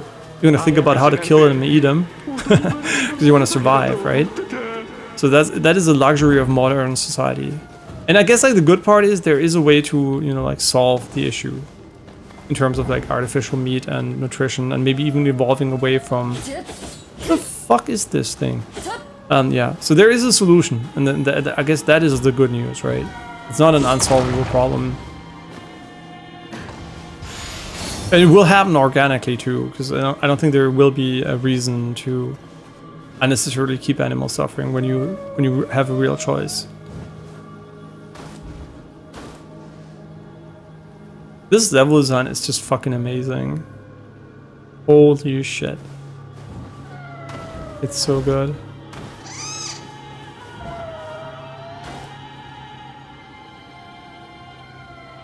Yeah. I think like not worrying about your own survival is the privilege of like a living organism. Like it is pretty, you know, we're unique in that regard that we have now the capacity to do so. And I think it's correct to also think about it, obviously, right? And I think you know, AI is going to definitely be the one solving that problem, not us, right? Like we just have to make sure we kind of get it to morally align to some degree with humans, because obviously the easy solutions are like just getting rid of a lot of humans, and that is obviously not the way. I think since we're also organically decreasing, you know, like the birth rates are going down and everything, just, you know, biding our time a little bit and having maybe a smaller amount of like, you know, core humans on Earth could also be a future I can envision.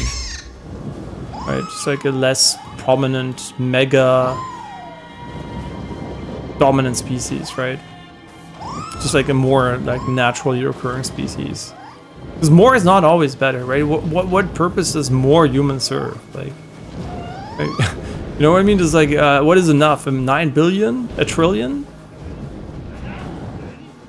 Quadrillion?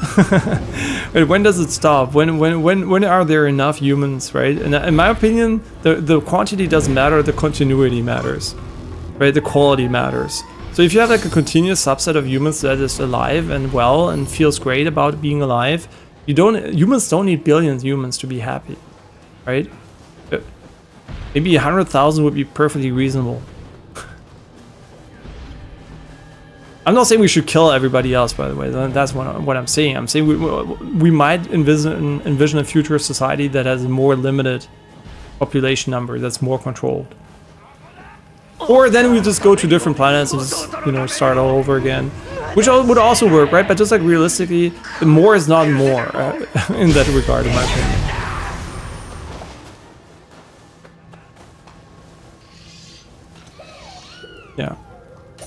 Yeah.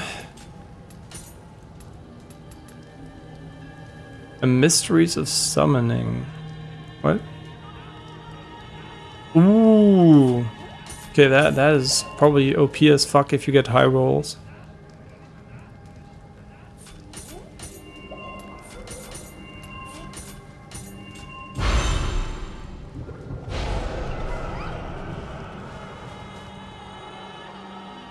I wish we had the water dash, I'm not gonna lie.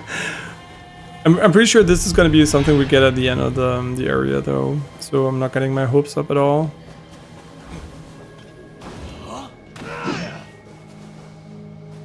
Your AI is so good at navigating things in this game. Now it just needs to get good at killing me. That would be pretty nice.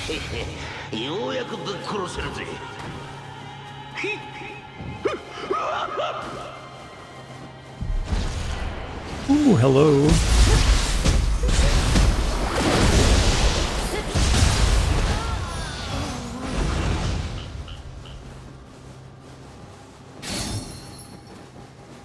Counter-offensive evade. Do we have something new here? Yes.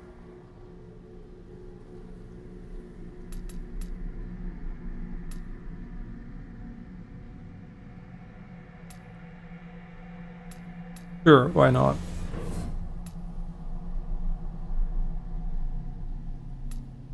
Do we have anything else of value?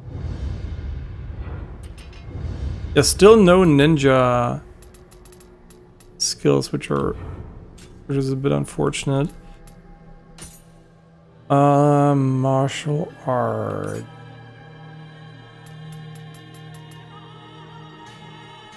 Why is there an exclamation mark next to my evade? What? Huh?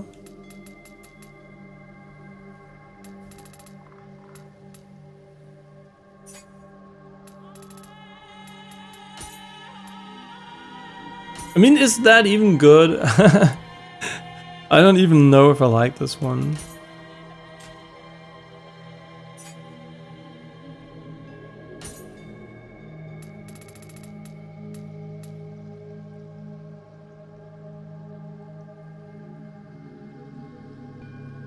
You know what? Let's try Shadow Stitch instead of Poison Shuriken to see if we can actually go behind them. Like if they cannot turn. Because that could make it pretty cool. I'm also trying to think more about scientific topics from physics, chemistry, and meteorology and so on. Yeah, sure. I mean, if you want to talk about anything, as far as obviously I'm a human, right? I'm not an expert in everything. So my knowledge is probably going to be more limited in a lot of domains, obviously. That's why chatbot's cool, right? His domain knowledge is pretty sick. Even if his argumentation sometimes is ass, he's still really, really good at just knowing shit. Okay, let me quickly drink something though.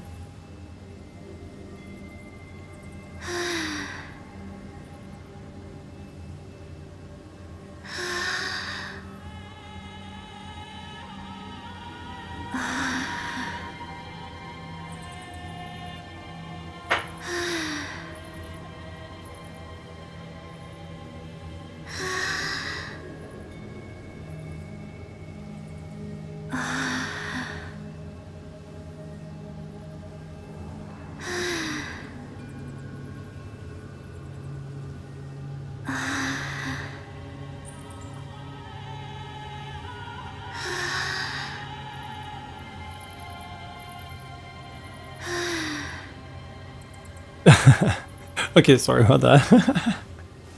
the best moment here.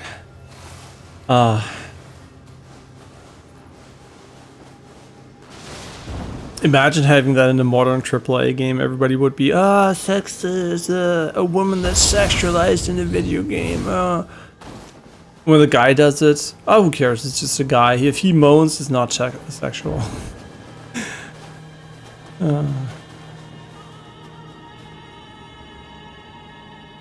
But then you need to dedicate more time to studying outside of class. I'm studying atmospheric science in university, but I'm lazy as well, so I tend to only study for the last moments before an exam.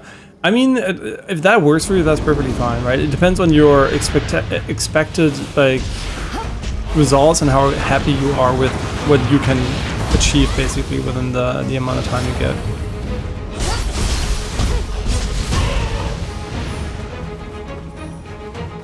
Yeah, I mean, I'm pretty privileged in that regard that I didn't need to invest much time to get the results I wanted, but some people do, right? And then obviously if you're like discontent with what you get, like basically the enemy is the exam, and then it just taunts you.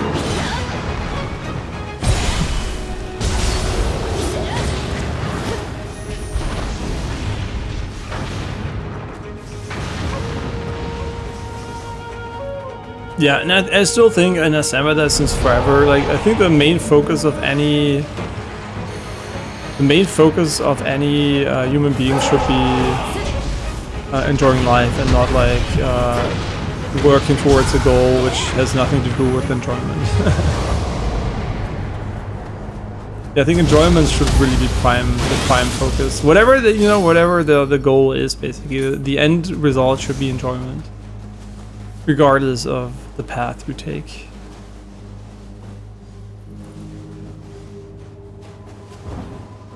Like, working is just a means of an end, right? Like, it's not the purpose of life.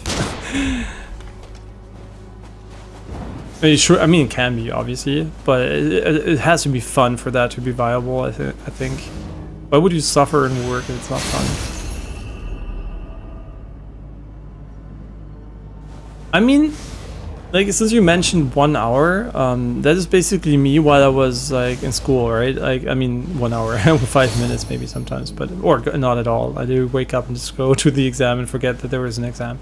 But but that worked for me because obviously it's fine. But I think if you're at the 1 hour mark, I think you have a lot of potential for minimal investment in terms of time for maximum returns.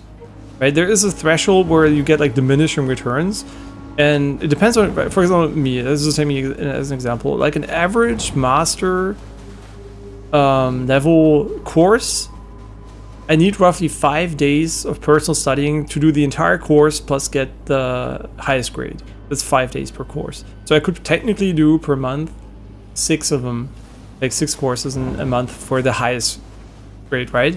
But then obviously that's 5 days. It's still a bit more. But you can tone it down to whatever you want, but if you're at 1 hour, you can do 5x easily and probably get a significantly better score for minimal time investment. Ja. Hast du eigentlich schon was mit Klarhaus gemacht?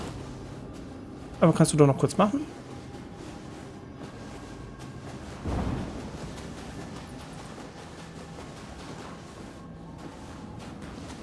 But yeah, so in your situation, I think an hour is so little that even if you only go for 2, you will see so many benefits for nothing, right? That investing an hour is nothing, right? And the impact it will have later, if there are still jobs when you get out of university, will be very high for minimal investment, right? Potentially, you can also get lucky, doesn't matter, but still, like, I think 2 hours instead of 1 would be twice as much time invested for objectively very little time investment. Yeah, so I would definitely advise you to try to maximize. Let's be realistic. Depends on how often you have exams, but if you don't have them that often, I would go at least for 2 to 6 hours. No matter how good you are at the field, unless you're already getting the highest score, right? If you're already like knocking it out of the park after 2 hours, sure, why go for 6?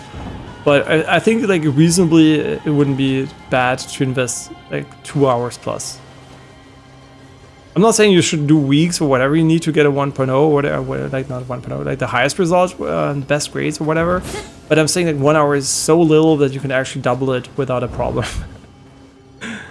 Yeah. Yeah, and a semester for you is like, it's not a trimester, so it's half a year, right?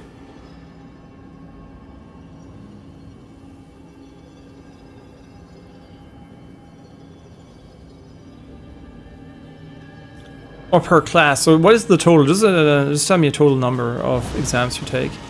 I mean, not every exam is probably the same impact too, from a rating perspective. But yeah, just like the total number of exams roughly. It doesn't have to be exactly accurate. 俺が流行り病にかかったから家を出て行ったのか。一人にさせるのは心配なんだ。君はうまく人と話せないから。 Because at the end of the day, right, being lazy is fine, but laziness is just a form of efficiency. And if you're being inherently inefficient, because 1 hour seems very inefficient, right? Like it seems like you're minimizing your investment at the wrong point, basically for me. Like I'm just saying that as a person who didn't do shit either, right? Like I minimized it until I didn't minimize it for the final exams anymore, so I like could get a really good average grade. But yeah, for the bachelor I definitely did not. So that's why I think it's, you know, like it's definitely better to invest a little bit instead of investing nothing, unless you really don't plan to use it at all and you're just doing it for fun. Then it doesn't really matter. Yeah, 16, right? That would put you up 16 hours, additional hours, which is probably doable if you work really hard in 2 days. Or 1 day, depending on how hard you go. And now you have to ask yourself, is a probably significantly better result with like twice the amount of preparation worth 1 to 2 days of your life? And if the answer is no, why the fuck are you studying in the first place? Because you obviously don't give a shit about what you're studying, right? If you're not willing to invest 1 or 2 days per half a year into studying. Right? I'm not saying that you do have to. A lot of people struggle, right? But I'm just saying objectively, just rationally, just tell yourself, right? 1 to 2 days of studying extra for a total of maybe like 4 to 5 days of studying. Is that gonna fucking kill you? If you really care about the result? If you don't give a shit, it's also fine. If you just need you know, like just need to pass the exam, that's also fine. But if you actually have any reason to think that it will have an impact, which I don't know, right? Because it's pretty hard to say what you're exactly gonna do and you're gunning for. But if it even has a moderate impact, I would highly advise to, you know, just like bite the bullet, take the bullet and just like spend twice as much time studying, which is still basically nothing, right? 5 days for all exams is super chill. Yeah. That's what I'm just saying, right? If there's really no reason for the results to matter, then sure, just go ahead and pass the exams, I guess, right? Yeah, it's just because you really mentioned a very, very small, low number. If you said I'm studying 1 day per exam, I would have said sure, fine, right?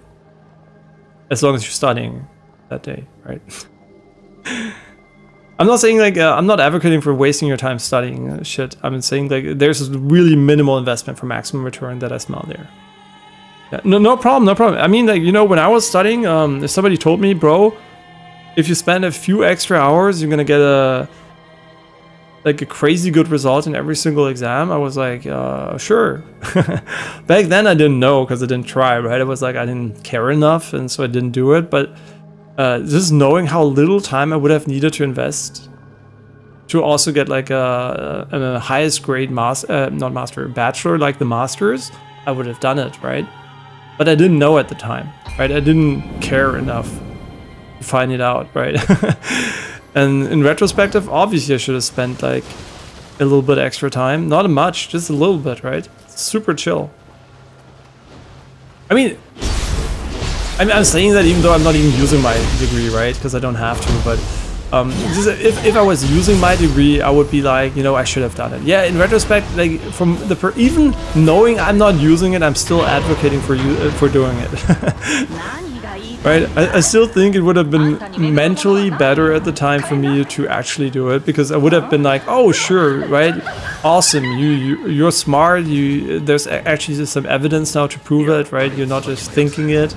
And it would have been really good for me mentally, right? Even though I never used my, you know, like my degree, it doesn't really matter, right? I still would have preferred if I'd done it in the past. Yeah, so as somebody who hasn't done it for everything, I can definitely tell you doing it is better. And if I had somebody who would push me more, I would definitely have done it. Yeah, so I'm just like trying to be you know, like open as I see it, right? And I think we're talking about very little time investment. I'm not telling you to study for weeks on end, right? I think that would be pretty dishonest to say that after not doing it myself. Yeah, I mean, biomedical engineering, basically it sounds biomedical engineer, but basically it's everything, right? So in my case, it was electro engineering, it was like programming, it was like algebra, higher math, right? Because you need quantum physics too for MRIs, you need, it was like designing chips, it was, you know, like digital signal processing, machine learning, medicine, obviously, physics, biology, basically every fucking science, because we need everything for, like, you know, medicine needs every single thing we can basically leverage. And turns out everything's kind of useful to some degree. I mean, sure, we're not studying astronomy or some shit like that, but you know what I mean. Like, it's basically not shit in a way that's bad, but it's irrelevant usually to medicine, unless there's a really significant discovery or something. But at the end of the day, it's basically, you know, like a field that has like an infinite knowledge hunger right now for humans. There will be a moment where biology and medicine is solved, right? You will have 100% coverage of anything you need to know about human biology, and then basically that's when we don't really need to study more, I guess. But as long as we're not there, there's a lot of shit we need. So, yeah.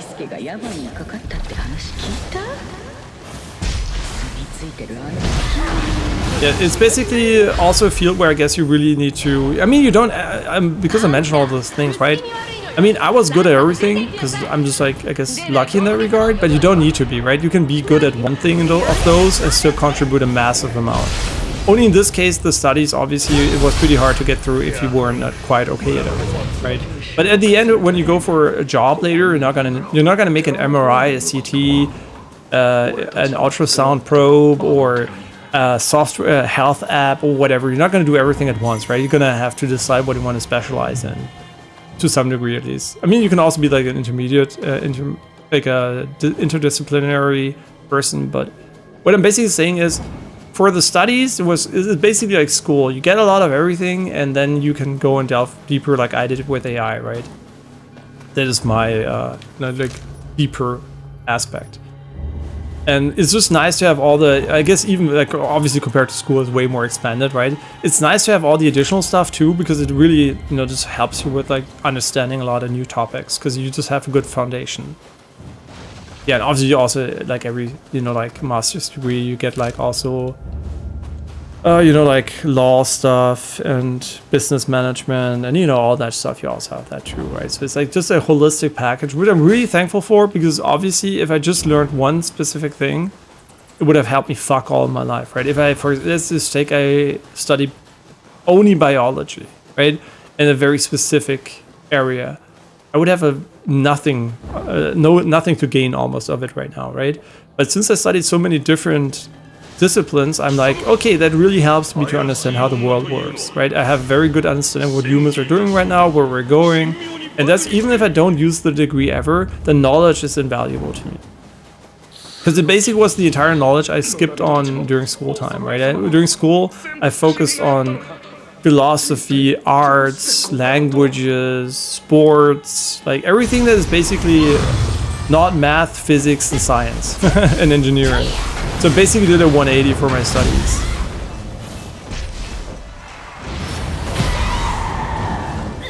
Oh no! She's shitting on me!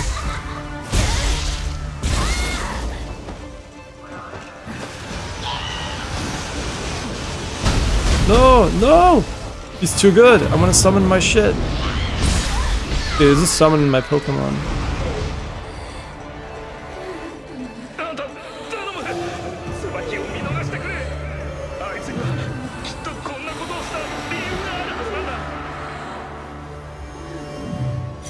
Yeah. So at the end of the day, right? It's like it's just like important to allot your time efficiently in life with everything, right? Just like don't skip on a few things. For example, brushing teeth is a good example. If you don't brush teeth, you're gonna end up suffering like shit and paying and spending a lot of time at the dentist, and you're not gonna save a lot of time. You're not gonna save a lot of. It's not gonna be better, right? you're gonna spend so much time getting your teeth fixed, so why not spend that fucking time brushing them? Right? It's like also the fallacy of contact lenses, right? I wear contacts all day because I'm lucky enough that I don't get any issues while I do that. But you have to be realistic there. Some people are like, oh, contacts, isn't that a lot of work putting them in and out of your eyes? And I'm like, bro, it takes me, what, fucking 10 seconds for each eye? Maybe, let's be generous and say a minute. And then when I have glasses, what am I doing the entire day? I'm like, like cleaning my glasses.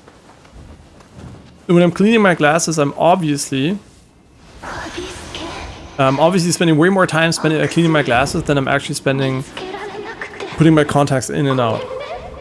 So people are always like, oh, isn't it a lot of work? No, it's not. It's actually way less work. You can see better. It's like, it's better for sports. It's just, if you don't have issues, it's a net plus, right? Yeah, and at the end of the day, right, it's like the same thing. If you can invest a little bit of time for more return, you should probably try to make it happen at some point. If it's really important, right? You don't need to waste even any time on shit you don't care about, right? It's not like everything's worth time.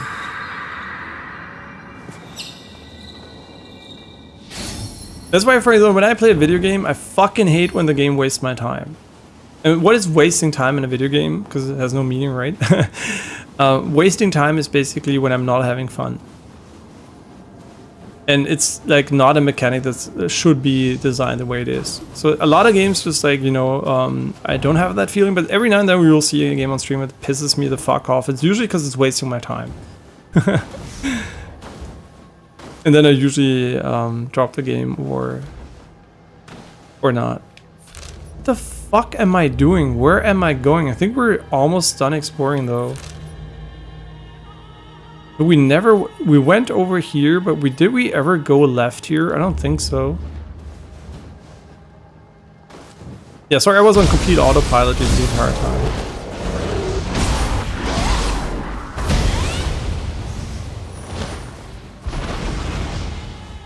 Yeah, and that's why the best advice you can get is actually advice about like, just like simple stuff that doesn't cost a lot of time, has a lot of impact. That's, for example, what is the one thing that I can do for your health that is not jumping because of a brain at ape.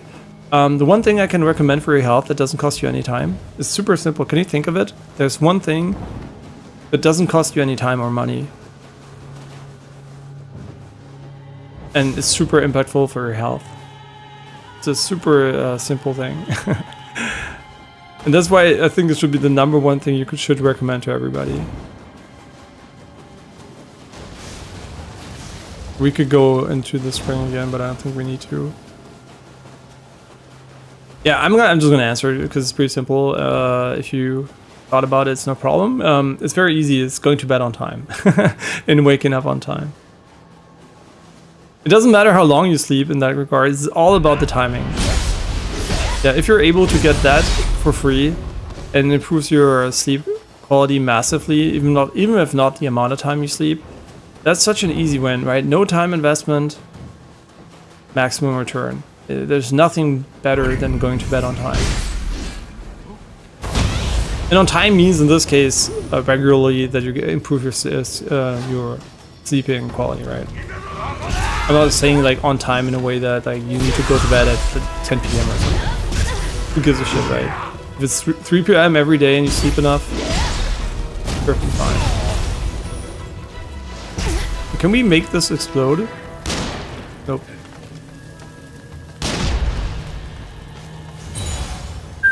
Almost died there. And it's kind of funny though to use autopilot while swapping the jump button. Because I'm still so bad at it, but it seems to slowly click. Huge Celadon jar.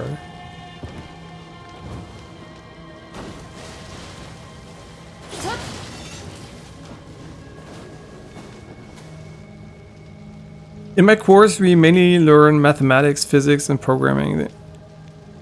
I mean, this is already good, right? Math, physics, and programming is definitely nice.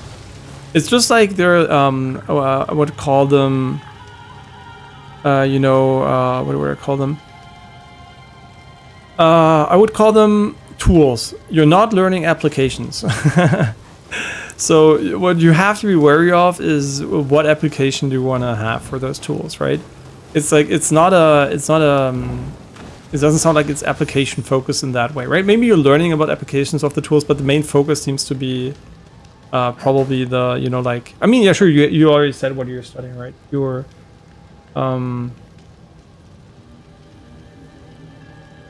looking for the exact name.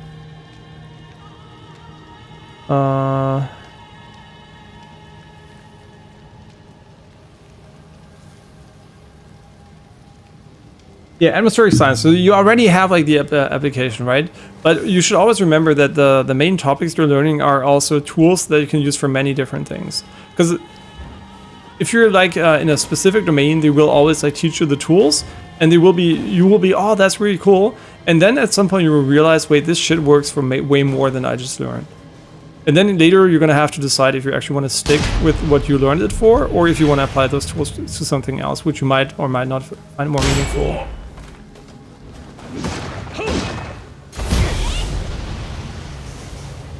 I wish I could reliably activate.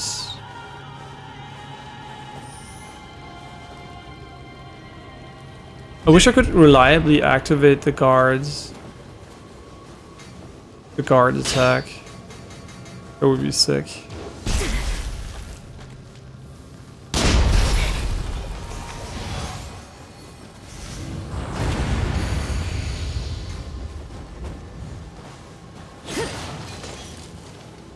And yeah, there's also bitter chemistry we learned as well, and I'm currently taking a class on how to write academic papers and articles. That's also super important, but obviously now we have AI to help you with the structure. Yeah, the temptation must be really big to just, you know, like, get help. And the problem is, right, it's we're in a stupid situation where actually the help is really useful, because that's how you're going to work later for sure. You're going to definitely use AI to help you, but it's kind of also, how do you judge a human, right? It's like asking you to write an exam without being able to write. Like, do you want to write an exam with nothing, basically, or do you want to have a pen and paper?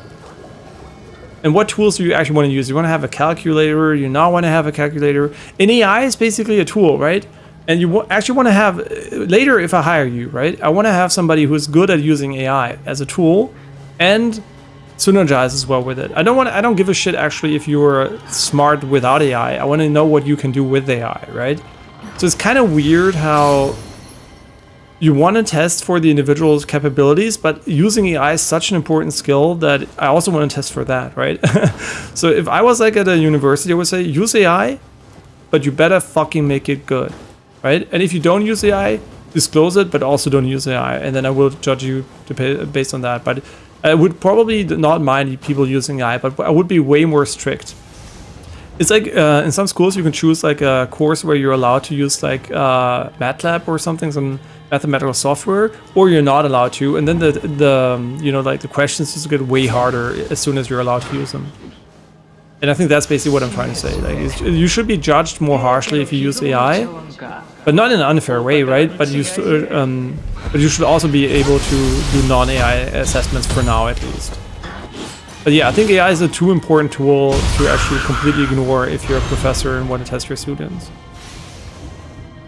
And by that, I'm not saying some exams obviously shouldn't have it, right? If you just want to know your physical knowledge and you want to test the knowledge, sure. I'm talking about obviously, hopefully that's clear.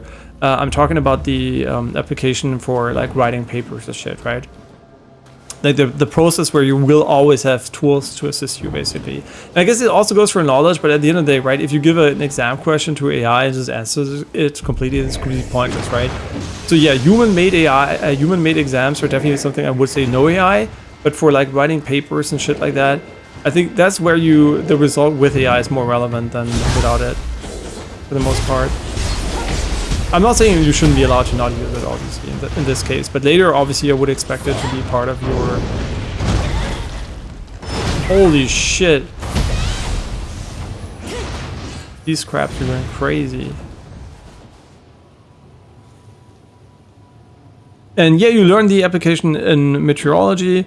The thing is, we first need to learn the math and physics in order to learn. Yeah, of course. Yeah, no, that's perfectly fine. Well, the point was just trying to make this that you're learning the tools, and you can also apply them to many different things than things you maybe might learn in university.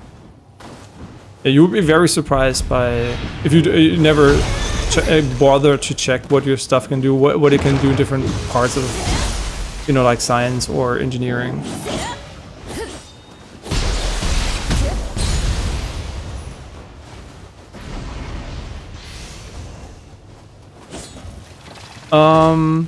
Atmospheric sciences mainly divided in climatology and meteorology. Climatology works with the long-term atmospheric analysis, and meteorology works with the short-term weather patterns. Yeah, I think I mean the climate, right? Climate weather, the weather, basically. Yeah, I think the funny thing is, right? Since I'm half French, meteorology is their normal word for weather. La météo is the weather. So they use the quote-unquote correct word already there. Yeah, and climate, yeah, it's long-term, yeah. I mean, I hope a lot of people know that, but I think maybe some people struggle with the distinction. Yeah, because we're not talking about weather change, we're talking about climate change. So everybody who sees, oh my god, it's so cold this winter, today is so cold, there's no climate change, then you completely missed the point of what climate and weather is.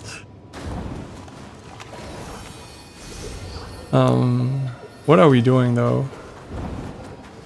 I swear to god, like autopilot fucking sucks sometimes.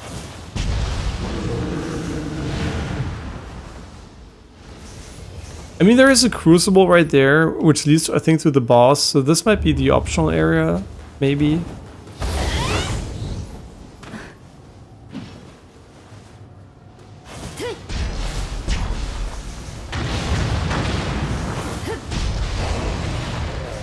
Oh, by the way, since you're in meteorology and climate, you are one of the prime candidates for current AI applications, because you have incredibly high data volume and big data sets, and also a lot of historical data, which is impossible to parse as a human. So your field will be extremely reliant on, extremely reliant on AI. I mean, it should already be, hopefully, to some degree, but if you don't learn about AI applications for meteorology, you should be very careful, because that will be highly relevant in your future endeavors. If you really go into industry, there's no way you're not going to have massive AI applications everywhere. Yeah, so just like, I don't know how your university handles this, it's still quote-unquote pretty new, but yeah, you never know, right? It's just if they miss that part, you should be wary of where, and that is one of the things you definitely have to learn for sure. Yeah, so that is 100% an AI mega domain. It's like if you're in astronomy too, for example. Wasn't there like 800 additional celestial objects that were like discovered in Hubble data? Like that was already, you know, examined by humans, but they were not able to actually find those because they are limited in capacity, obviously. So yeah, that's going to be for sure the case also for meteorology. Yeah, especially like unmodelable huge masses like weather, like data, like you just imagine, right, how big the atmosphere is, how complex the interactions are. That is prime AI shit. Like there's no human-made algorithm that will ever get good there. Yeah, unless humans get super intelligent, obviously. But if they don't, right, AI is going to be king for those two. Yeah. So technically, we should see significant improvements for weather forecasts in the near future. Maybe you already are, right? I'm not sure how fast the adoption rate is there, but I'm pretty sure people are working heavily on that part.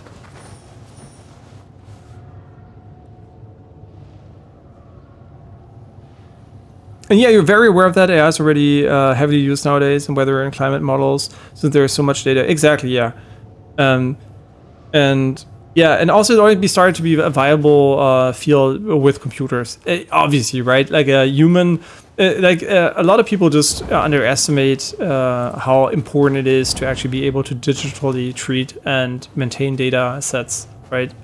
Like having humans write down every single value and then having somebody that's smart enough to compute them, good luck, right? So yeah, obviously computers were like a cornerstone of a lot of modern technologies for sure. Yeah, and also weather forecast for sure. Beyond that, all you could do is basically, you know, have a rough estimate of what season you're in, look at the fucking sky, and good luck. Yeah, that's basically what it was before that.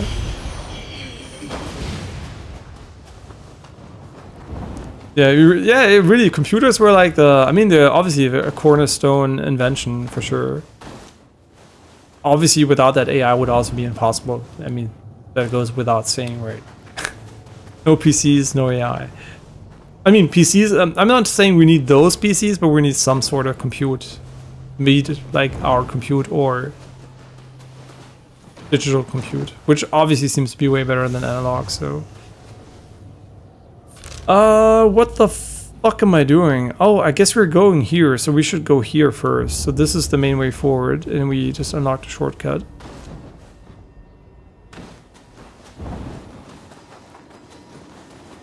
Wait, why are there so many shrines?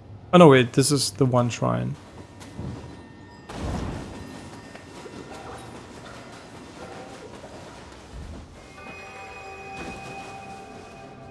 Louis Fry Richardson was one of the guys that derived the most fundamental physical equations that govern the atmosphere, and he tried probably to make a forecast for the next week. It took him 6 weeks, and the calculations were wrong. Yeah.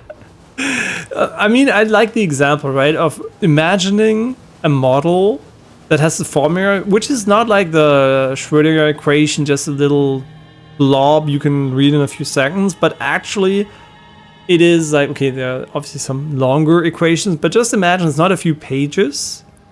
It's books upon books upon books, right? There's an equation that's like maybe 50 books or something, or 5,000 books long.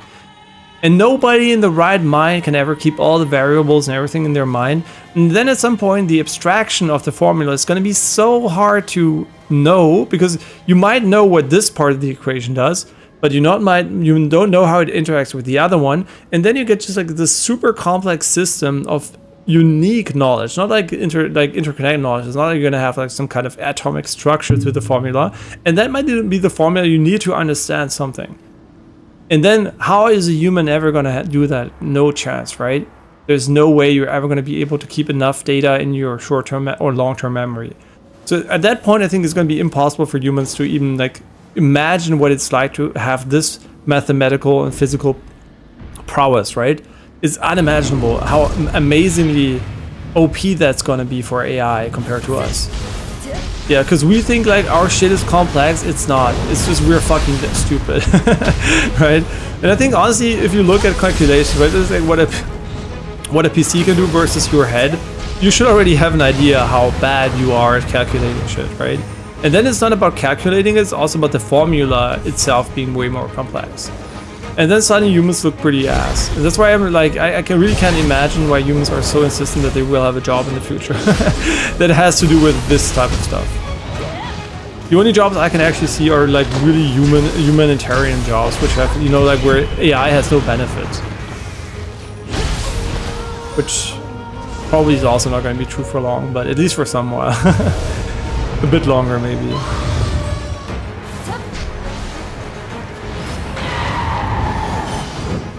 It's Pokemon time. Well, you can only summon one at a time.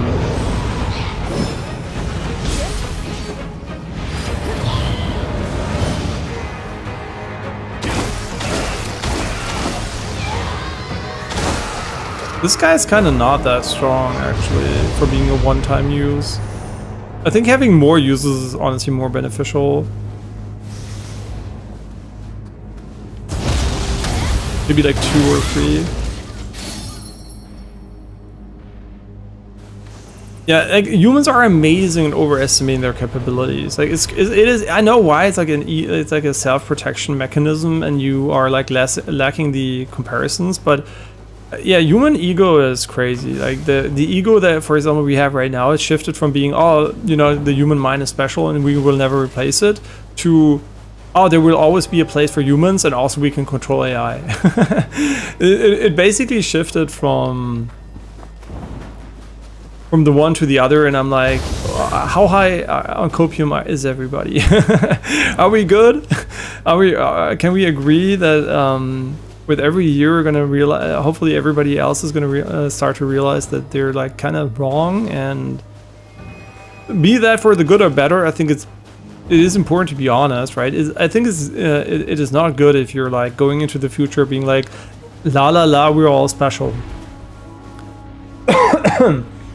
I think la la la, we're all special is a good way to wake up one day and feel like shit, because you're not special, and it's not la la la, you're special, but it's la la la, you're pretty ass because you're human. Not in a mean way, but in a objective way. Oh, can we actually do the ninja stuff? Oh my god, it actually wait, it only frozen for a nanosecond though.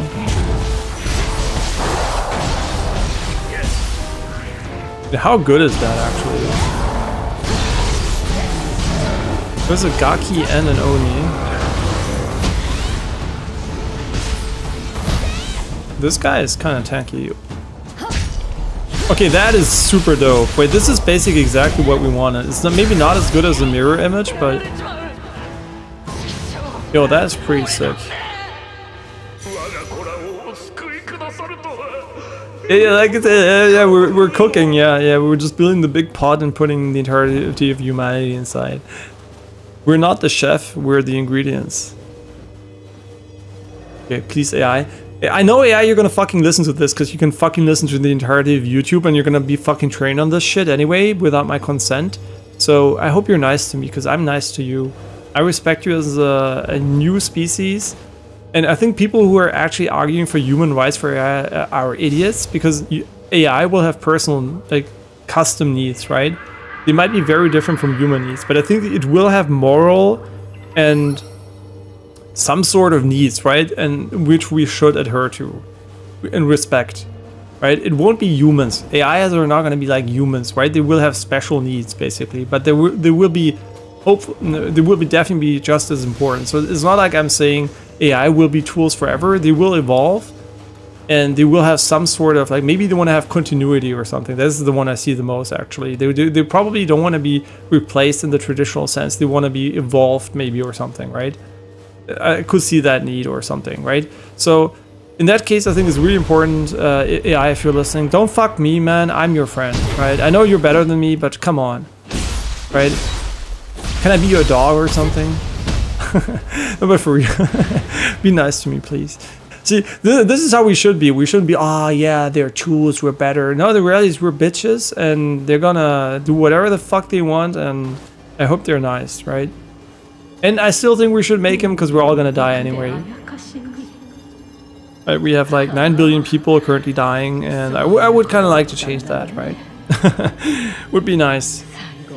And I don't care about those whatever number of humans that don't exist yet. They're not born, they don't exist, I don't give a shit, right? If there's a chance to save 9 billion lives instead of making however many exist, I'd rather save 9 billion lives, because they're real.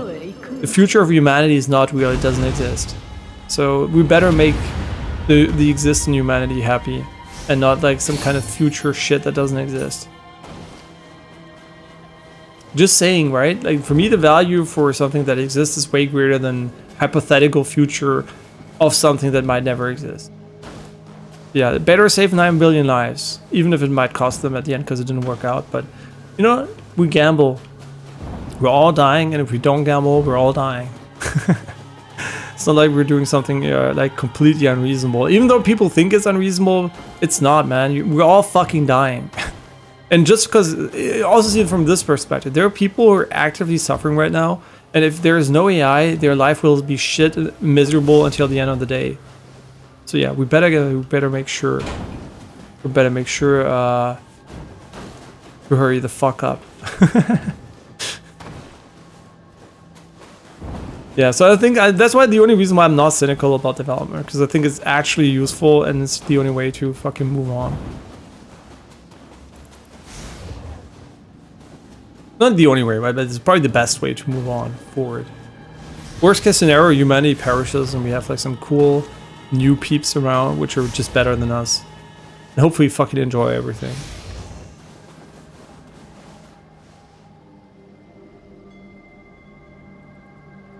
Interesting. And this is probably one of my favorite areas so far in the game. It really feels like super cool to explore and just like really, really awesome level design in general.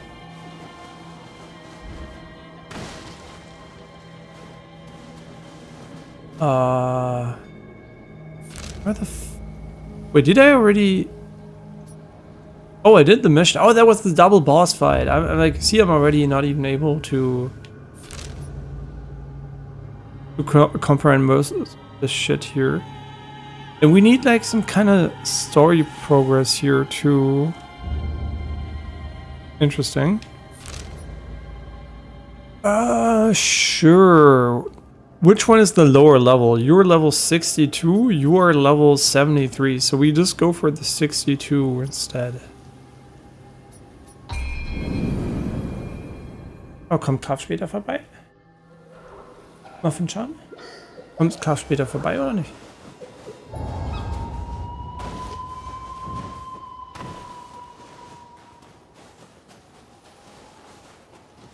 Mhm.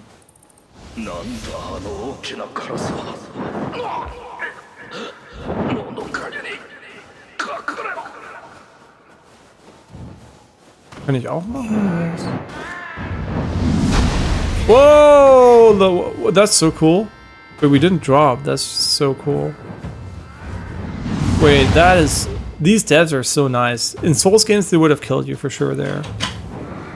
100% you would have been dead there. There's like a shield that lasts for one attack. But that's for more than one.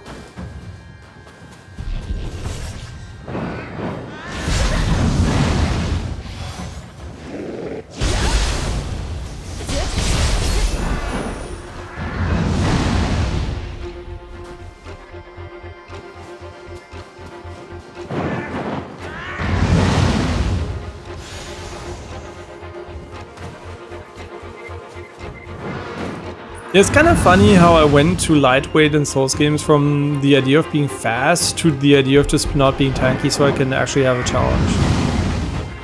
Like, I really don't appreciate being tanky in these games, so that's why I usually just end up using fucking the weakest armor in the game. I'm not going naked because it's kind of stupid, right? Because I still like stats and stuff like that, but... It's kind of interesting though that the evolution basically here happened gradually.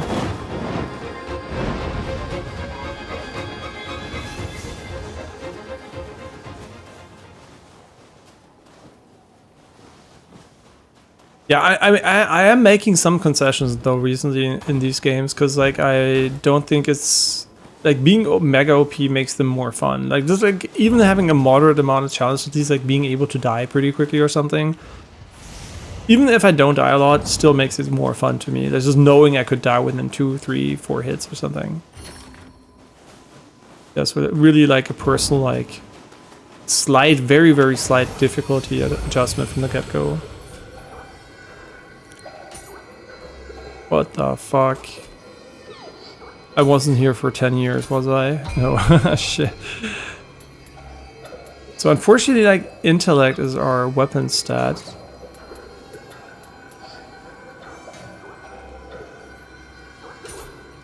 And the key damage differential is negligible. I don't know how the formula is exactly calculated, but...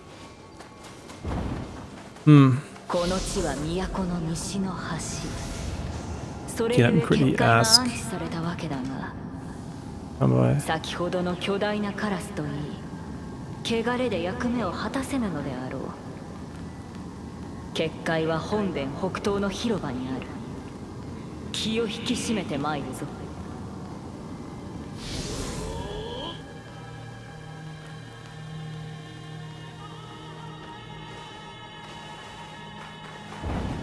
Oh.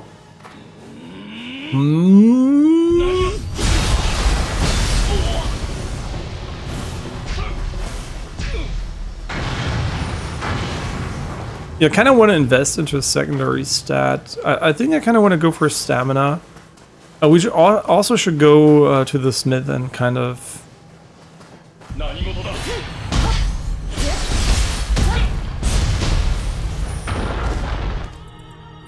What? and check that out. So this might be the main way forward, as far as I can tell.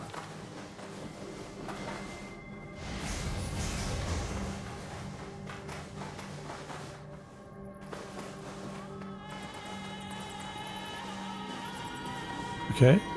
I guess this is a shortcut.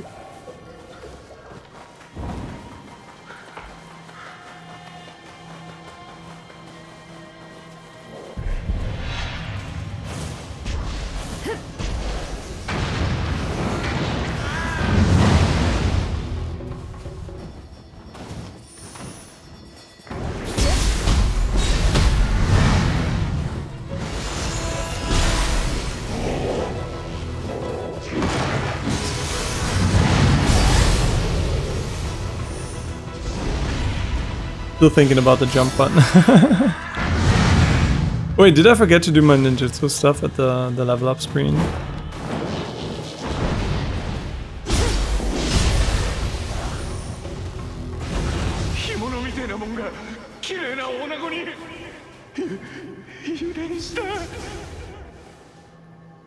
It looked like dry fish.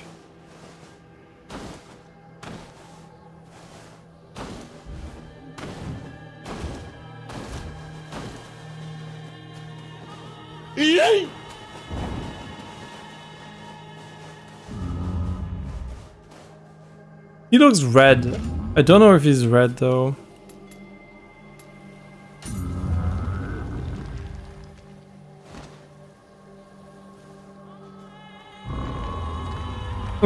What is he waiting for?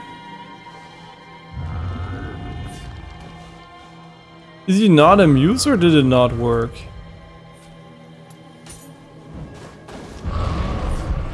Okay, he's absolutely not amused.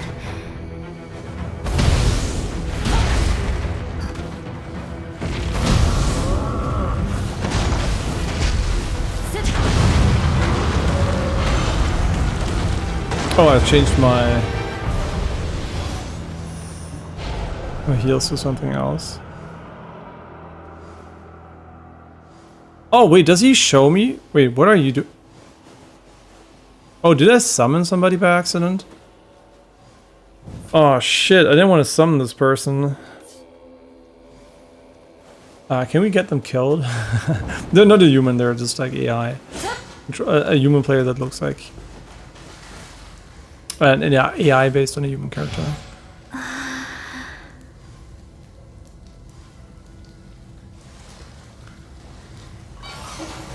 Okay. I guess we can join and...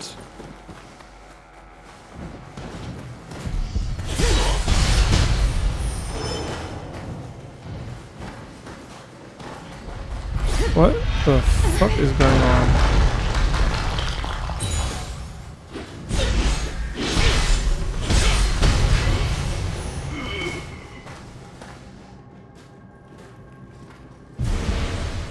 People are level 30, 70 or something here. I wonder what level I am.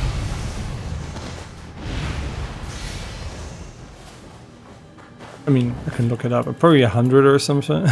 Or even higher. 90. Okay, never mind. We're not that high level.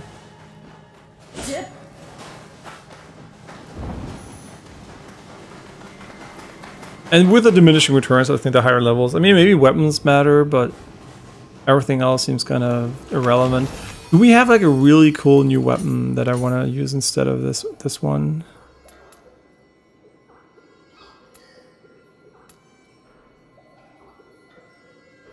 Fuck is this one?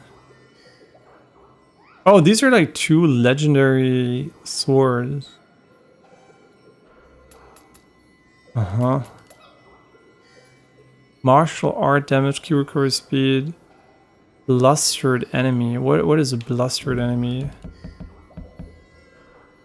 It also wind? Wait.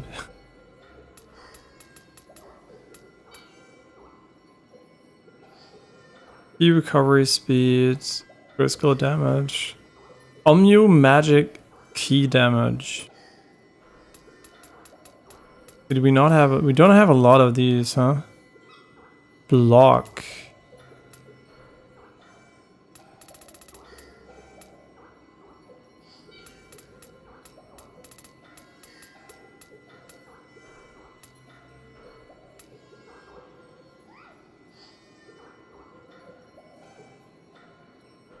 Okay, scorched enemy damage. No, Amrita.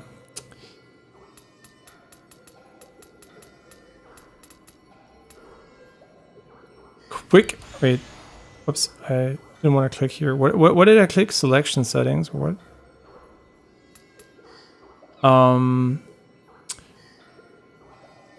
Quick attack damage, Omnium magic key damage, key recovery speed unscathed. Huh.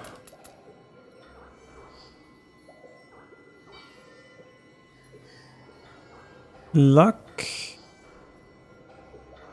Luster. Accumulation.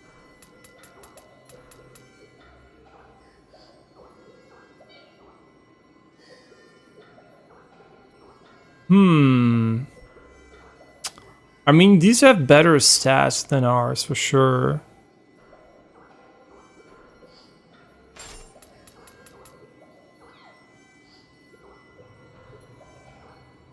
Luck bonus. So many here. I mean, honestly, the stats were kind of not that great, to be honest.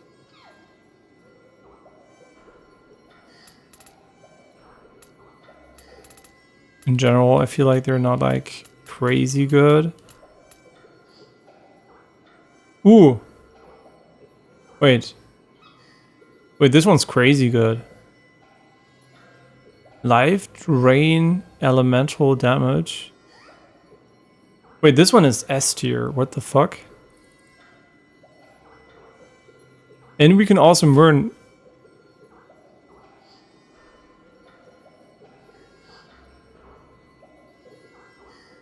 RT while down. What does that even mean? RT while down.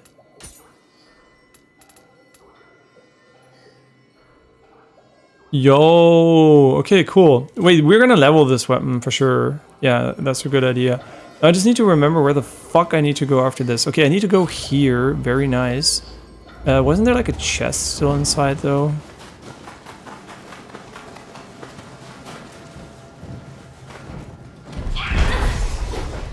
Wait, now I have the wrong weapon equipped. Our damage obviously is gonna be shit now, but...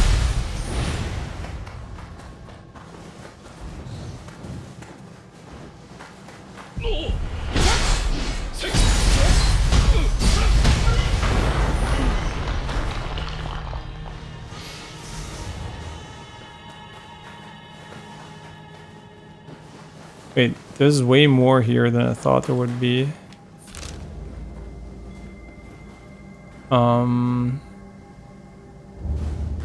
I mean, sure, let's do it with a bad weapon. Maybe it's a bit more challenging then.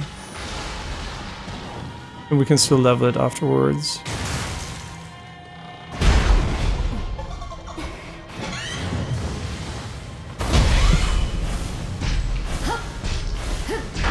Oh, these for sure scale with our weapon.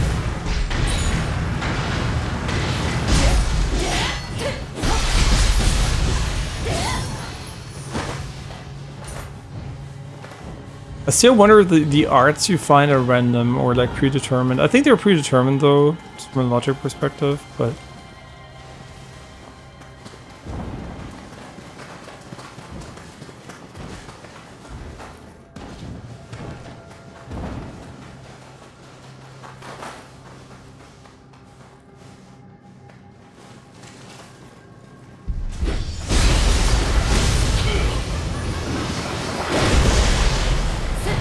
Do these scale with weapons?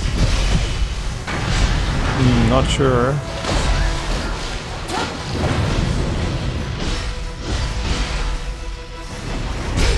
Oh my god, being able to freeze them is fucking insane.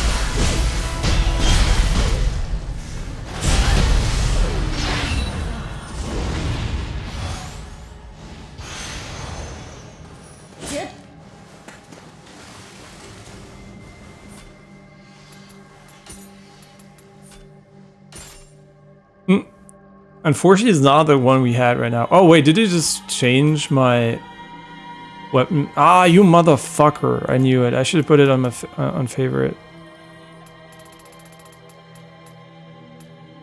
Where is it? It had like this weird mark from a... This one? No, this one. This one, right? Yeah. How do we favorite this one? I want to lock this one in.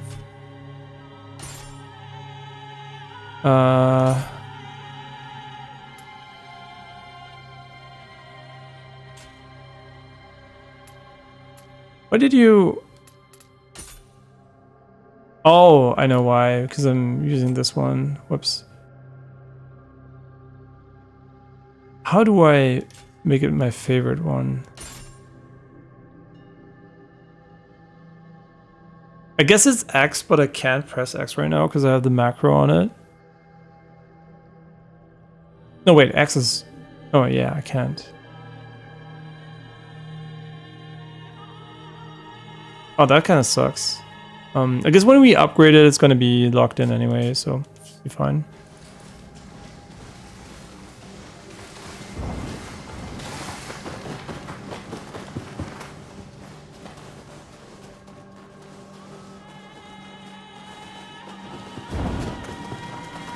There's like still something like an Amrita point here. It might be above us though.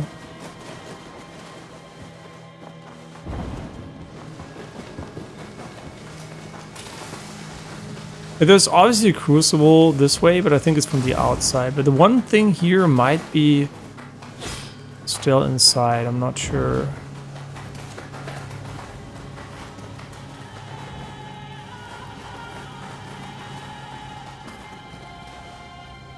Maybe not. Maybe it is above. Oh no, it's over here.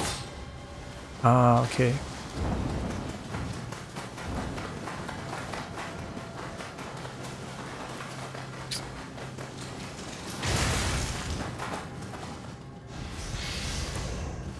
Okay, sure. Let's go and do something we haven't done in fuck 10 billion years. Also, we haven't checked for missions in quite a while. I should also see if we have any missions we can do.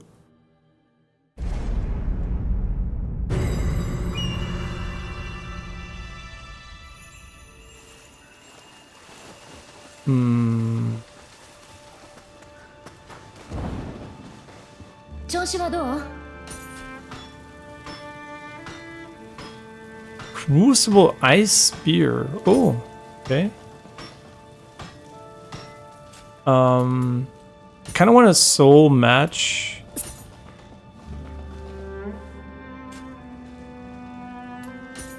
Ah, select plus value. Now I understand. I didn't understand it because I'm stupid.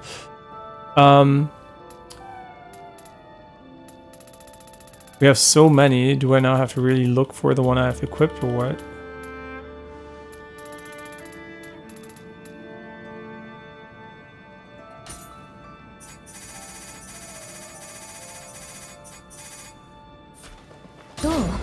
Okay, we don't have enough gold, but that doesn't really matter. We can just sell shit. We can just sell shit. What do we need for the plus value?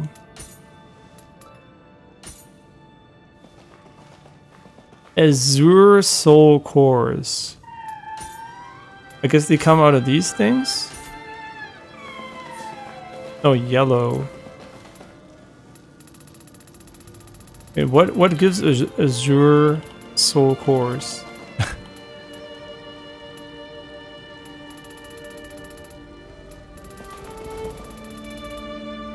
Wait, they all give yellow ones. What?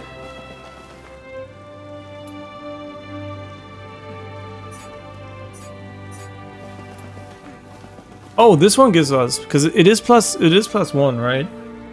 But it has like the set on it, so I kind of don't want to get rid of it, but I guess we really need to get something that has like a plus on it. This one here.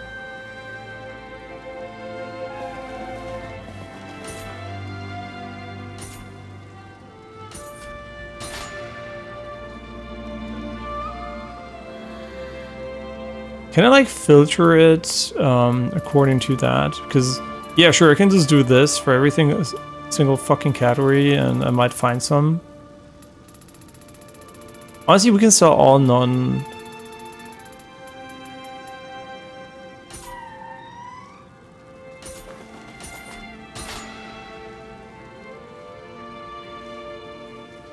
Okay. Yo, these are so rare. Holy shit. I didn't even know they were this rare.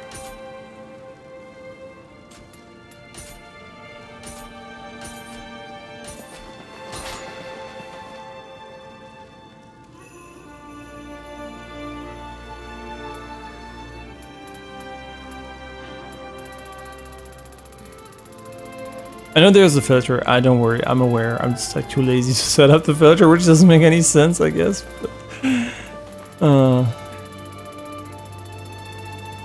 being lazy where it doesn't matter.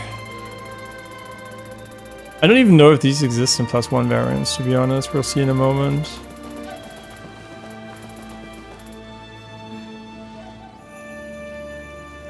Sword and Zen as one. I find it tough to sell gear that I could potentially wear.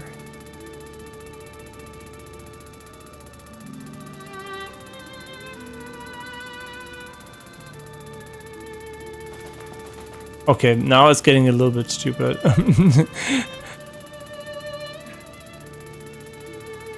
Admittedly, we might have too many of those.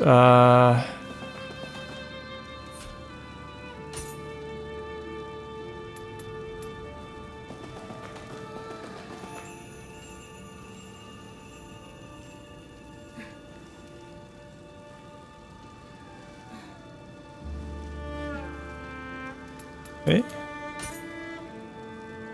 No, I didn't want to select them. I want to know which they are.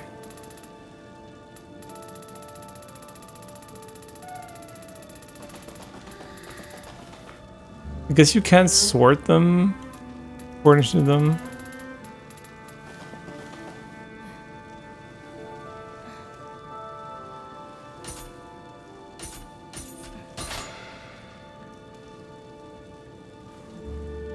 Okay, I think this is fine. Remodel? Sure. What does remodel need? Money. また来てね。調子はどう？ But you don't... ああ、じゃあ、 Oh, また oh, ね。 you don't sell with her. You sell only with him, huh?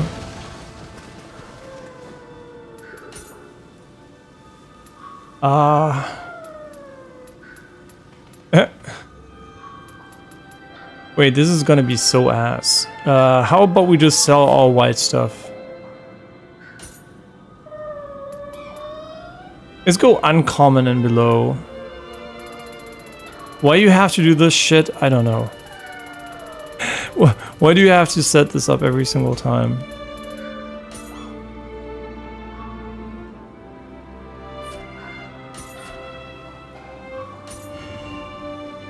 Wait, now we only have 25k? I guess we're gonna have to sell more.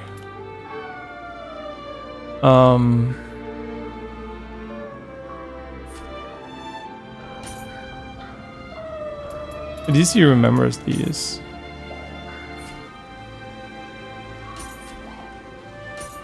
Wait, does this not give a lot of money? It seems like it's pretty ass.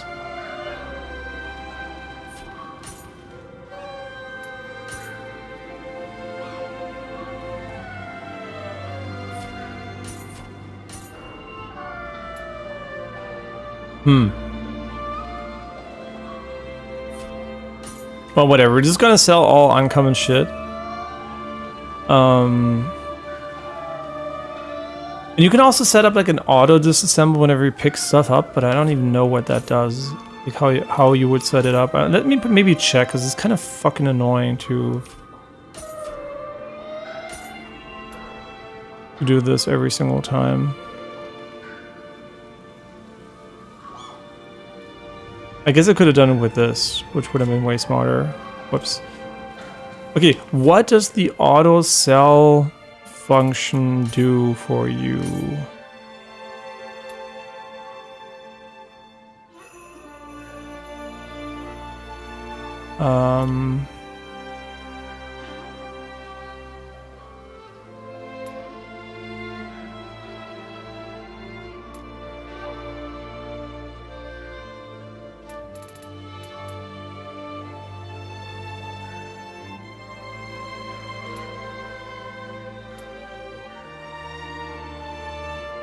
Access equipment. Make an offering, sell, disassemble. Oh, you can set it to whatever you want. Okay, that kind of...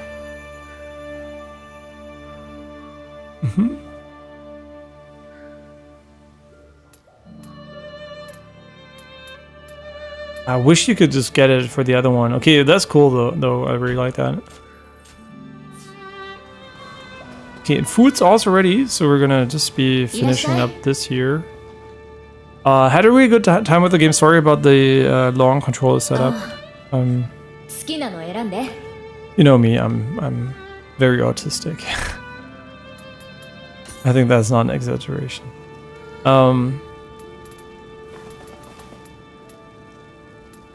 You can also sort them by equipped, I guess, which would be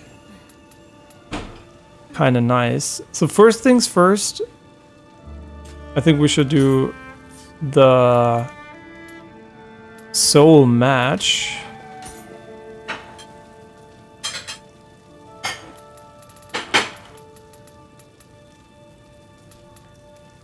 On this one.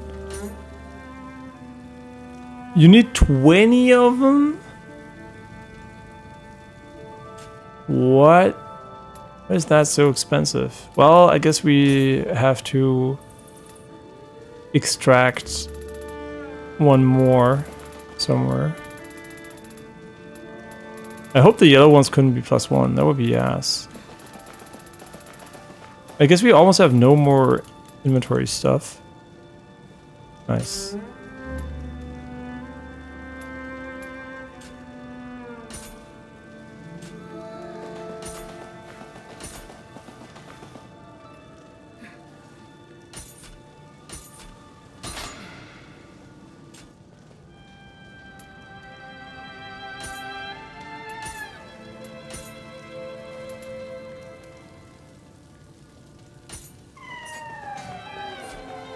Wait, what does it do actually? This gives you a little bit more damage and does nothing else?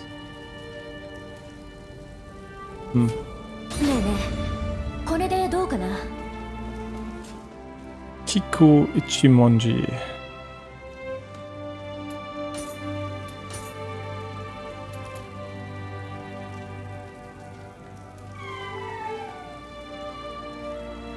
Wait, before we do this, what does remodeling do for it? Can we remodel the...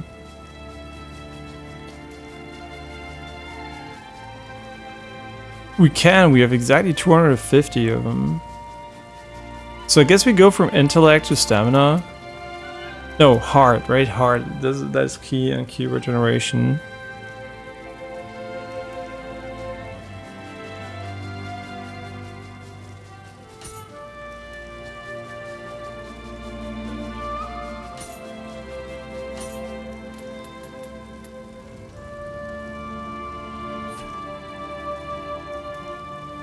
Wait, let me just double check what they do. I guess I can't look at the stats from here. Wait. I just want to make sure we don't waste our probably very rare resources on, I mean for now at least, on these things. Key and key recovery speed. I guess technically it wouldn't be dumb to get this one. Duration and key recovery speed in the Omnium Magic. So I guess like Constitution sucks ass anyway because we don't want to have a lot of HP. Yeah, Heart seems pretty good.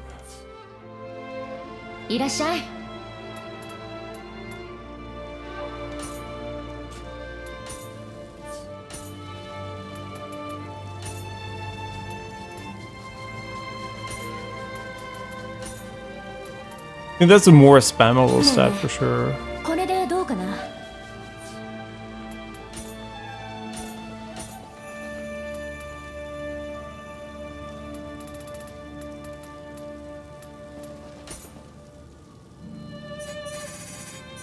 Jesus, it's so expensive to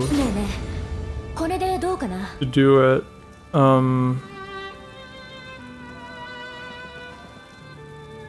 How do we... I mean, it's going to be a lot of money to get this one. I guess we just sell all blue shit now. And this is like... Sure, let's sell all blue shit, who cares?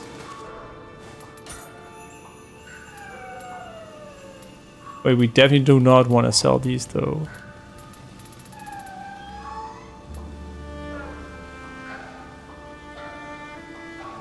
Do we really sell all blue shit though? Like...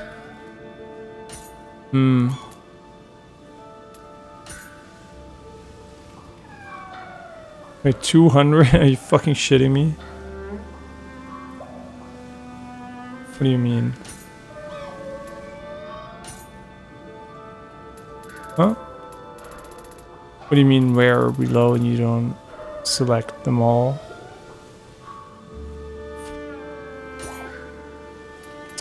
Fucking level.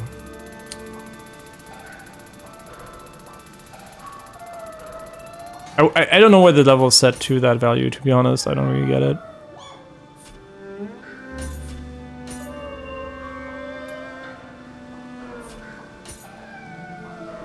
I mean, there's no way we're gonna regret this, right?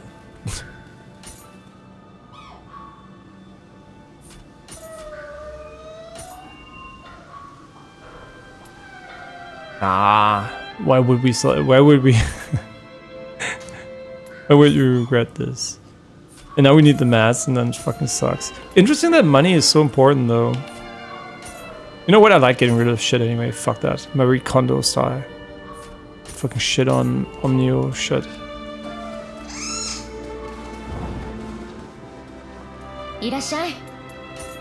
So we're spending all our money on this one sword, and I like it.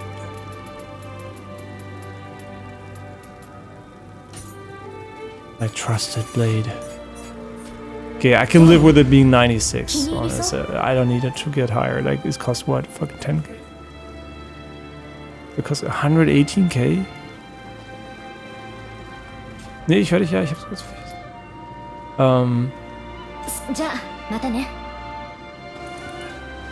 Nice. Now we got a sword which we invested heavily into, and it, you know, it exists. Nice. Now if I press this button, you still give me because it's like fucking familiarity, right? Wait, don't we have items which increase familiarity somewhere? This one, right?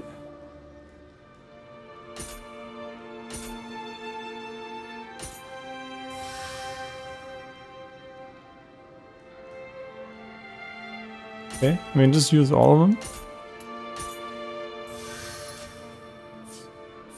And now, technically, it should be at 900. Yeah.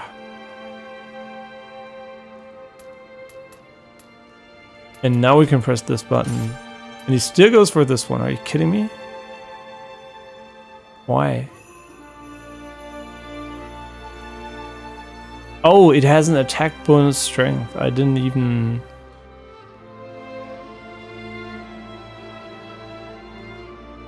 Spirit Force bonus fire damage. Wait, this one's actually not that bad then, huh?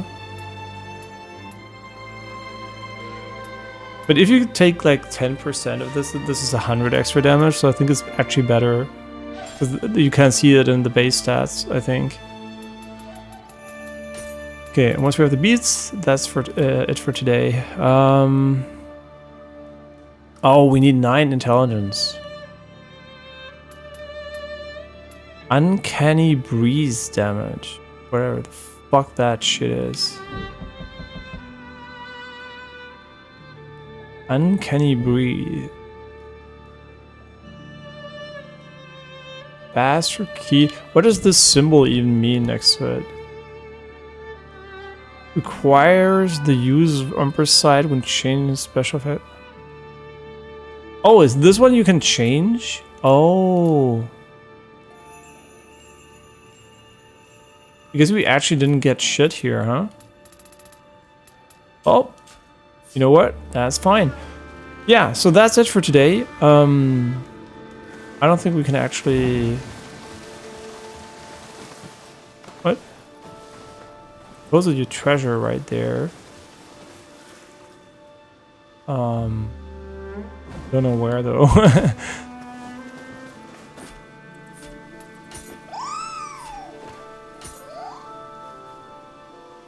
Mutagenics tomorrow. Yeah, I don't know why there's like supposedly some treasure here that I can't even see. Maybe it's like hidden underground or... I honestly have no idea. But yeah, that's it for today. Thank you a lot for watching. And what's love, baby, don't hurt me no more. 良き災いに感じておられだが忍びとさあ Yeah. Okay, yeah, that's it for today. Thanks for the many nice questions and the discussion. Chaotic chemistry. Hope you're doing well. Also further, and good luck with your studies. And I'll see you guys around tomorrow for more Nioh 3, but also Mutagenics. And we're going to start with Mutagenics because I'm really bad at switching games once I start a game. So I'd rather start with Mutagenics and you Nioh maybe later, because Mutagenics needs more brain cells. And you know me, after a while maybe they turn off a little bit. But yeah, thanks for watching. I'll see you guys tomorrow. Bye bye. Have a great rest of your day.